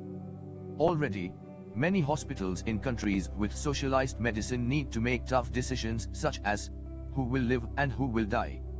They make those decisions purely on how much money they have and how old the patients are. If a patient is old, they often will give the medical care to someone younger. The older poor patient gets put to the back of the line, while those who have little wealth will die. So I wonder, are workers looking into the future or just until their next paycheck, never questioning where they are headed? When I speak to adults who want to earn more money, I always recommend the same thing. I suggest taking a long view of their life. Instead of simply working for the money and security, which I admit are important, I suggest they take a second job that will teach them a second skill. Often I recommend joining a network marketing company, also called multi-level marketing, if they want to learn sales skills. Some of these companies have excellent training programs that help people get over their fear of failure and rejection, which are the main reasons people are unsuccessful. Education is more valuable than money, in the long run. When I offer this suggestion, I often hear in response, "Oh, that is too much hassle," or "I only want to do what I am interested in." So just as the rich can afford better education, the rich will be able to keep themselves alive. The who controls the past controls the future, who controls the present controls the past. To the statement of, "It's too much of a hassle," I ask, so you would rather work all your life giving 50% of what you earn to the government? To the other statement, "I only do what I am interested in," I say, I'm not interested in going to the gym, but I go because I want to feel better and live longer. Unfortunately, there is some truth to the old statement, "You can't teach an old dog new tricks." Unless a person is used to changing, it's hard to change. But for those of you who might be on the fence when it comes to the idea of working to learn something new, I offer this word of encouragement: life is much like going to the gym. The most painful part is deciding to go. Once you get past that, it's easy. There have been many days I have dreaded going to the gym, but once I am there and in motion, it is a pleasure. After the workout is over, I am always glad I talked myself into going. If you are unwilling to work to learn something new and insist on, instead, becoming highly specialized within your field, make sure the company you work for is unionized. Labor unions are designed to protect specialists. My educated dad, after falling from grace with the governor, became the head of the teachers' union in Hawaii. He told me that it was the hardest job he ever held. My rich dad, on the other hand, spent his life doing his best to keep his companies from becoming unionized. He was successful. Although the unions came close, rich dad was always able to fight them off. Personally, I take no sides because I can see the need for and the benefits of both sides. If you do as school recommends, become highly specialized, then seek union protection. For example, had I continued on with my flying career, I would have sought a company that had a trained pilots union. Why? because my life would be dedicated to learn a skill that was valuable in only one industry. If I were pushed out of that industry, my life's skills would not be as valuable to another industry. A displaced senior pilot with 1 lakh hours of heavy airline transport time, earning $150,000 a year would have a hard time finding an equivalent high-paying job in school teaching. The skills do not necessarily transfer from industry to industry, because the skills the pilots are paid for in the airline industry are not as important in, say, the school system. The same is true even for doctors today. With all the changes in medicine, many medical specialists are needing to conform to medical organizations such as HMOs. School teachers definitely need to be union members. Today in America, the teachers' union is the largest and the richest labor union of all. The NEA, National Education Association, has tremendous political clout. Teachers need. Who controls the past controls the future. Who controls the present controls the past. The protection of their union because their skills are also of limited value to an industry outside of education. So the rule of thumb is, highly specialized, then unionize. It's the smart thing to do. When I ask the classes I teach, how many of you can cook a better hamburger than McDonald's, almost all the students raise their hands. I then ask, so if most of you can cook a better hamburger, how come McDonald's makes more money than you? The answer is obvious. McDonald's is excellent at business systems. The reason so many talented people are poor is because they focus on building a better hamburger and know little to nothing about business systems. A friend of mine in Hawaii is a great artist. He makes a sizable amount of money. One day his mother's attorney called to tell him that she had left him $35,000. That is what was left of her estate after the attorney and the government took their shares. Immediately, he saw an opportunity to increase his business by using some of this money to advertise. 2 months later, his first four-color, full-page ad appeared in an expensive magazine that targeted the very rich. The ad ran for 3 months. Misrepresentation. This is a common case of someone who can build a beautiful hamburger, but knows little about business. When I asked him what he learned, his only reply was that advertising salespeople are crooks. I then asked him if he would be willing to take a course in sales and a course in direct marketing. His reply, I don't have the time, and I don't want to waste my money. The world is filled with talented poor people.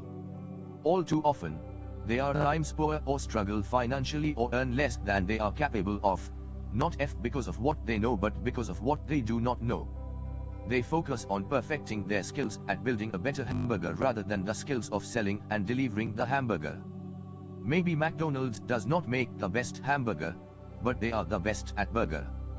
Poor dad wanted me to specialize. That was his view on how to be paid more. Even after being told by the governor of Hawaii that he could no longer work in state government, my educated dad continued to encourage me to get specialized.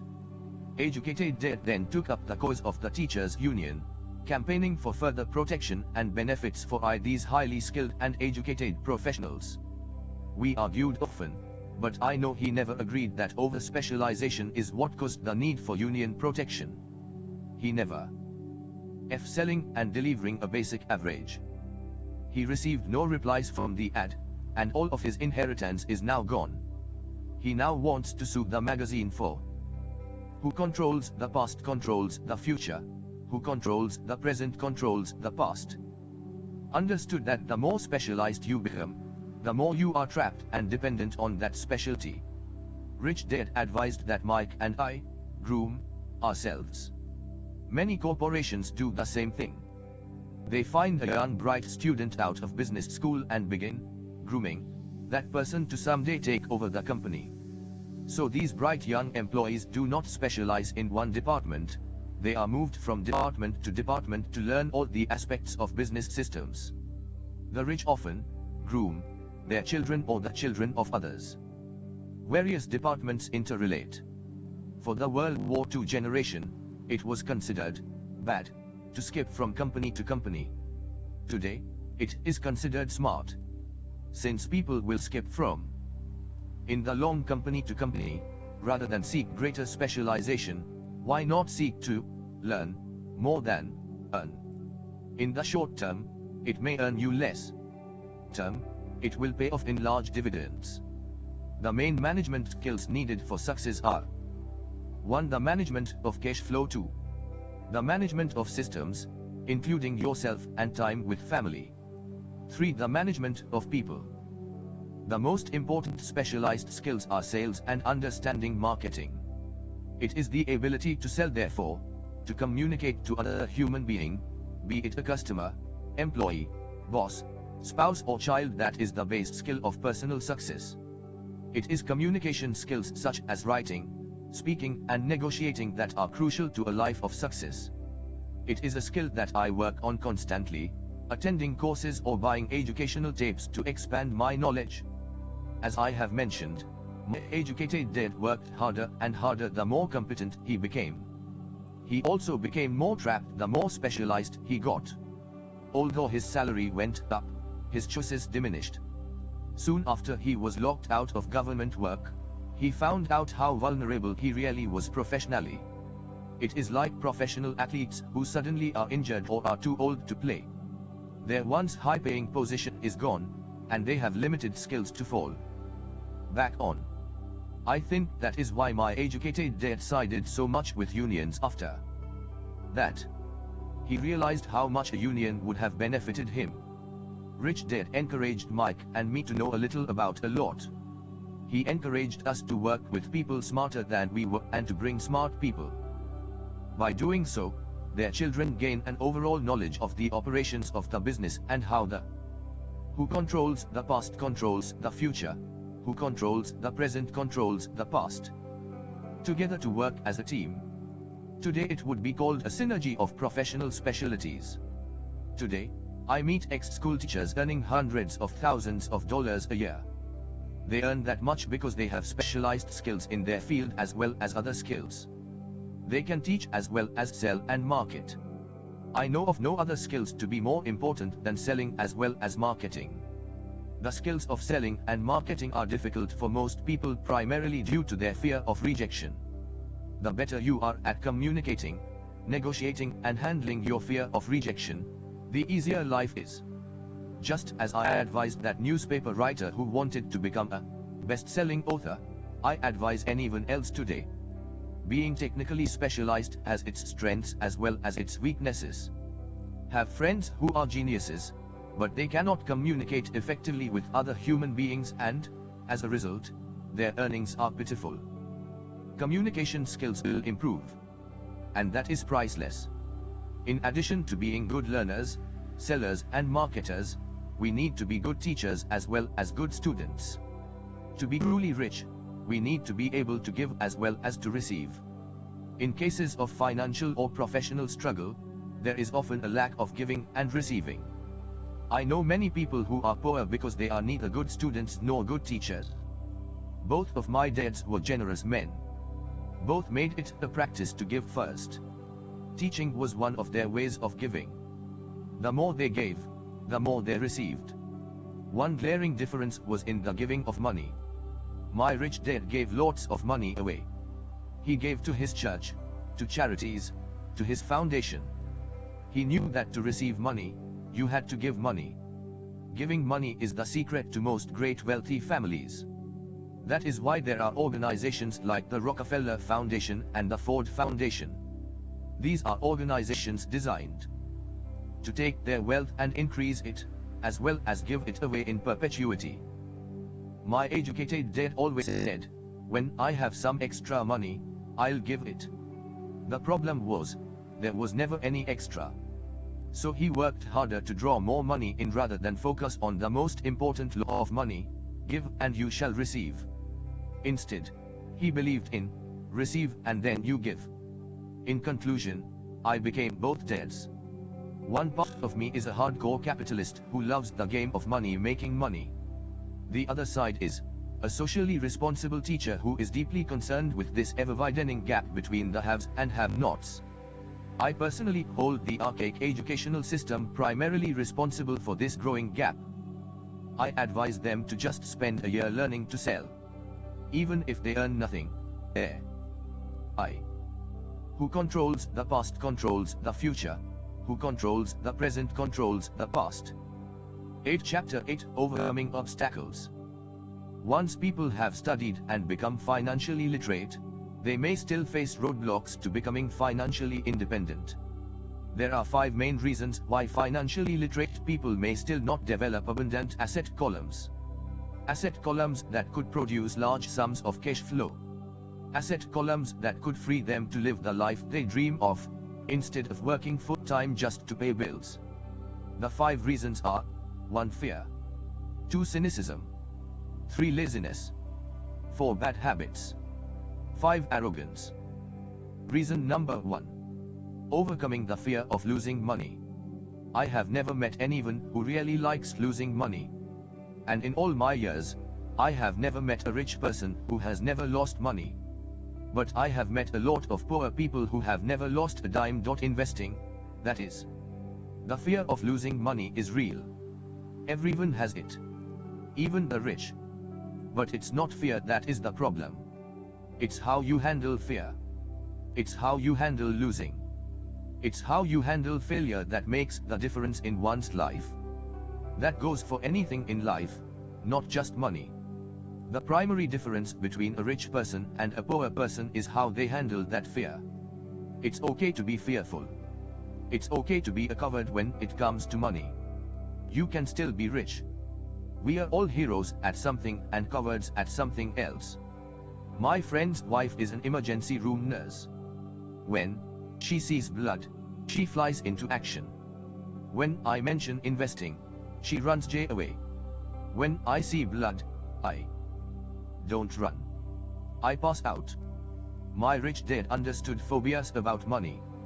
Some people are terrified of snakes. Some people are terrified about losing money. Both are phobias, he would say. So his solution to the phobia of losing money was this little rhyme: if you hate risk and worry, start early.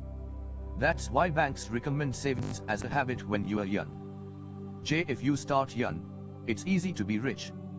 I won't go into it here, but there is a large difference between a person who starts saving at age 20 versus age 30. A staggering difference. It is said that one of the wonders of the world is the power of compound interest. The purchase of Manhattan Island is said to be one of the greatest. Who controls the past controls the future. Who controls the present controls the past. Bargains of all time. New York was purchased for $24 in trinkets and beads. Yet, if that $24 had been invested at 8% annually, that $24 would have been worth more than $28 trillion by 1995. Manhattan could be repurchased with money left over to buy much of LA, especially at 1995's real estate prices. My neighbor works for a major computer company. He has been there 25 years. In 5 more years, he will leave the company with $4 million in his 401k retirement plan. It is invested mostly in high-growth mutual funds, which he will convert to bonds and government securities. He'll only be 55 when he gets out, and he will have a passive cash flow of over $300,000 a year, more than he makes from his salary. So it can be done, even if you hate losing or hate risk. But you must start early and definitely set up a retirement plan, and you should hire a financial planner you trust to guide you before investing in anything. But what if you don't have much time left or would like to retire early? How do you handle the fear of losing money? My poor dad did nothing. He simply avoided the issue, refusing to discuss the subject. My rich dad, on the other hand, recommended that I think like a Texan. Like Texas and Texans, he used to say. They like losing. I asked. That's not what I'm saying. Nobody likes losing. Show me a happy loser, and I'll show you a loser, said Rich Dad. It's a Texan's attitude toward risk, reward and failure I'm talking about. It's how they handle life. They live it big. Not like most of the people around here, living like roaches when it comes to money. Roaches terrified that someone will shine a light on them. Whimpering when the grocery clerk shortchanges them a quarter. Rich Dad went on to explain. What I like best is the Texas attitude. They are proud when they win, and they brag when they lose. Texans have a saying, if you are going to go broke, go big. You don't want to admit you went broke over a duplex. Most people around here are so afraid of losing, they don't have a duplex to go broke with. He constantly told Mike and me that the greatest reason for lack of financial success was because most people played it too safe. Afraid of losing that they lose, were his words. Frank Tarkenton, a one-time great NFL quarterback, says it's still another way, winning means being unafraid to lose. In my own life, I have noticed that winning usually follows losing. Before I finally learned to ride a bike, I first fell down many times. I have never met a people are so. Texans win, they win big. And when they lose, it's spectacular. In Texas, everything is bigger. When? Who controls the past controls the future. Who controls the present controls the past. Golfer who has never lost a golf ball. I have never met people who have fallen in love who have never had their heart broken. And I have never met someone rich who has never lost money. So for most people, the reason they don't win financially is because the pain of losing money is far greater than the joy of being rich. People dream of being rich, but are terrified of losing money. Get to heaven. Rich Dad used to tell Mike and me stories about his trips to Texas. If you really want to learn the attitude of how to handle risk, losing and failure, go to San Antonio and visit the Alamo. The Alamo is a great story of brave people who chose to fight, knowing there was no hope of success against overwhelming odds. They chose to die instead of surrendering. It's an inspiring story worthy of study. Nonetheless, it's still a tragic military defeat. They got their butts kicked. A failure, if you will. They lost. Handle failure. They still shout, remember the Alamo. Mike and I heard this story a lot. He always told us this story when he was about to go into a big deal and he was nervous. After he had done all his due diligence and now it was put up or shut up, he told us this story. Every time he was afraid of making a mistake or losing money, he told us this story. It gave him strength, for it reminded him that he could always turn a financial loss into a financial win. Rich Dad I knew that failure would only make him stronger, and it's not that he wanted to lose, he just knew who he was and how he would take a loss. He would take a loss and make it a win. That's what made him a winner and others losers. It gave him the courage to cross the line when others backed out. That's why I like Texans so much. They took a great failure and turned it into a tourist destination that makes them millions. But probably his words that mean the most to me today are these: Texans don't bury their failures. They get inspired by them. They take their failures and turn them into rallying cries. Failure inspires Texans to become winners. But that formula is not just the formula for Texans. It is the formula for all winners. Just as I also said that falling off my bike was part of learning to ride. I remember falling off only made me more determined to learn to ride. Not less. I also said that I have never met a golfer who has never lost a ball. To be a top professional golfer, losing a ball or a tournament only inspires golfers too. So how do Texans? Another saying. So they never in Texas is, everyone wants to go to heaven, but no one wants to die. Most. Who controls the past controls the future. Who controls the present controls the past. Be better, to practice harder, to study more. That's what makes them better. For winners, losing inspires them. For losers, losing defeats them. Quoting John D. Rockefeller, I always tried to turn every disaster into an opportunity. And being Japanese American, I can say this. Many people say that Pearl Harbor was an American mistake. I say it was a Japanese mistake. From the movie Tora, Tom, a somber Japanese admiral says to his cheering subordinates, "I am afraid we have awakened a sleeping giant." Remember, Pearl Harbor became a rallying cry. It turned one of America's greatest losses into the reason to win. This great defeat gave America strength, and America soon emerged as a world power. Failure inspires winners, and failure defeats losers. It is the biggest secret of winners. It's the secret that losers do not know. The greatest secret of winners is that failure inspires winning, thus, they are not afraid of losing. Repeating Frank Tarkenton's quote, "Winning means being unafraid to lose." People like Frank Tarkenton are not afraid of losing because they know who they are. They hate losing, so they know that losing will only inspire them to become better. There is a big difference between hating losing and being afraid to lose. Most people are so afraid of losing money that they lose. They go broke over a duplex. Financially, they play life too safe and too small. They buy big houses and big cars, but not big investments. The main reason that over 90% of the American public struggles financially is because they play not to lose. They don't play to win. They go to their financial planners or accountants or stockbrokers and buy a balanced portfolio. Most have lots of cash in CDS, low-yield bonds, mutual funds that can be traded within a mutual fund family, and a few individual stocks. It is a safe and sensible portfolio. But it is not a winning portfolio. It is a portfolio of someone playing not to lose. Don't get me wrong. It's probably a better portfolio than more than 70% of the population, and that's frightening. Because a safe portfolio is a lot better than no portfolio. It's a great portfolio for someone who loves safely.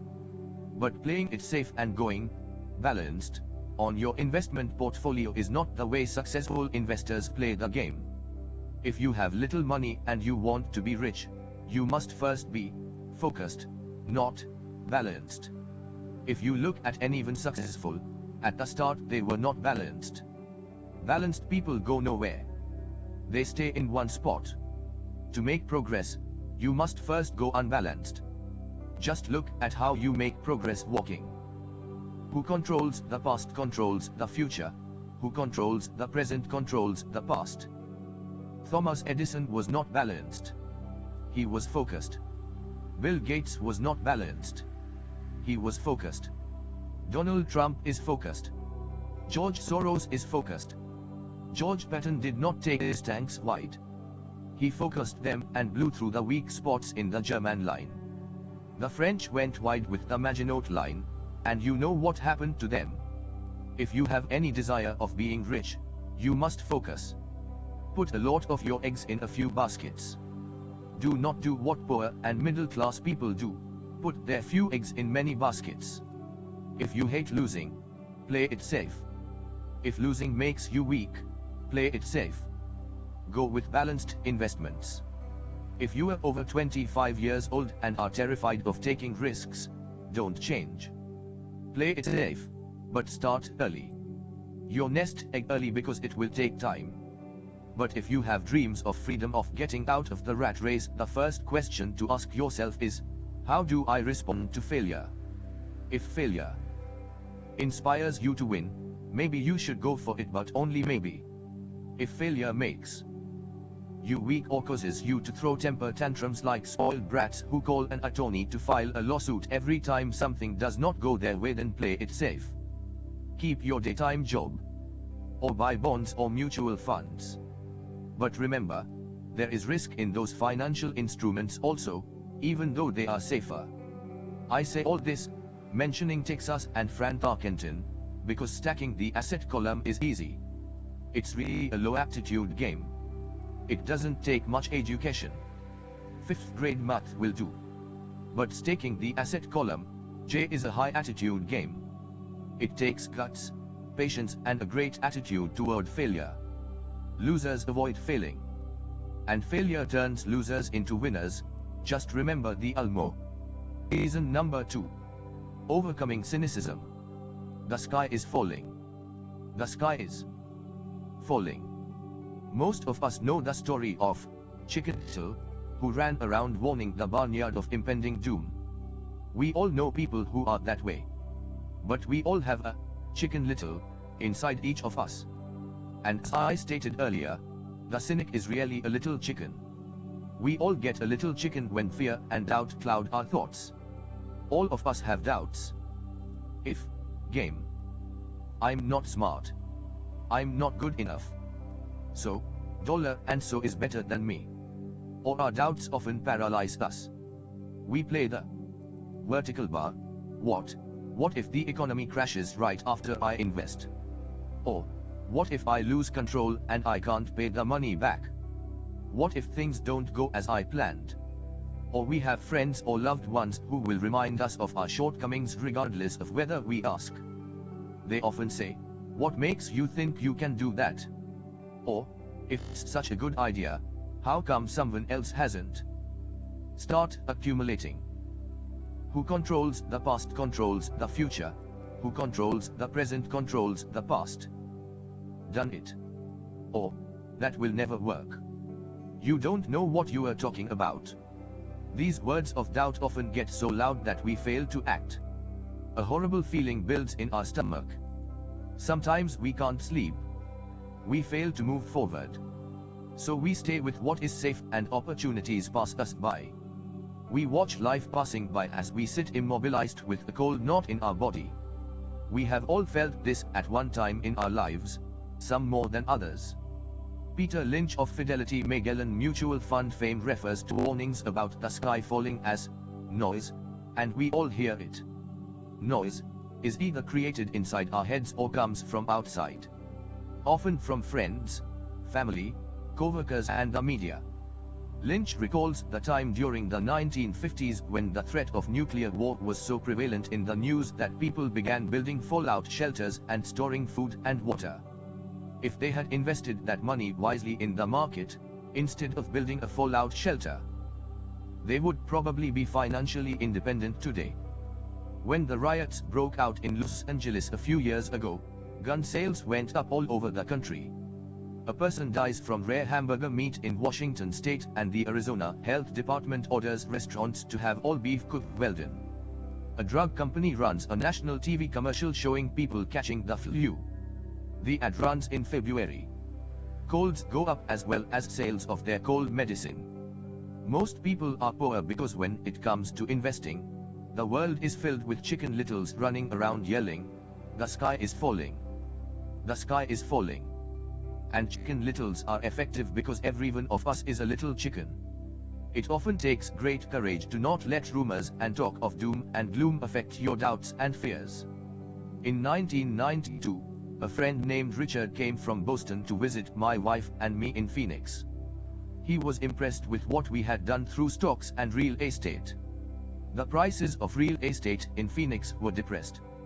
We spent 2 days with him showing him what we thought were excellent opportunities for cash flow and capital appreciation. My wife and I are not real estate agents. We are strictly investors. After identifying a unit in a resort community, we called an agent who sold it to him that afternoon. The price was a mere $42,000 for a 2-bedroom townhome. Similar units were going for $65,000. He had found a bargain. Excited, he bought it and returned to Boston. 2 weeks later, the agent called to say that our friend had backed out. I called immediately to find out why. All he said was that he talked to his neighbor, and his neighbor told him it was a bad deal. He was paying too much. Who controls the past controls the future. Who controls the present controls the past. I asked Richard if his neighbor was an investor. Richard said, no.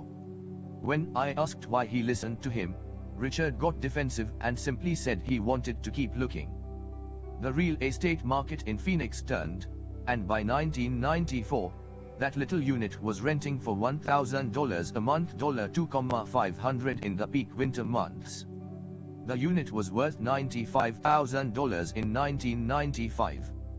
All Richard had to put down was $5,000 and he would have had a start at getting out of the rat race. Today, he still has done nothing. And the bargains in Phoenix are still here. You just have to look a lot harder. Richard's backing out did not surprise me. 1. And a chance at freedom was lost. In another example, I hold a small portion of my assets in tax lien certificates instead of CDS. I earn 16% per year on my money, which certainly beats the 5% the bank offers. The certificates are secured by real estate and enforced by state law, which is also better than most banks. The formula they are bought on makes them safe. They just lack liquidity. So I look at them as 2 to 7 year CDS. Almost every time I tell someone, especially if they have money in CDS, that I hold my money this way, they will tell me it's risky. They tell me why I should not do it. When I ask them where they get their information, they say from a friend or an investment magazine. They have never done it, and they are telling someone who's doing it why they shouldn't. The lowest I yield I look for is 16%, but people who are filled with doubt are willing to accept 5%. Doubt is expensive. My point is that it's those doubts and cynicism that keep most people poor and playing it safe. The real world is simply waiting for you to get rich. Only a person's doubts keep them poor. As I said, getting out of the rat race is technically easy. It doesn't take much education, but those doubts are cripplers for most people. Cynics never win, said Rich Dad. Unchecked doubt and fear creates a cynic. Cynics criticize, and winners analyze, was another of his favorite sayings. Rich Dad explained that criticism blinded while analysis opened. It's called buyer's remorse, and it affects all of us. It's those doubts that get us. The little one chicken. Who controls the past controls the future. Who controls the present controls the past. That's what Peter Lynch calls noise. That's what my rich dad would say is the cynic talking. Someone who criticizes and does not analyze. Someone who lets their doubts and fears close their mind instead of open their eyes. So when someone says, I don't want to fix toilets, I want to fire back, what makes you think I want to? They are saying a toilet is more important than what they want. I talk about freedom from the rat race, and they focus on toilets. That is the thought pattern that keeps most people poor. They criticize instead of analyze. I don't once hold the key to your success, Rich Dad would say. Because I, too, do not want to fix toilets, I shop hard for a property manager who does fix toilets. And by finding a great property manager who runs houses or apartments, well, my cash flow goes up. But more importantly, a great property manager allows me to buy a lot more real estate since I don't have to fix toilets. A great property manager is key to success in real estate.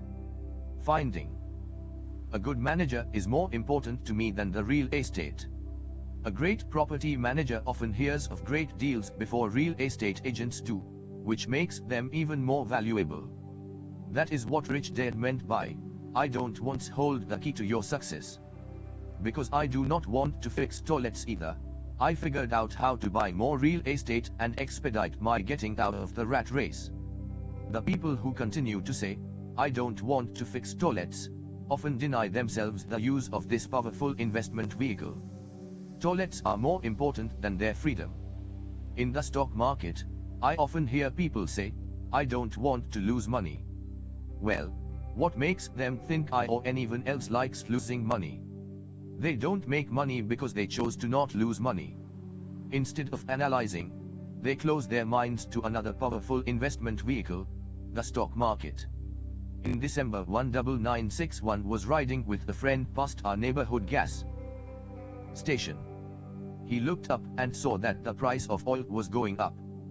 My friend is a worry what or a chicken little.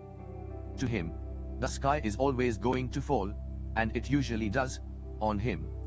When we got home, He showed me all the stats as to why the price of oil was going to go up over the next few years. Statistics I had never seen before, even though I already owned a substantial share block of an existing oil company. With that information, I immediately began looking for and found a new undervalued oil company that was about to find some oil deposits. My broker was excited about this new company, and I bought 15,000 shares for 65 cents per share. Who controls the past controls the future. Who controls the present controls the past. In February 1997, this same friend and I drove by the same gas station, and sure enough, the price per gallon had gone up nearly 15%. Again, the Chicken Little worried and complained. I smiled because in January 1997, that little oil company hit oil and those 15,000 shares went up to more than $3 per share since he had first given me the tip. And the price of gas will continue to go up if what my friend says is true. Instead of analyzing, their little chicken closes their mind. If most people understood how a stock worked in stock market investing, there would be more people investing to win instead of investing not to lose. A stock is simply a computer command that sells your stock automatically if the price begins to drop, helping to minimize your losses and maximize some gains. It's a great tool for those who are terrified of losing. So whenever I hear people focusing on their I don't want, rather than what they do want, I know the noise in their head must be loud. Chicken Little has taken over their brain and is yelling, the sky is falling and toilets are breaking. So they avoid their don't wants, but they pay a huge price. They may never get what they want in life. Rich Dad gave me a way of looking at Chicken Little. Just do what Colonel Sanders did. At the age of 66, he lost his business and began to live on his social security check. It wasn't enough. He went around the country selling his recipe for fried chicken. He was turned down 1,009 times before someone said yes. And he went on to become a multimillionaire at an age when most people are quitting. And tenacious man, Rich Dad said of Harlan Sanders. So when you are in doubt and feeling a little afraid, just do what Cole Sanders did to his little chicken. He fried it. Reason number 3. Laziness. Busy people are often the most lazy. We have all heard stories of a businessman who works hard to earn money. He works hard to be a good provider for his wife and children. He spends long hours at the office and brings work home on weekends. One day he comes home to an empty house. His wife has left with the kids. He knew he and his wife had problems, but rather than work to make the relationship strong, he stayed busy at work.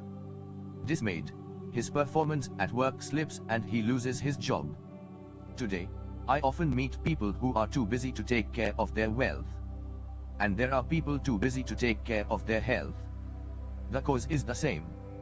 They are busy, and they stay busy as a way of avoiding something they do not want to face. Nobody has to tell them. Deep down they know. In fact, if you remind them, they often respond with anger or irritation. He was a brave. Who controls the past controls the future. Who controls the present controls the past. If they aren't busy at work or with the kids, they are often busy watching TV, fishing, playing golf or shopping. Yet, deep down they know they are avoiding something important by staying busy. So what is the cure for laziness? The answer is a little greed. For many of us, we were raised thinking of greed or desire as bad. Greedy people are bad people, my mom used to say. Yet, we all have inside of us this yearning to have nice things, new things or exciting things. So to keep that emotion of desire under control, often parents found ways of suppressing that desire with guilt. You only think about yourself. Don't you know you have brothers and sisters? Was one of my mom's favorites. Or, you want me to buy you what? Was a favorite of my dad. Do you think we are made of money? Do you think money grows on trees? We are not rich people, you know. It wasn't so much the words but the angry guilt trip that went with the words that got to me. Or the reverse guilt trip was the, I'm sacrificing my life to buy this for you. I'm buying this for you because I never had this advantage when I was a kid. I have a neighbor who is stone broke, but can't park his car in his garage. The garage is filled with toys for his kids. Those spoiled brats get everything they ask for. I don't want them to know the feeling of want, are his everyday words. He has nothing set aside for their college or his retirement, but his kids have every toy ever made. He recently got a new credit card in the mail and took his kids to visit Las Vegas. Great sacrifice. Rich Dad forbade the words, I can't afford it. In my real home, that's all I heard. Instead, Rich Dad required his children to say, how can I afford it? His reasoning, the words, I can't afford it, shut down your brain. It didn't have to think anymore. How can I afford it? Opened up the brain. Forced it to think and search for answers. But most importantly, he felt the words, I can't afford it, were a lie. And the human spirit knew it. Would say. The human spirit is very, very powerful. It knows it can do anything. By having a lazy mind that says, I'm doing it for the kids, he said with. That's the most common form of laziness. Laziness. Can't afford it, a war breaks out inside you. Your spirit is angry, and your lazy mind must defend its lie. The spirit is screaming, come on. Let's go to the gym and work out. And the lazy mind says, but I'm tired. I worked really hard today. Or the human spirit says, I'm sick and tired of being poor. Let's. Who controls the past controls the future. Who controls the present controls the past. Get out there and get rich. To which the lazy mind says, rich people are greedy. Besides, it's too much bother. It's not safe. I might lose money. I'm working hard enough as it is. Boss wants it finished by the morning. I can't afford it, also brings up sadness. A helplessness that leads to despondency and often depression. Apathy is another word. How can I afford it? Opens up possibilities, excitement and dreams. So Rich Dad was not so concerned about what you wanted to buy, but that, how can I afford it? Created a stronger mind and a dynamic spirit. Thus, he rarely gave Mike or me anything. Instead, he would ask, how can you afford it? And that included college, which we paid for ourselves. It was not the goal but the process of attaining the goal we desired that he wanted us to learn. The problem I sense today is that there are millions of people who feel guilty about their greed. It's an old conditioning from their childhood. Their desire to have the finer things that life offers. Most have been conditioned subconsciously to say, you can't have that, or, you'll never afford that. When I decided to exit the rat race, it was simply a question. How can I afford to never work again?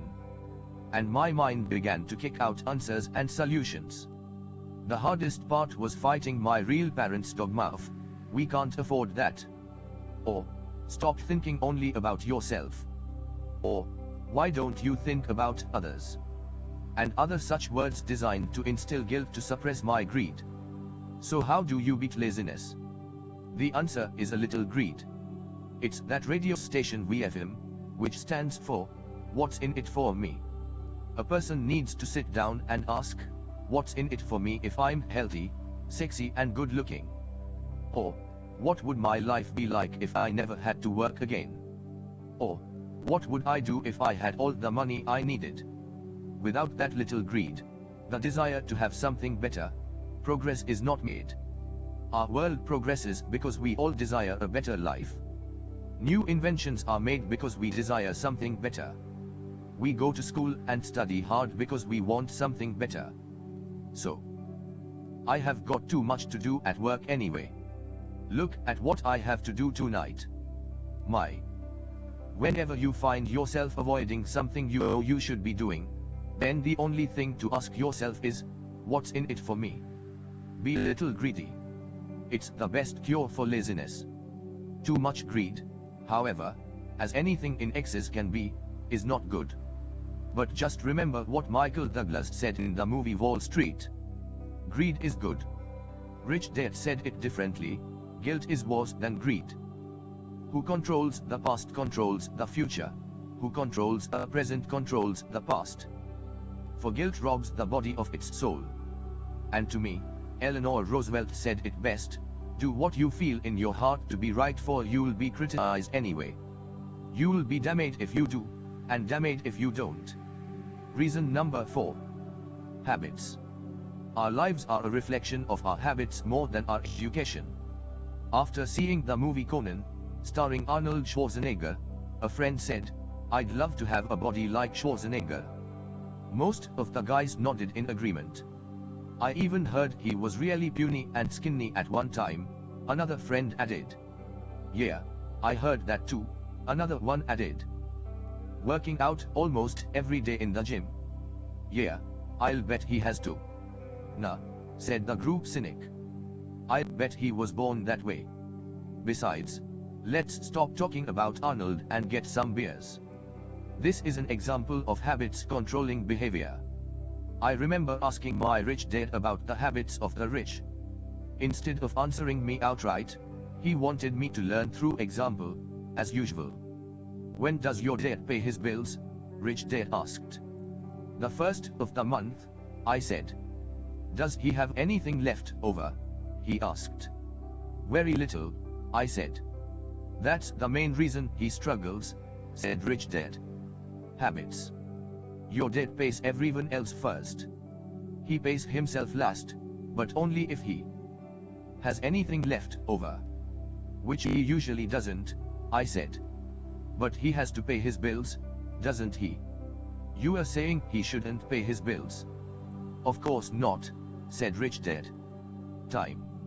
I just pay myself first. Do then. The same, said rich dad. But, I said. I still pay myself first.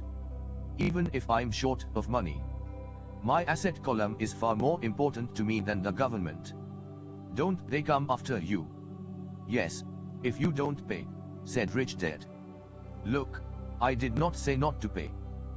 But, I replied. How do you do that?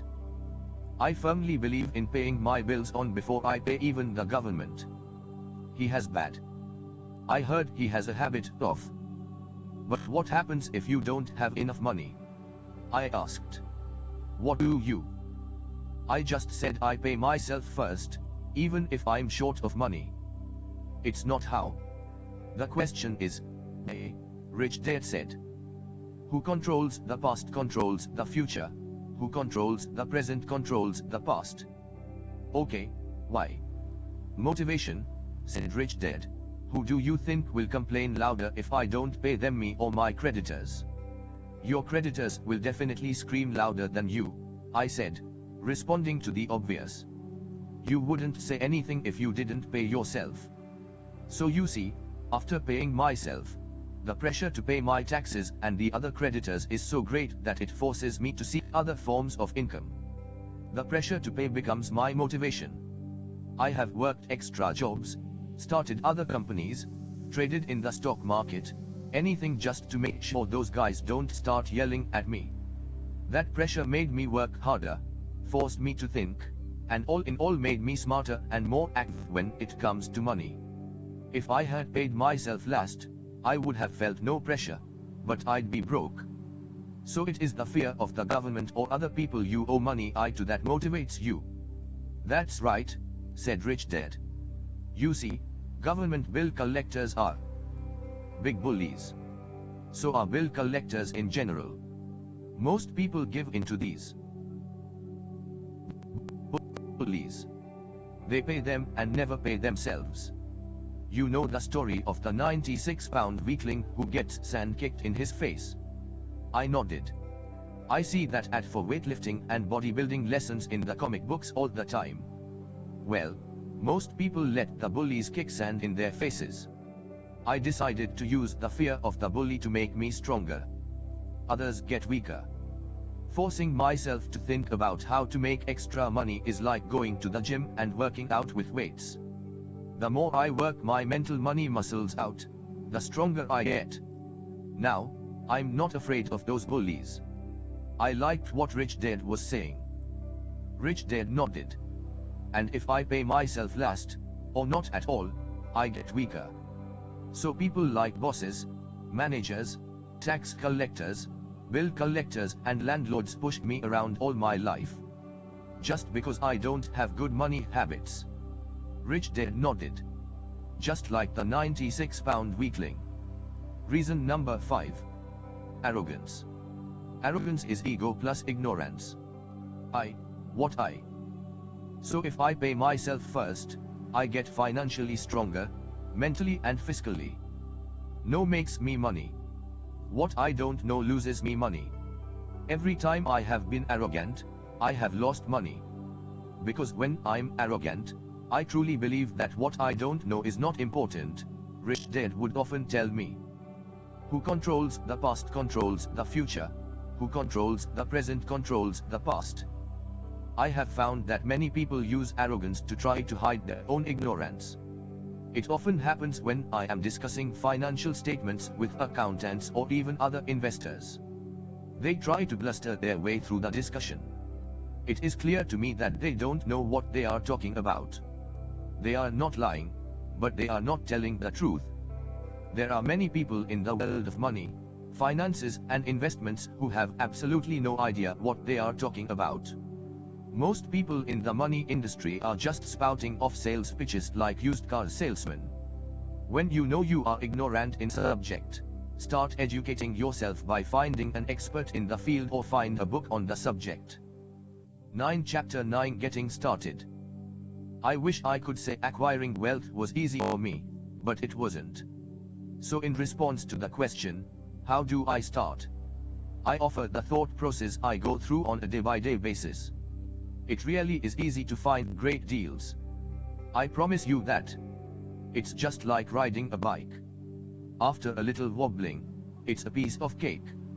But when it comes to money, it's the determination to get through the wobbling that's a personal thing.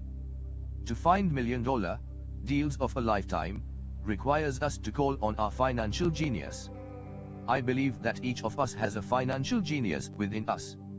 The problem is, our financial genius lies asleep, waiting to be called upon. It lies asleep because our culture has educated us into believing that the love of money is the root of all evil. It has encouraged us to learn a profession so we can work for money, but failed to teach us how to have money work for us. It taught us not to worry about our financial future. Our company or the government would take care of us when our working days are over. However, it is our children, educated in the same school system, who will end up paying for it.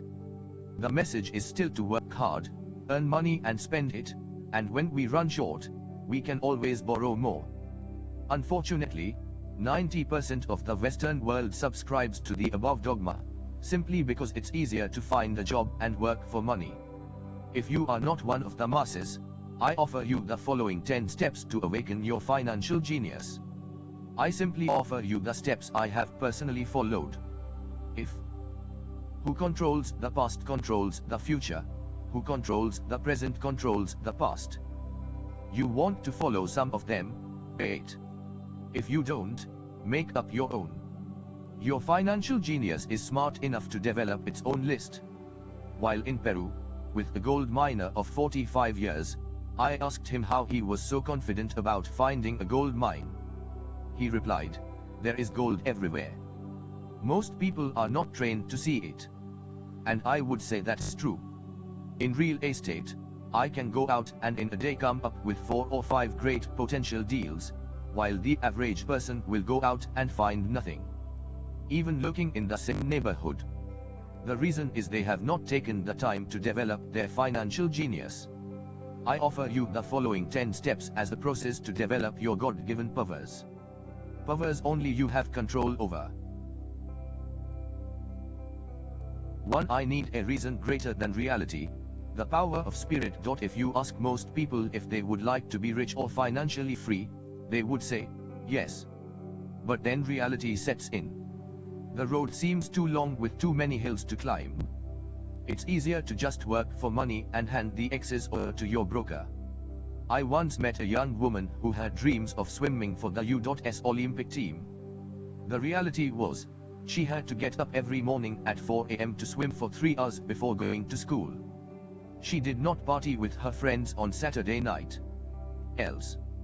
When I asked her what compelled her with such superhuman ambition and sacrifice, she simply said, I do it for myself and the people I love. It's love that gets me over the hurdles and sacrifices. A reason or a purpose is a combination of wants and don't wants. When people ask me what my reason for wanting to be rich is, it is a combination of deep emotional wants and don't wants. I will list a few. First, the don't wants, for they create the wants. I don't want to work all my life. I don't want what my parents aspired for, which was job security and a house in the suburbs. I don't like being an employee. On his career. She had to study and keep her grades up, just like everyone. Hated that my dad always missed my football games because he was so busy working. I hated it when my dad worked hard all his life and the government took most of what he worked for at his death. He could not even pass on what he worked so hard for when he died. The rich don't do that. They work hard and pass it on to their children. Now the wants. I want to be free, travel the world and live in the I want money to work for me lifestyle I love. I want to be young when I do this. I want to simply be free. I want control over my time and my life. Who controls the past controls the future. Who controls the present controls the past. Those are my deep-seated, emotional reasons. What are yours? If they are not strong enough, then the reality of the road ahead may be greater than your reasons. I have lost money and been set back many times, but it was the deep emotional reasons that kept me standing up and going forward. I wanted to be free by age 40, but it took me until I was 4. With many learning experiences along the way. As I said, I wish I could say it was easy. It wasn't, but it wasn't hard either. But without a strong reason or purpose, anything in life is hard. If you do not have a strong reason, there is no sense reading will sound like too much further. It work. 2. I choose daily, the power of choice. That is the main reason people want to live in a free country. We want the power to choose. Financially, with every dollar we get in our hands, we hold the power to choose our future to be rich, poor or middle class. Who we are. Our spending habits reflect poor people simply have poor spending habits. The benefit I had as a boy was that I loved playing Monopoly constantly. Nobody told me Monopoly was only for kids, so I just kept playing the game as an adult. I also had a rich dad who pointed out to me the difference between an asset and a liability. So a long time ago, as a little boy, I chose to be rich, and I knew that all I had to do was learn to acquire assets, real assets. My best friend, Mike, had an asset collar handed to him, but he still had to choose to learn to keep it. Many rich families lose their assets in the next generation simply because there was no one trained to be a good steward over their assets. Most people choose not to be rich.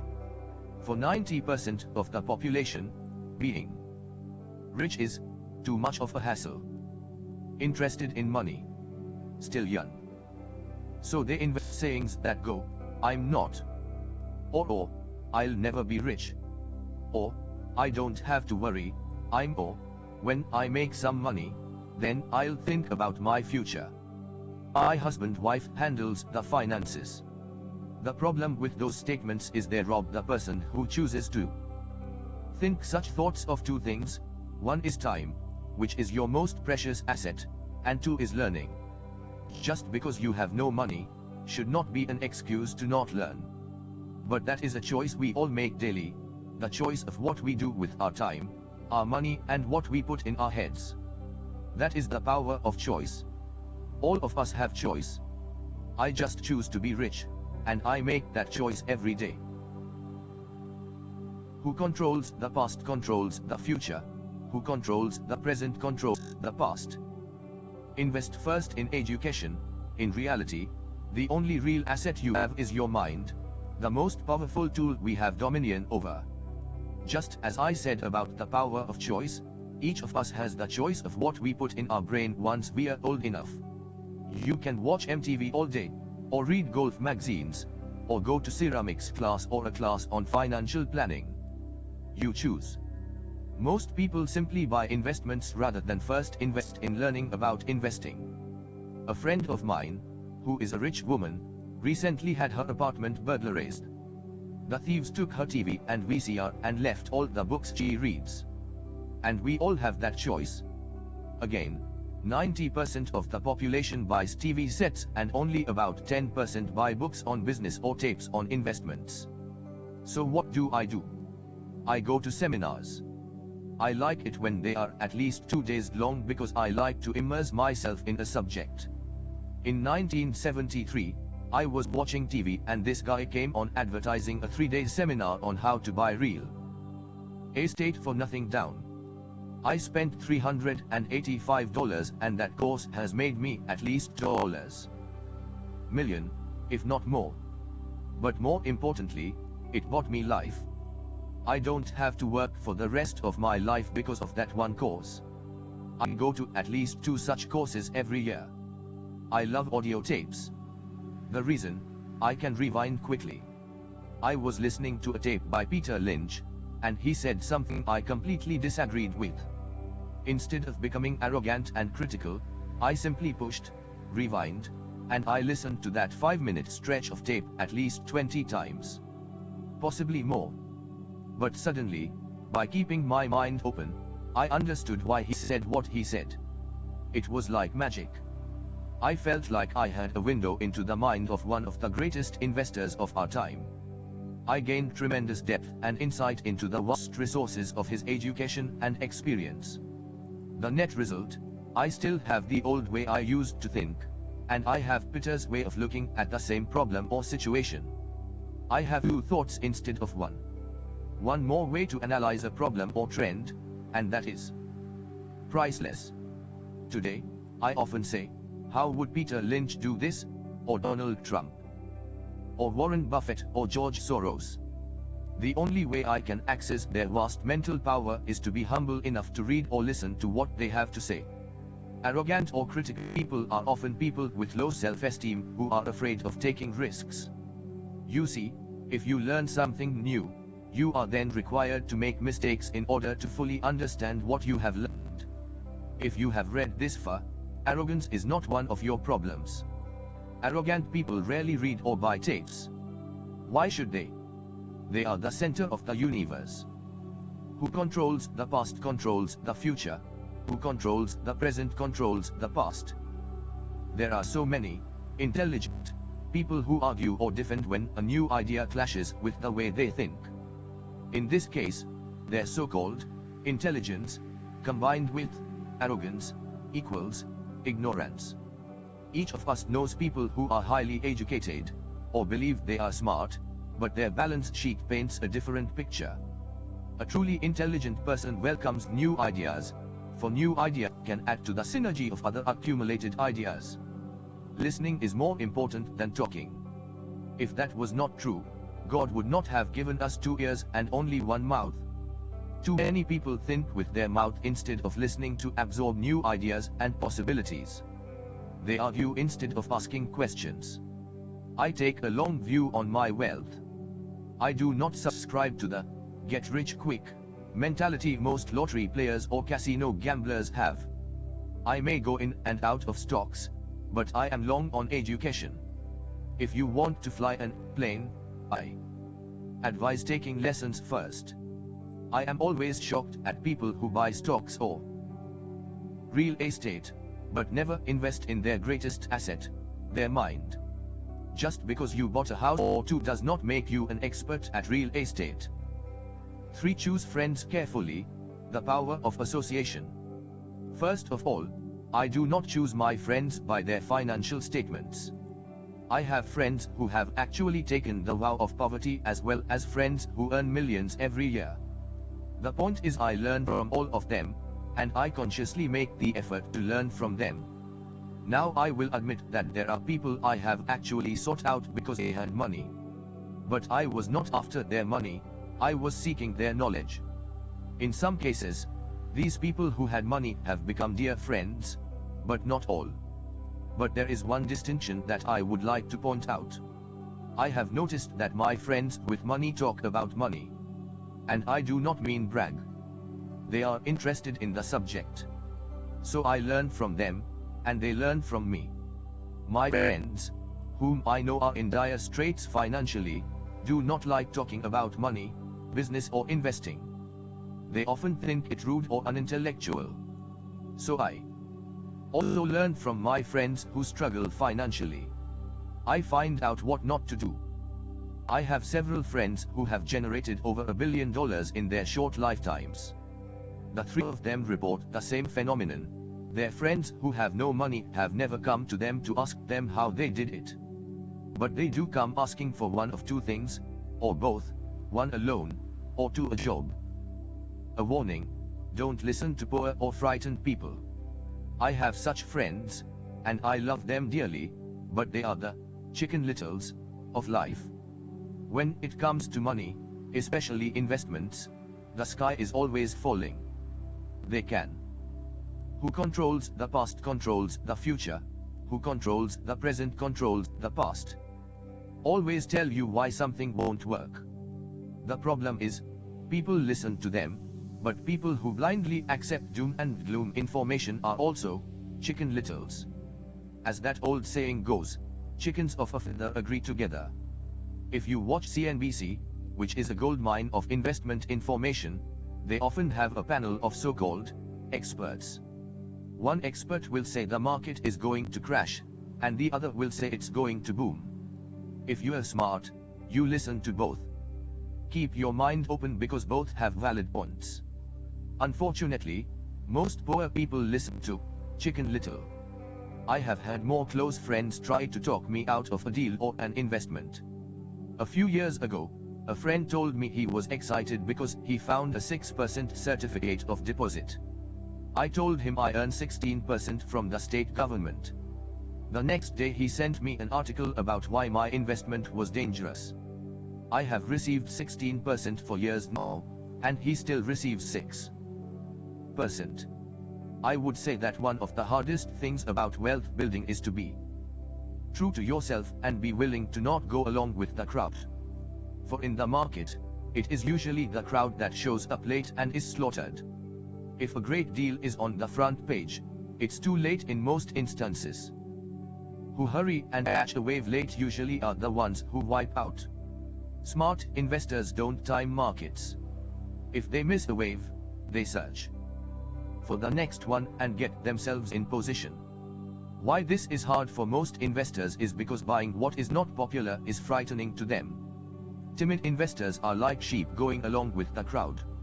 Or their greed gets them in when wise investors have already taken their profits and moved on. Wise investors buy an investment when it's not popular. They know their profits are made when they buy, not when they sell. They wait patiently.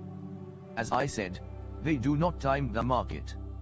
Just like a surfer, they get in position for the next big swell. It's all insider trading. There are forms of insider trading that are illegal, and there are forms of insider trading that are legal. But either way, it's insider trading. The only distinction is how far away from the inside are you. The reason you want to have rich friends who are close to the inside is because that is where the money is made. It's made on information. You want to hear about the next boom, get in and get out before the next bust. I'm not saying do it illegally, but the sooner you know, the better your chances are for. Look for a new deal. As we used to say as surfers, there is always another wave. People. Who controls the past controls the future.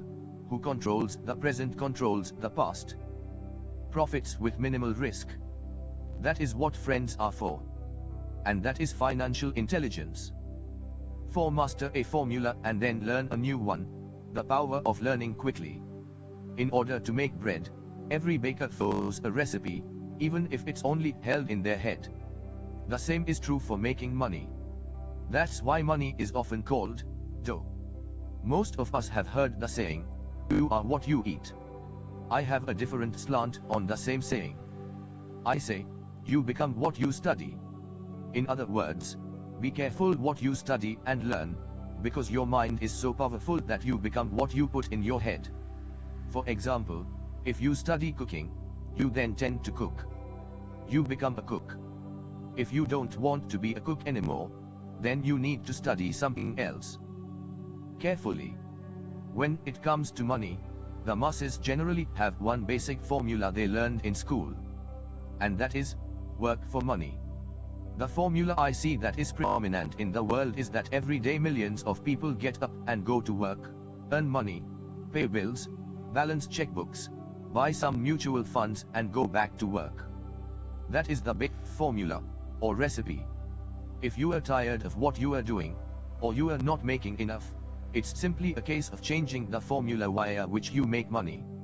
Years ago, when I was 26, I took a weekend class called How to Buy Real Estate Foreclosures. I learned a formula. The next trick was to have the discipline to actually put into action what I had learned. That is where most people stop. For 3 years, while working for Xerox, I spent my spare time learning to master the art of buying foreclosures. I have made several $1 million using that formula, but today, it's too slow and too many other people are doing it. So after I mastered that formula, I went in search of other formulas.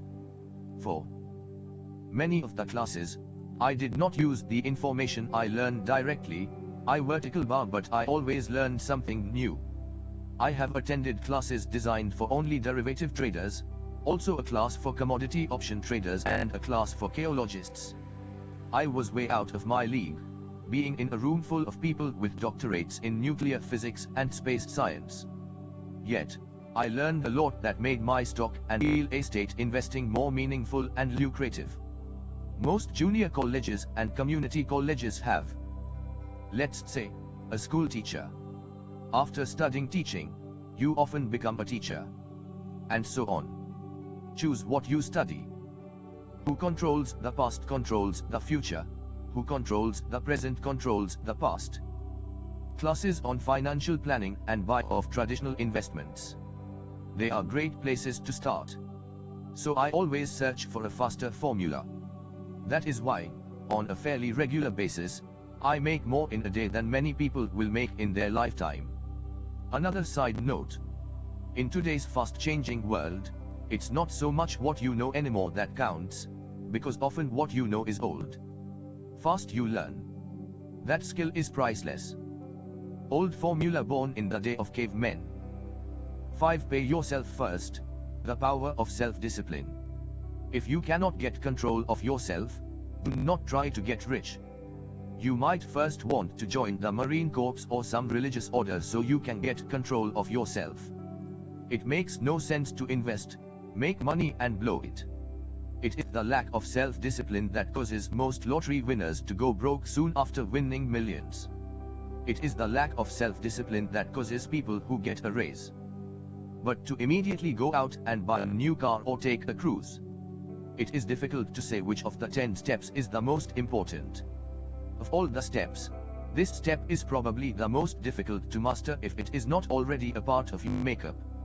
I would venture to say that it is the lack of personal self-discipline that is the number one delineating factor between the rich, the poor and the middle class.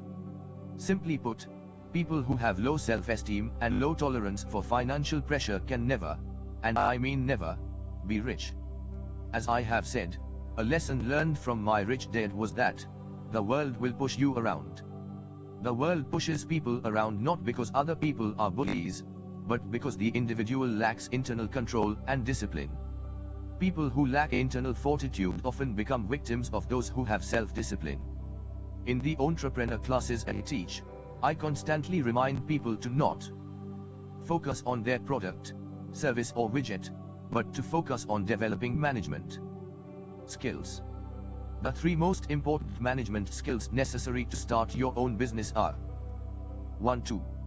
Management of cash flow. Management of people.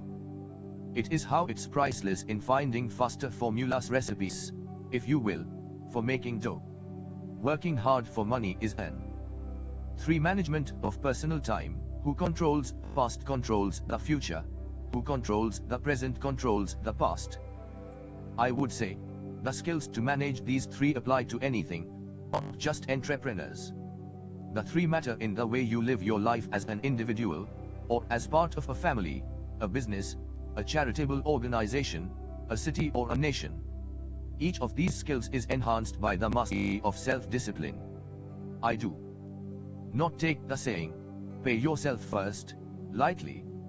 The Richest Man in Babylon, by George Clason, is where the statement, "Pay yourself first," comes from. Millions of copies have been sold. But while millions of people freely repeat that powerful statement, few follow the advice. As I said, financial literacy allows one to read numbers, and numbers tell the story. By looking at a person's statement and balance sheet, I can readily see if people who spout the words, "Pay yourself first," actually practice what they preach. A picture is worth 1,000 words. So let's again compare the financial statements of people who pay themselves first against someone who doesn't. People who pay themselves first. Plus dash dash plus job, vertical bar income. Vertical bar backslash backslash. Vertical bar vertical. Who controls the past controls the future. Who controls the present controls the past.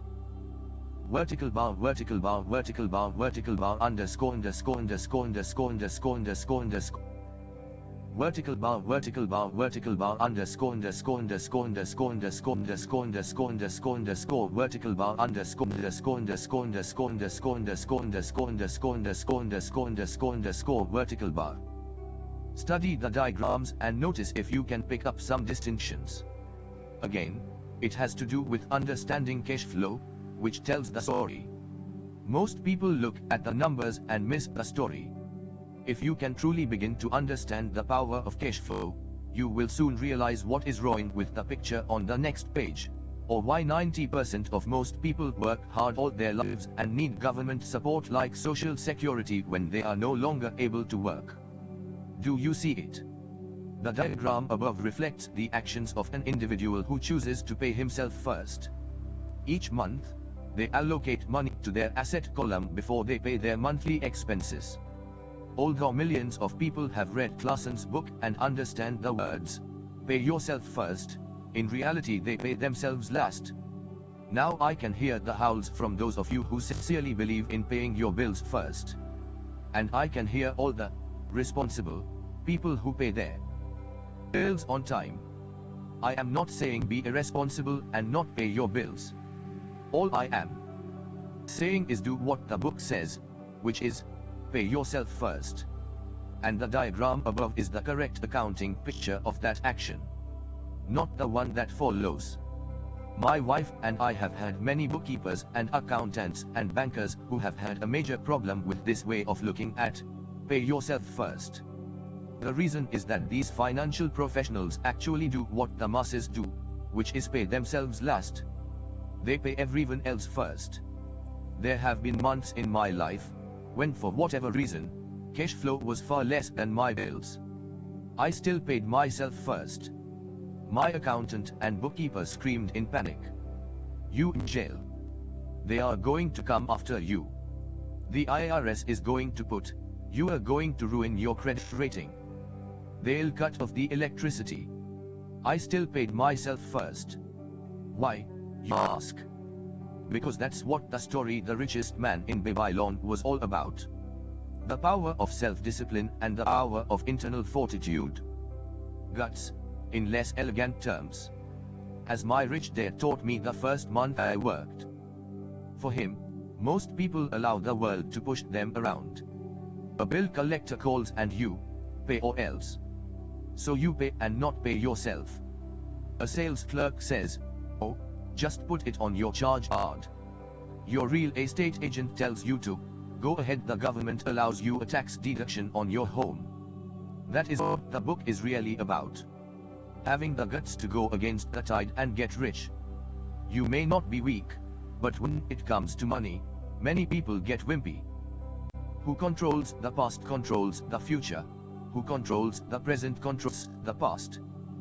I am not saying be irresponsible. The reason I don't have high credit card debt, and do debt, is because I want to pay myself first. The reason I minimize my income is because I don't want to pay it to the government. That is why, for those of you who have watched the video The Secrets of the Rich, my income comes from my asset column, through a Nevada corporation. If I work for money, the government takes it. Although I pay my bills last, I am financially astute enough to not get into a tough financial situation. I don't like consumer debt.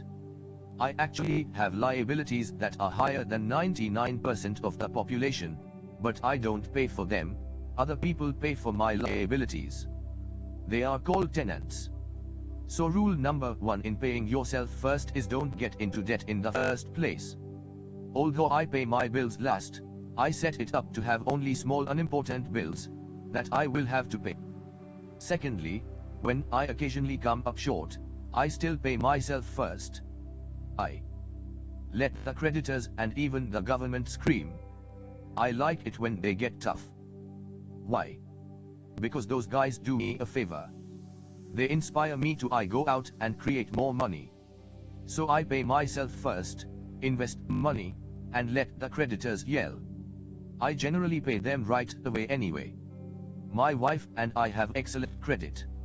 We just don't cave into the pressure and spend our savings or liquidate stocks to pay for consumer debt. That is not too financially intelligent. So the answer is 1. Don't get into large debt positions that you have to pay for. Being stuck in the rat race is not intelligent. 2. When you come up short, let the pressure build and don't dip into your savings or investments.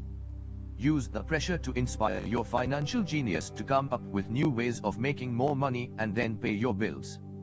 You will have increased your ability to make more money as well as your financial intelligence. So many times I have gotten into financial hot water and used my brain to create more income, while staunchly defending the assets in my asset column. My bookkeeper has screamed and dived for cover, but I was like a good trooper defending the fort assets. Poor people have poor habits. A common bad habit is innocently called dipping into savings. The rich know that savings are only used to create more money, to pay bills. I know that sounds tough, but as I said, if you are not tough inside, the world will always push you around anyway. Keep your expenses low. Build up assets first. Then, buy the big house or nice car. Who controls the past controls the future. Who controls the present controls the past. If you do not like financial pressure, then find a formula that works for you. A good one is to cut expenses, put your money in the bank, pay more than your fair share of income tax, buy safe mutual funds and take a vow of the average. But this violates the pay yourself first rule. The rule does not encourage self-sacrifice or financial abstinence. It doesn't mean pay yourself first and starve. Life was meant to be enjoyed. If you call on your financial genius, you can have all the goodies of life, get rich and pay bills, without sacrificing the good life. And that is financial intelligence. 6. Pay your brokers well. The power of good advice. I often see people posting a sign in front of their house that says, "For sale by owner." Or I see on TV today many people claiming to be discount brokers. My rich dad taught me to take the opposite tack. He believed in paying professionals well, and I have adopted that policy also. Today, I have expensive attorneys, accountants, real estate brokers and stockbrokers. Why? Because if, and I do mean if, the people are professionals, their services should make you money. And the more money they make, the more money I make. We live in the information age. Information is priceless. A good broker should provide you with information as well as take the time to educate you. I have several brokers who are willing to do that for me. Some taught me when I had little or no money, and I am still with them today. What I pay a broker is tiny in comparison with what kind of money I can make because of the information they provide. Broker or stockbroker makes a lot of money. A good broker saves me time in addition to making me money, as when I bought the piece of vacant land for $9,000 and sold it immediately for over $25,000, so I could buy my Porsche quicker. A broker is your eyes and ears to the market. They are there every day, so I do not have to be. I'd rather play golf. Also, people who sell their house on their own must not value their time much. Why would I want to save a few bucks when I could use that time to make more money or spend it with those I love? What I find funny is that so many poor and middle class people insist on tipping restaurant help 15 to 20% even for bad service, and complain about paying a broker 3 to 7%. They enjoy tipping people in the. I love it when my real estate, because it usually means I made a. Who controls the past controls the future. Who controls the present controls the past. Expense column and stiffing people in the asset column. That is not financially intelligent. All brokers are not created equal. Unfortunately, most brokers are only salespeople. I would say the real estate salespeople are the worst. They sell, but they themselves own little or no real estate. There is a tremendous difference between a broker who sells houses and a broker who sells investments. And that is true for stock, bond, mutual fund and insurance brokers who call themselves financial planners. As in the fairy tale, you kiss a lot of frogs, find one prince. Just remember the old saying, never ask an encyclopedia salesperson if you need an encyclopedia. When I interview any paid professional, I first find out how much property or stocks they personally own and what percentage they pay in taxes. And that applies to my tax attorney as well as my accountant. I have an accountant who minds her own business. Her profession is accounting, but her business is real estate. I used to have an accountant that was a small business accountant, but he had no real estate. I switched because we did not love the same business. Find a broker who has your best interests at heart. Many brokers will spend the time educating you, and they could be the best asset you find. Just be fair, and most of them will be fair to you. If all you can think about is cutting their commissions, then why should they want to be around you? It's just simple logic. As I said earlier, one of the management skills is the management of people. Many people only manage people they feel smarter than and they have power over, such as subordinates in a work situation.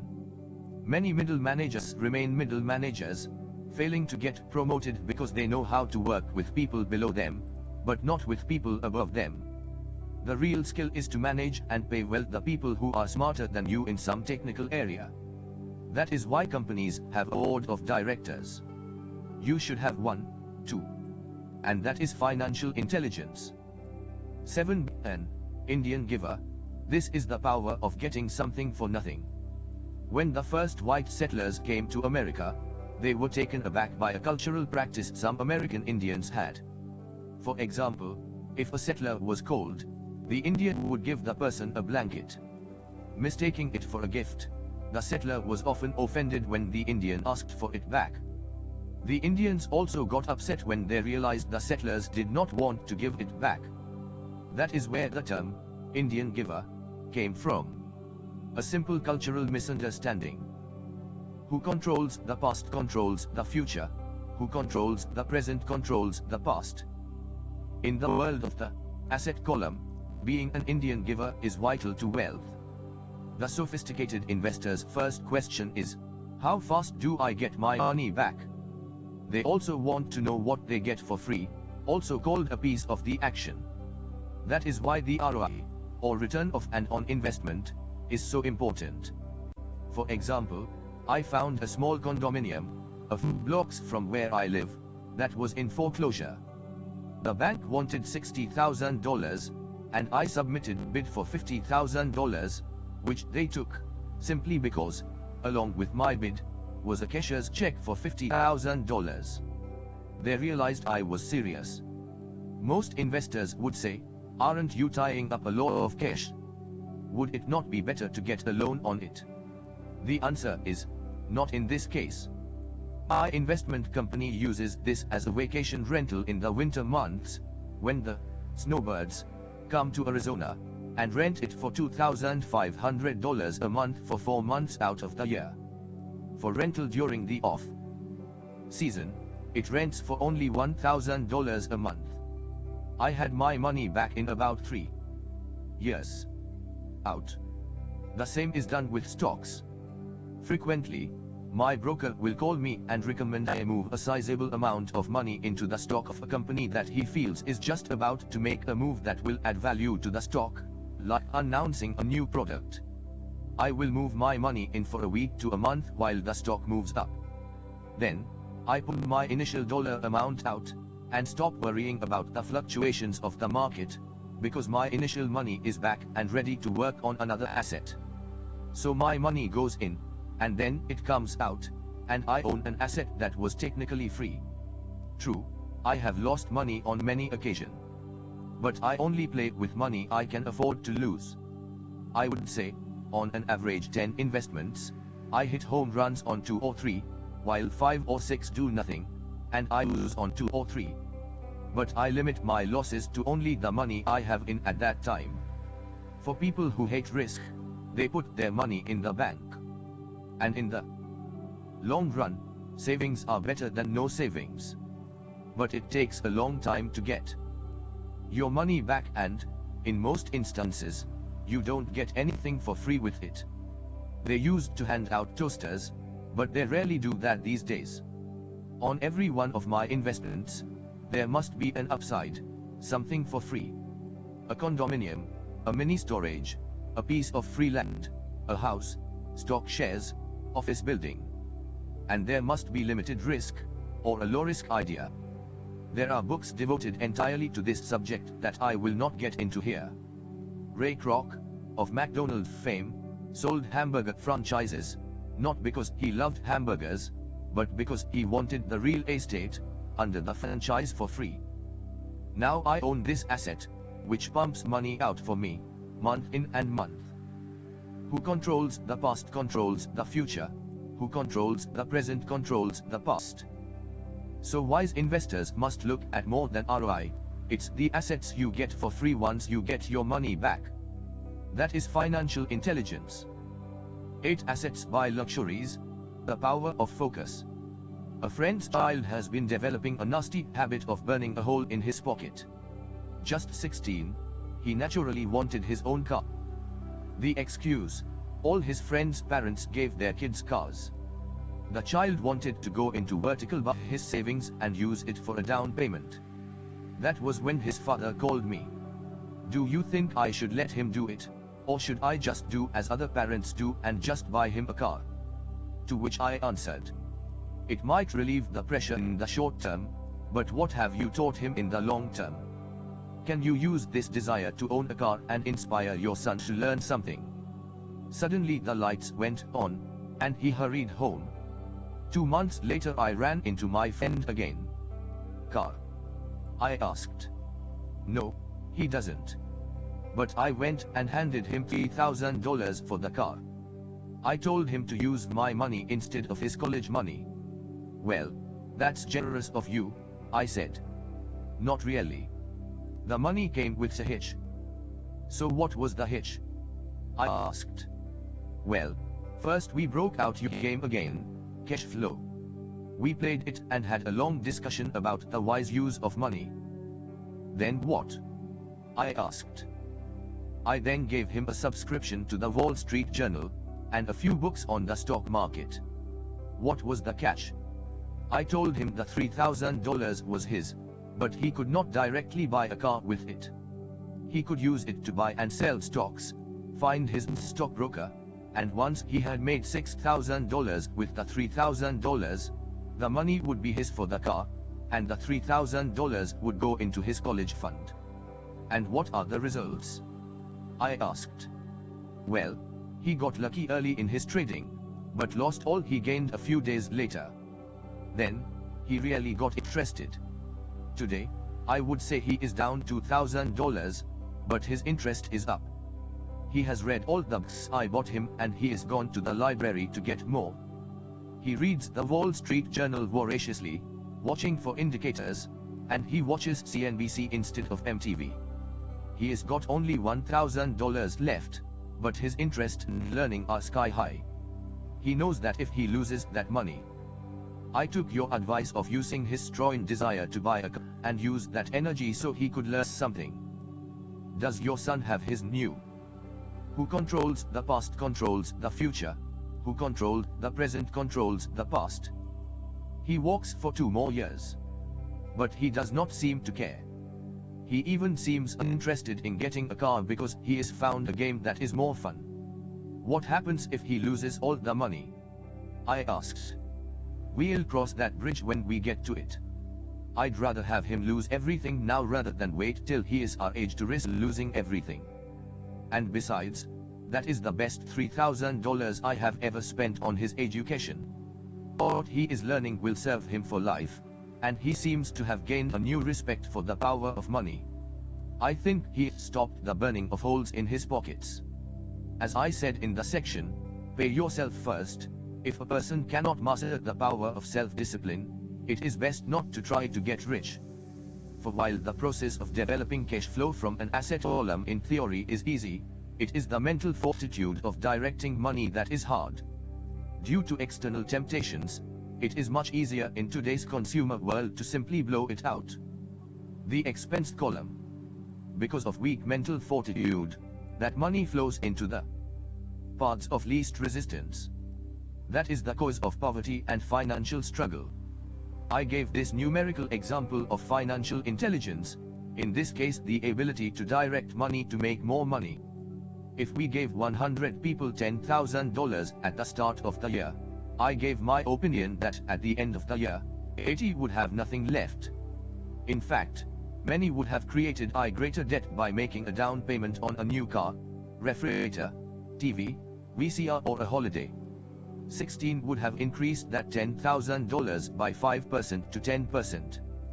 4 would have increased it to $20,000 or into the millions. We go to school to learn a profession so we can work for money.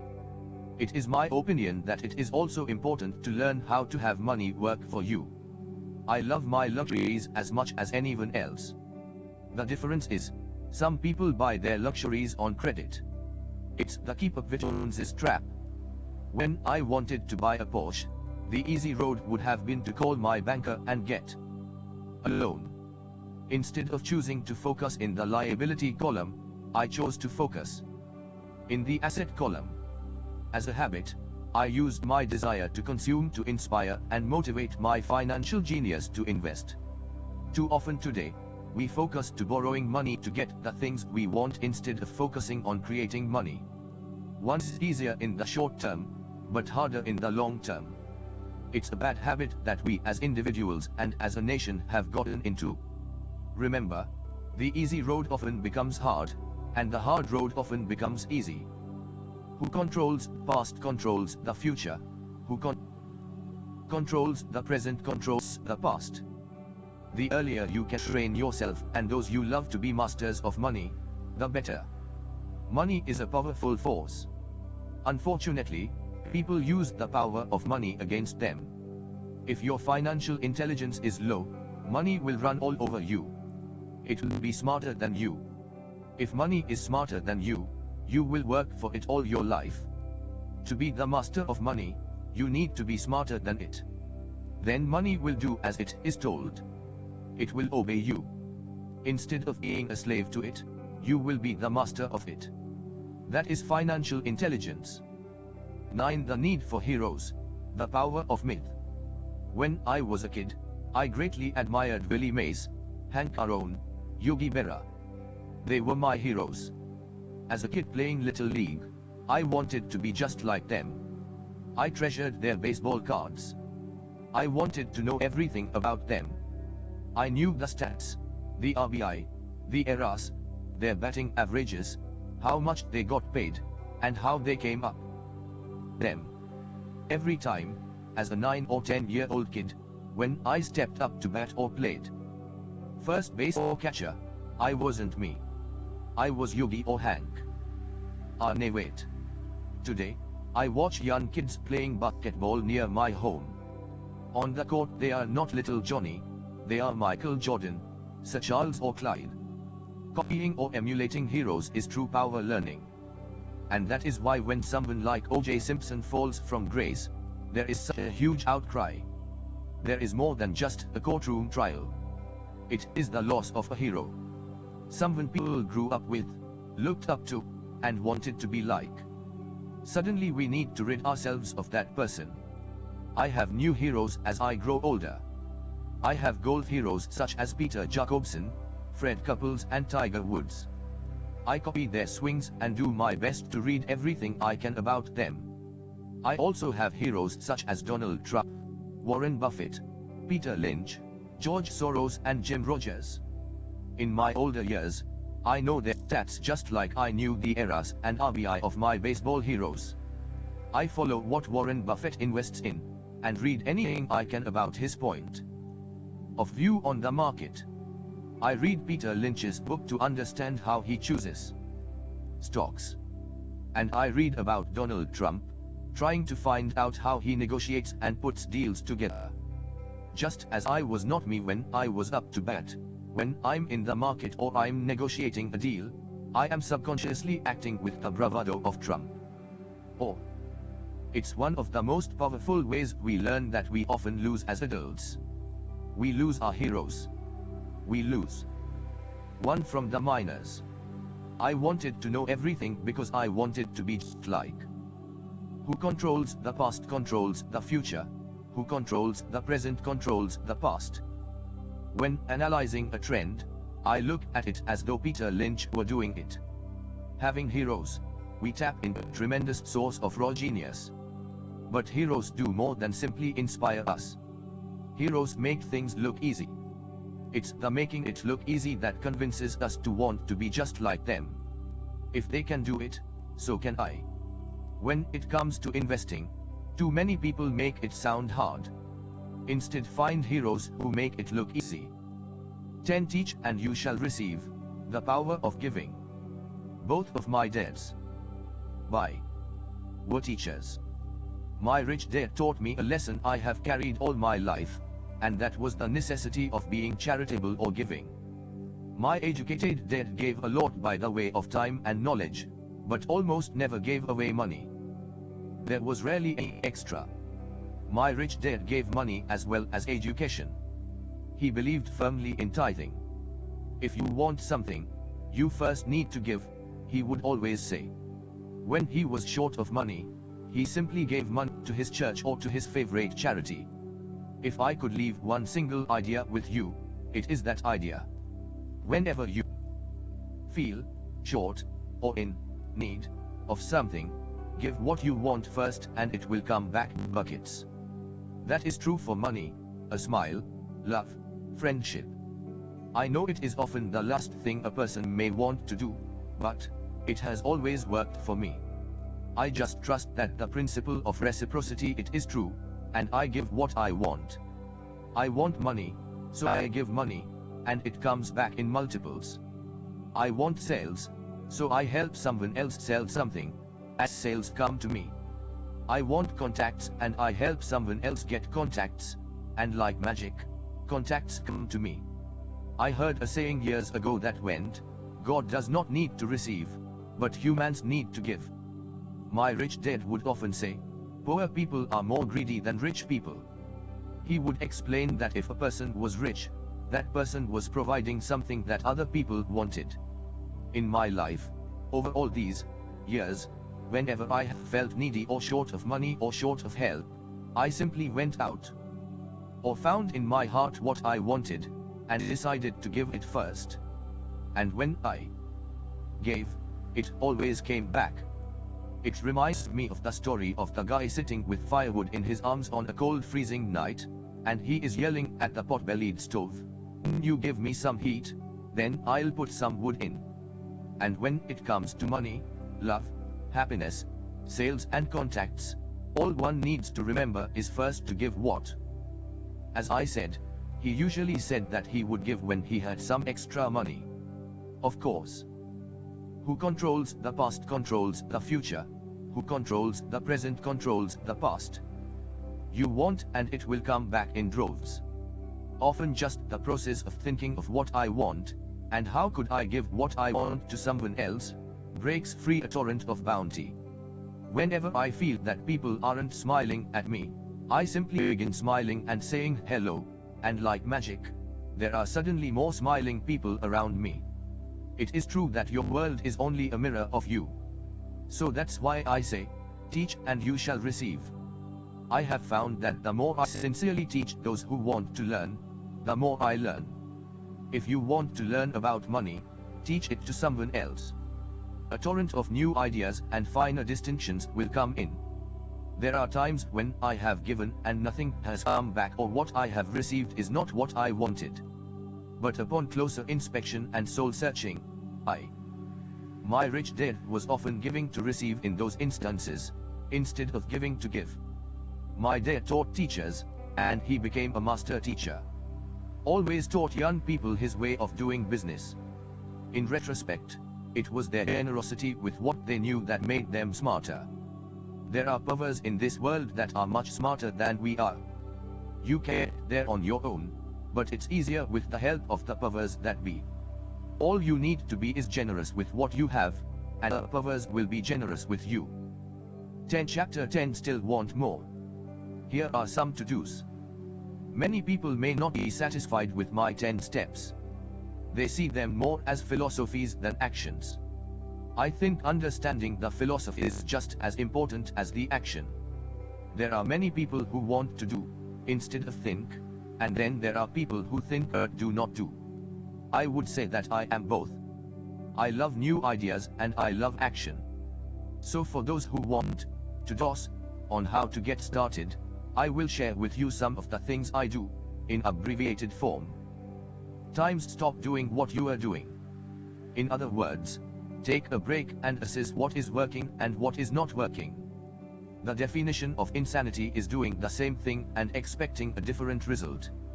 Stop doing what is not working and look for something new to do. Times look for new ideas. For new investing ideas, I go to bookstores and look for books on different and unique subjects. I call them formulas. I buy how to. Who controls the past controls the future. Who controls the present controls the past. Books on a formula I know nothing about. For example, it was in the bookstore that I found the book The 16% Solution, by Joel Moskowitz. I bought the book and read it. Take action. The next Thursday, I did exactly as the book said. Step by step. I have also done that with finding real estate bargains in attorneys' offices and in banks. Most people do not take action, or they let someone talk them out of whatever new formula they are studying. My neighbor told me why 16% would not work. I did not listen to him because he has never done it. Times find someone who has done what you want to do. Take them to lunch. Ask them for tips, for little tricks of the trade. As for 16% tax lien certificates, I went to the county tax office and found the government employee who worked in the office. I found out that she, too, invested in tax liens. Immediately, she was invited to lunch. She was thrilled to tell me everything she knew and how to do it. After lunch, she spent all afternoon showing me everything. By the next day, I found 2 great properties with her help and have been accruing interest at 16% ever since. It took a day to read the book, a day to take action, an hour for lunch, and a day to acquire 2 great deals. Times take classes and buy tapes. I searched the newspapers for new and interesting classes. Many are for free or a small fee. I also attend and pay for expensive seminars on what I want to learn. I am wealthy and free from needing a job simply because of the courses I took. I have friends who did not take those classes who told me I was wasting my money, and yet they are still at same job. Times make lots of offers. When I want a piece of real estate, I look at many properties and generally write an offer. If you don't know what the right offer is, neither do I. That is the job of the real estate agent. They make the offers. I do as little work as possible. A friend wanted me to show her how to buy apartment houses.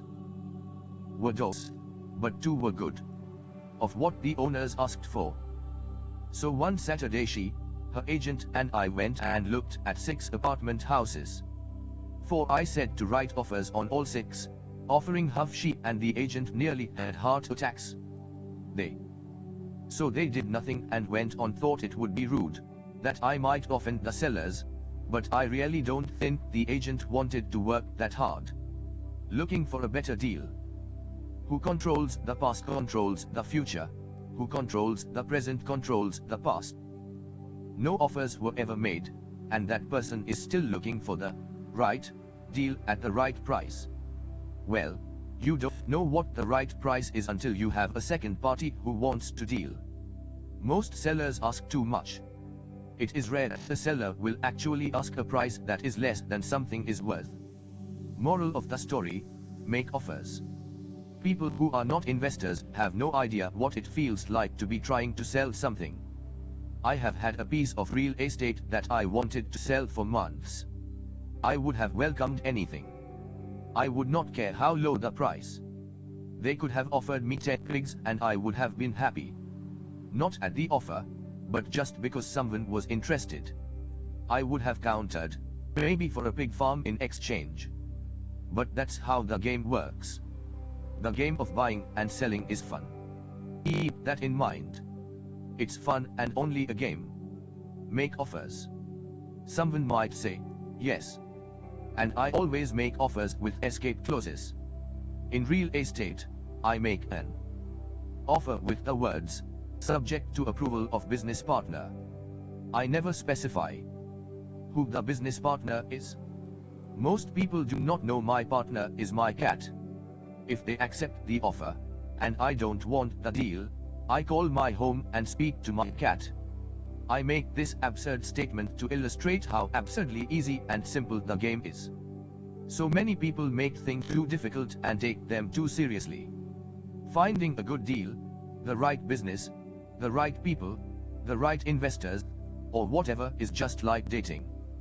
You must go to the market and talk to a lot of people, make a lot of offers, counter offers, negotiate, reject and accept. I know single people who sit at home and wait for the phone to ring, but unless you are Cindy Crawford or Tom Cruise, I think you'd best go to the market, even if it's only the supermarket. Search, offer, reject, negotiate and accept are all parts of the process of almost everything in life. Times jog, walk or drive a certain area once a month for 10 minutes. I have found some of my best real estate investments while jogging. I will jog a certain neighborhood for a year. What I look for is change. For there to be profit in a deal, there must be 2 elements, a bargain and change. There are lots of bargains, but it's change that turns a bargain into a profitable opportunity. So when I jog a neighborhood I might like to invest in. It is the repetition that causes me to notice slight differences. I notice real estate signs that are up for a long time. That means the seller might be more agreeable to deal. I watch for moving trucks, going in or out. They acquire about an area. I stop and talk to the drivers. I talk to the postal carriers. It's amazing how much information. Who controls the past controls the future. Who controls the present controls the past. I find a bad area, especially an area that the news has scared everyone away from. I drive it for some time here waiting for signs of something changing for the better. I talk to retailers, especially new ones, and find out why they are moving in. It takes only a few minutes a month, and I do it while doing something else, like exercising, or going to and from the store. Times as for stocks, I like Peter Lynch's book Beating the Street for his formula for selecting stocks that grow in value. I have found that the principles of finding value are the same regardless if it's real estate, stocks, mutual funds, new companies, a new pet, a new home, a new spouse, or a bargain on laundry detergent. The process is always the same. You need to know what you are looking for and then go look for it. Times why consumers will always be poor. When the supermarket has a sale on, say, toilet paper, the consumer runs in and stocks up. When the stock market has a sale, most often called a crash or correction, the consumer runs away from it. When the supermarket raises its prices, the consumer shops elsewhere. When the stock market raises its prices, the consumer starts buying. Times look in the right places. A neighbor bought a condominium for $100,000. I bought the identical condo next door to his for $50,000. He told me he is waiting for the price to go up. I told him that his profit is made when you buy, not when you sell. He shopped with a real estate broker who owns no property of her own. I shopped at the foreclosure department of a bank. I paid $500 for a class on how to do this. My neighbor thought that the $500 for a real estate investment class was too expensive. He said he could not afford it, and he couldn't afford the time. So he waits for the price to go up. Times I look for people who want to buy first, then I look for someone who wants to sell. A friend was looking for a certain piece of land. He had the money and did not have the time. I found a large piece of land larger than what my friend wanted to buy, tied it up with an option, called my friend and he wanted a piece of it. So I sold a piece to him and then bought the land. I kept the remaining land as mine for free. Moral of the story: buy the pie and cut it in pieces. Most people look for what they can afford, so they look too small. They buy only a piece of the pie, so they end up paying more for less. Who controls the past controls the future. Who controls present controls the past. Small thinkers don't get the big breaks. If you want to get richer, think big first. Retailers love giving volume discounts, simply because most business people love big spenders. So even if you are small, you can always think big. When my company was in the market for computers, I called several friends and asked them if they were ready to buy also. We then went to different dealers and negotiated a great deal because we wanted to buy so many. I have done the same with stocks. Small people remain small because they think small, act alone, or don't act all. Times learned from history.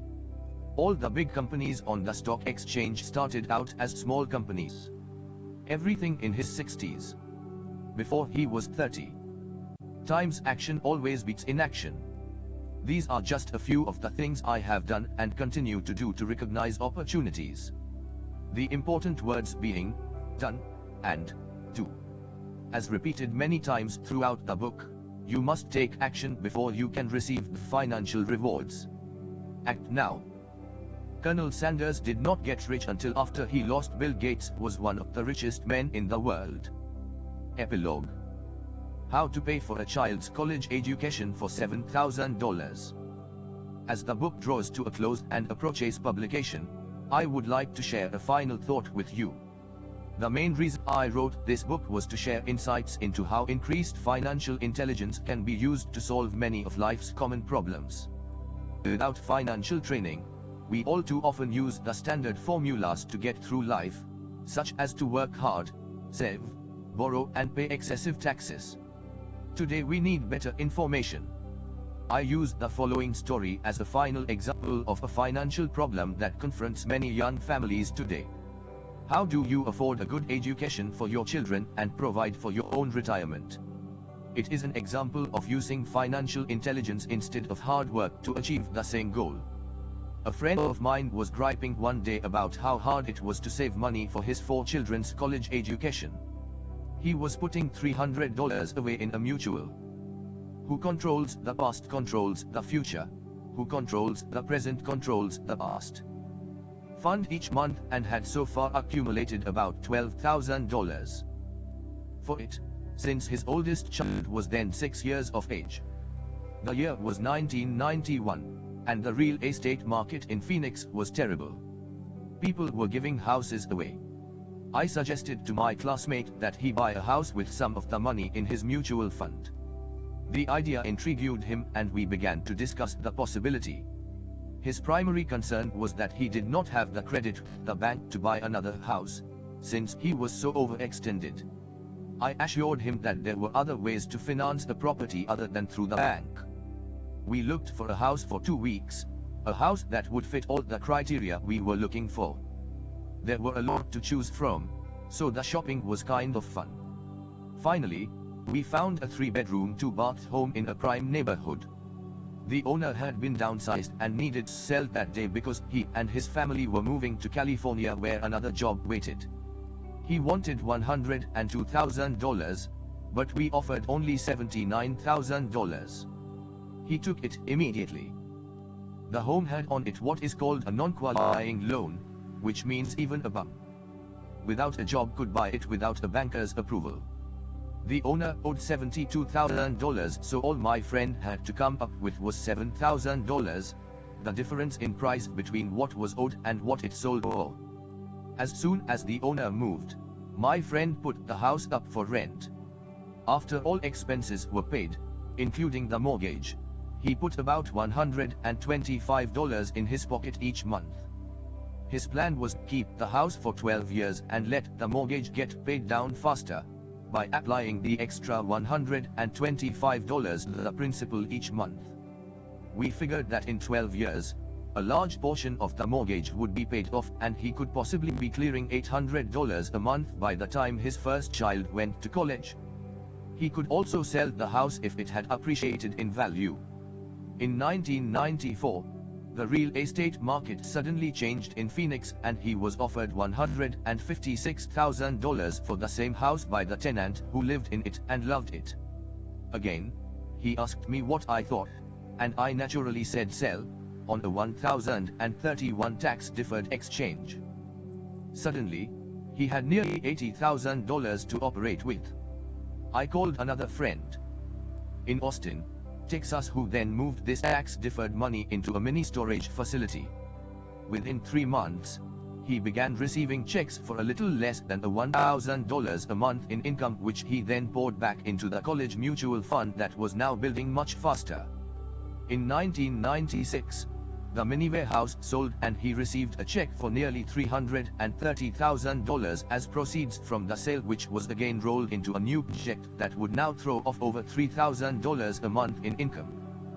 He estimated he needed $400,000 to get 4 children through college. He had 12 years to save. Who controls the past controls the future. Who controls the present controls the past. Again, going into the college mutual fund. He is now very confident that his goal of $400,000 will be met easily, and it only took $7,000 to start and a little financial intelligence.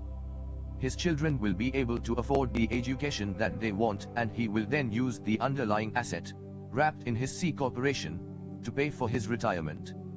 As a result of this successful investment strategy, he will be able to retire early. Thank you for reading this book. I hope it has provided some insights into utilizing the power of money to work for you. Today, we need greater financial intelligence to simply survive. The idea that it takes money to make money is the thinking of financially unsophisticated people. It does not mean that they are not intelligent. They have simply not learned the science of making money. Money is only an idea. If you want more money, simply change your thinking. Every self-made person started small with an idea, then turned it into something big. The same applies with investing. It takes only a few dollars to start and grow it into something big. I meet so many people who spend their lives chasing the big deal, or trying to amass a lot of money to get into a big deal, but to me that is foolish. Too often I have seen unsophisticated investors put their large nest egg into one deal and lose most of it rapidly. They may have been good workers, but they were not good investors. Education and wisdom about money are important. Go to a seminar. Practice. Start small. Start early. buy a book. I turned $5,000 cash into a $1 million asset, producing $5,000 a month cash flow in less than 6 years. But I started learning as a kid. I encourage you to learn because it's not that hard. In fact, it's kind of easy once you get the hang of it. I think I have made my message clear. It's what is in your head that determines what is in your hands. Money is only an idea. There is a great book called Think and Grow Rich. The title is not Work Hard and Grow Rich. Learn to have money work hard for you and your life will be easier and happier. Today. Don't play it safe. Play it smart. Take action. Many of you were given two great gifts, your mind and your time. It is up to you to do what you please with both. With each dollar bill that enters your hand, you and only you have the power to determine your destiny. Spend it foolishly, you choose to be poor. Spend it on liabilities, you join the middle class. Invest it in your mind and learn how to acquire assets and you will be. Who controls the past controls the future. Who controls the present controls the past. Choosing wealth as your goal and your future. The choice is yours and only yours. Every day with every dollar, you decide to be rich, poor or middle class. Choose to share this knowledge with your children, and you choose to prepare them for the world that awaits. No one else will.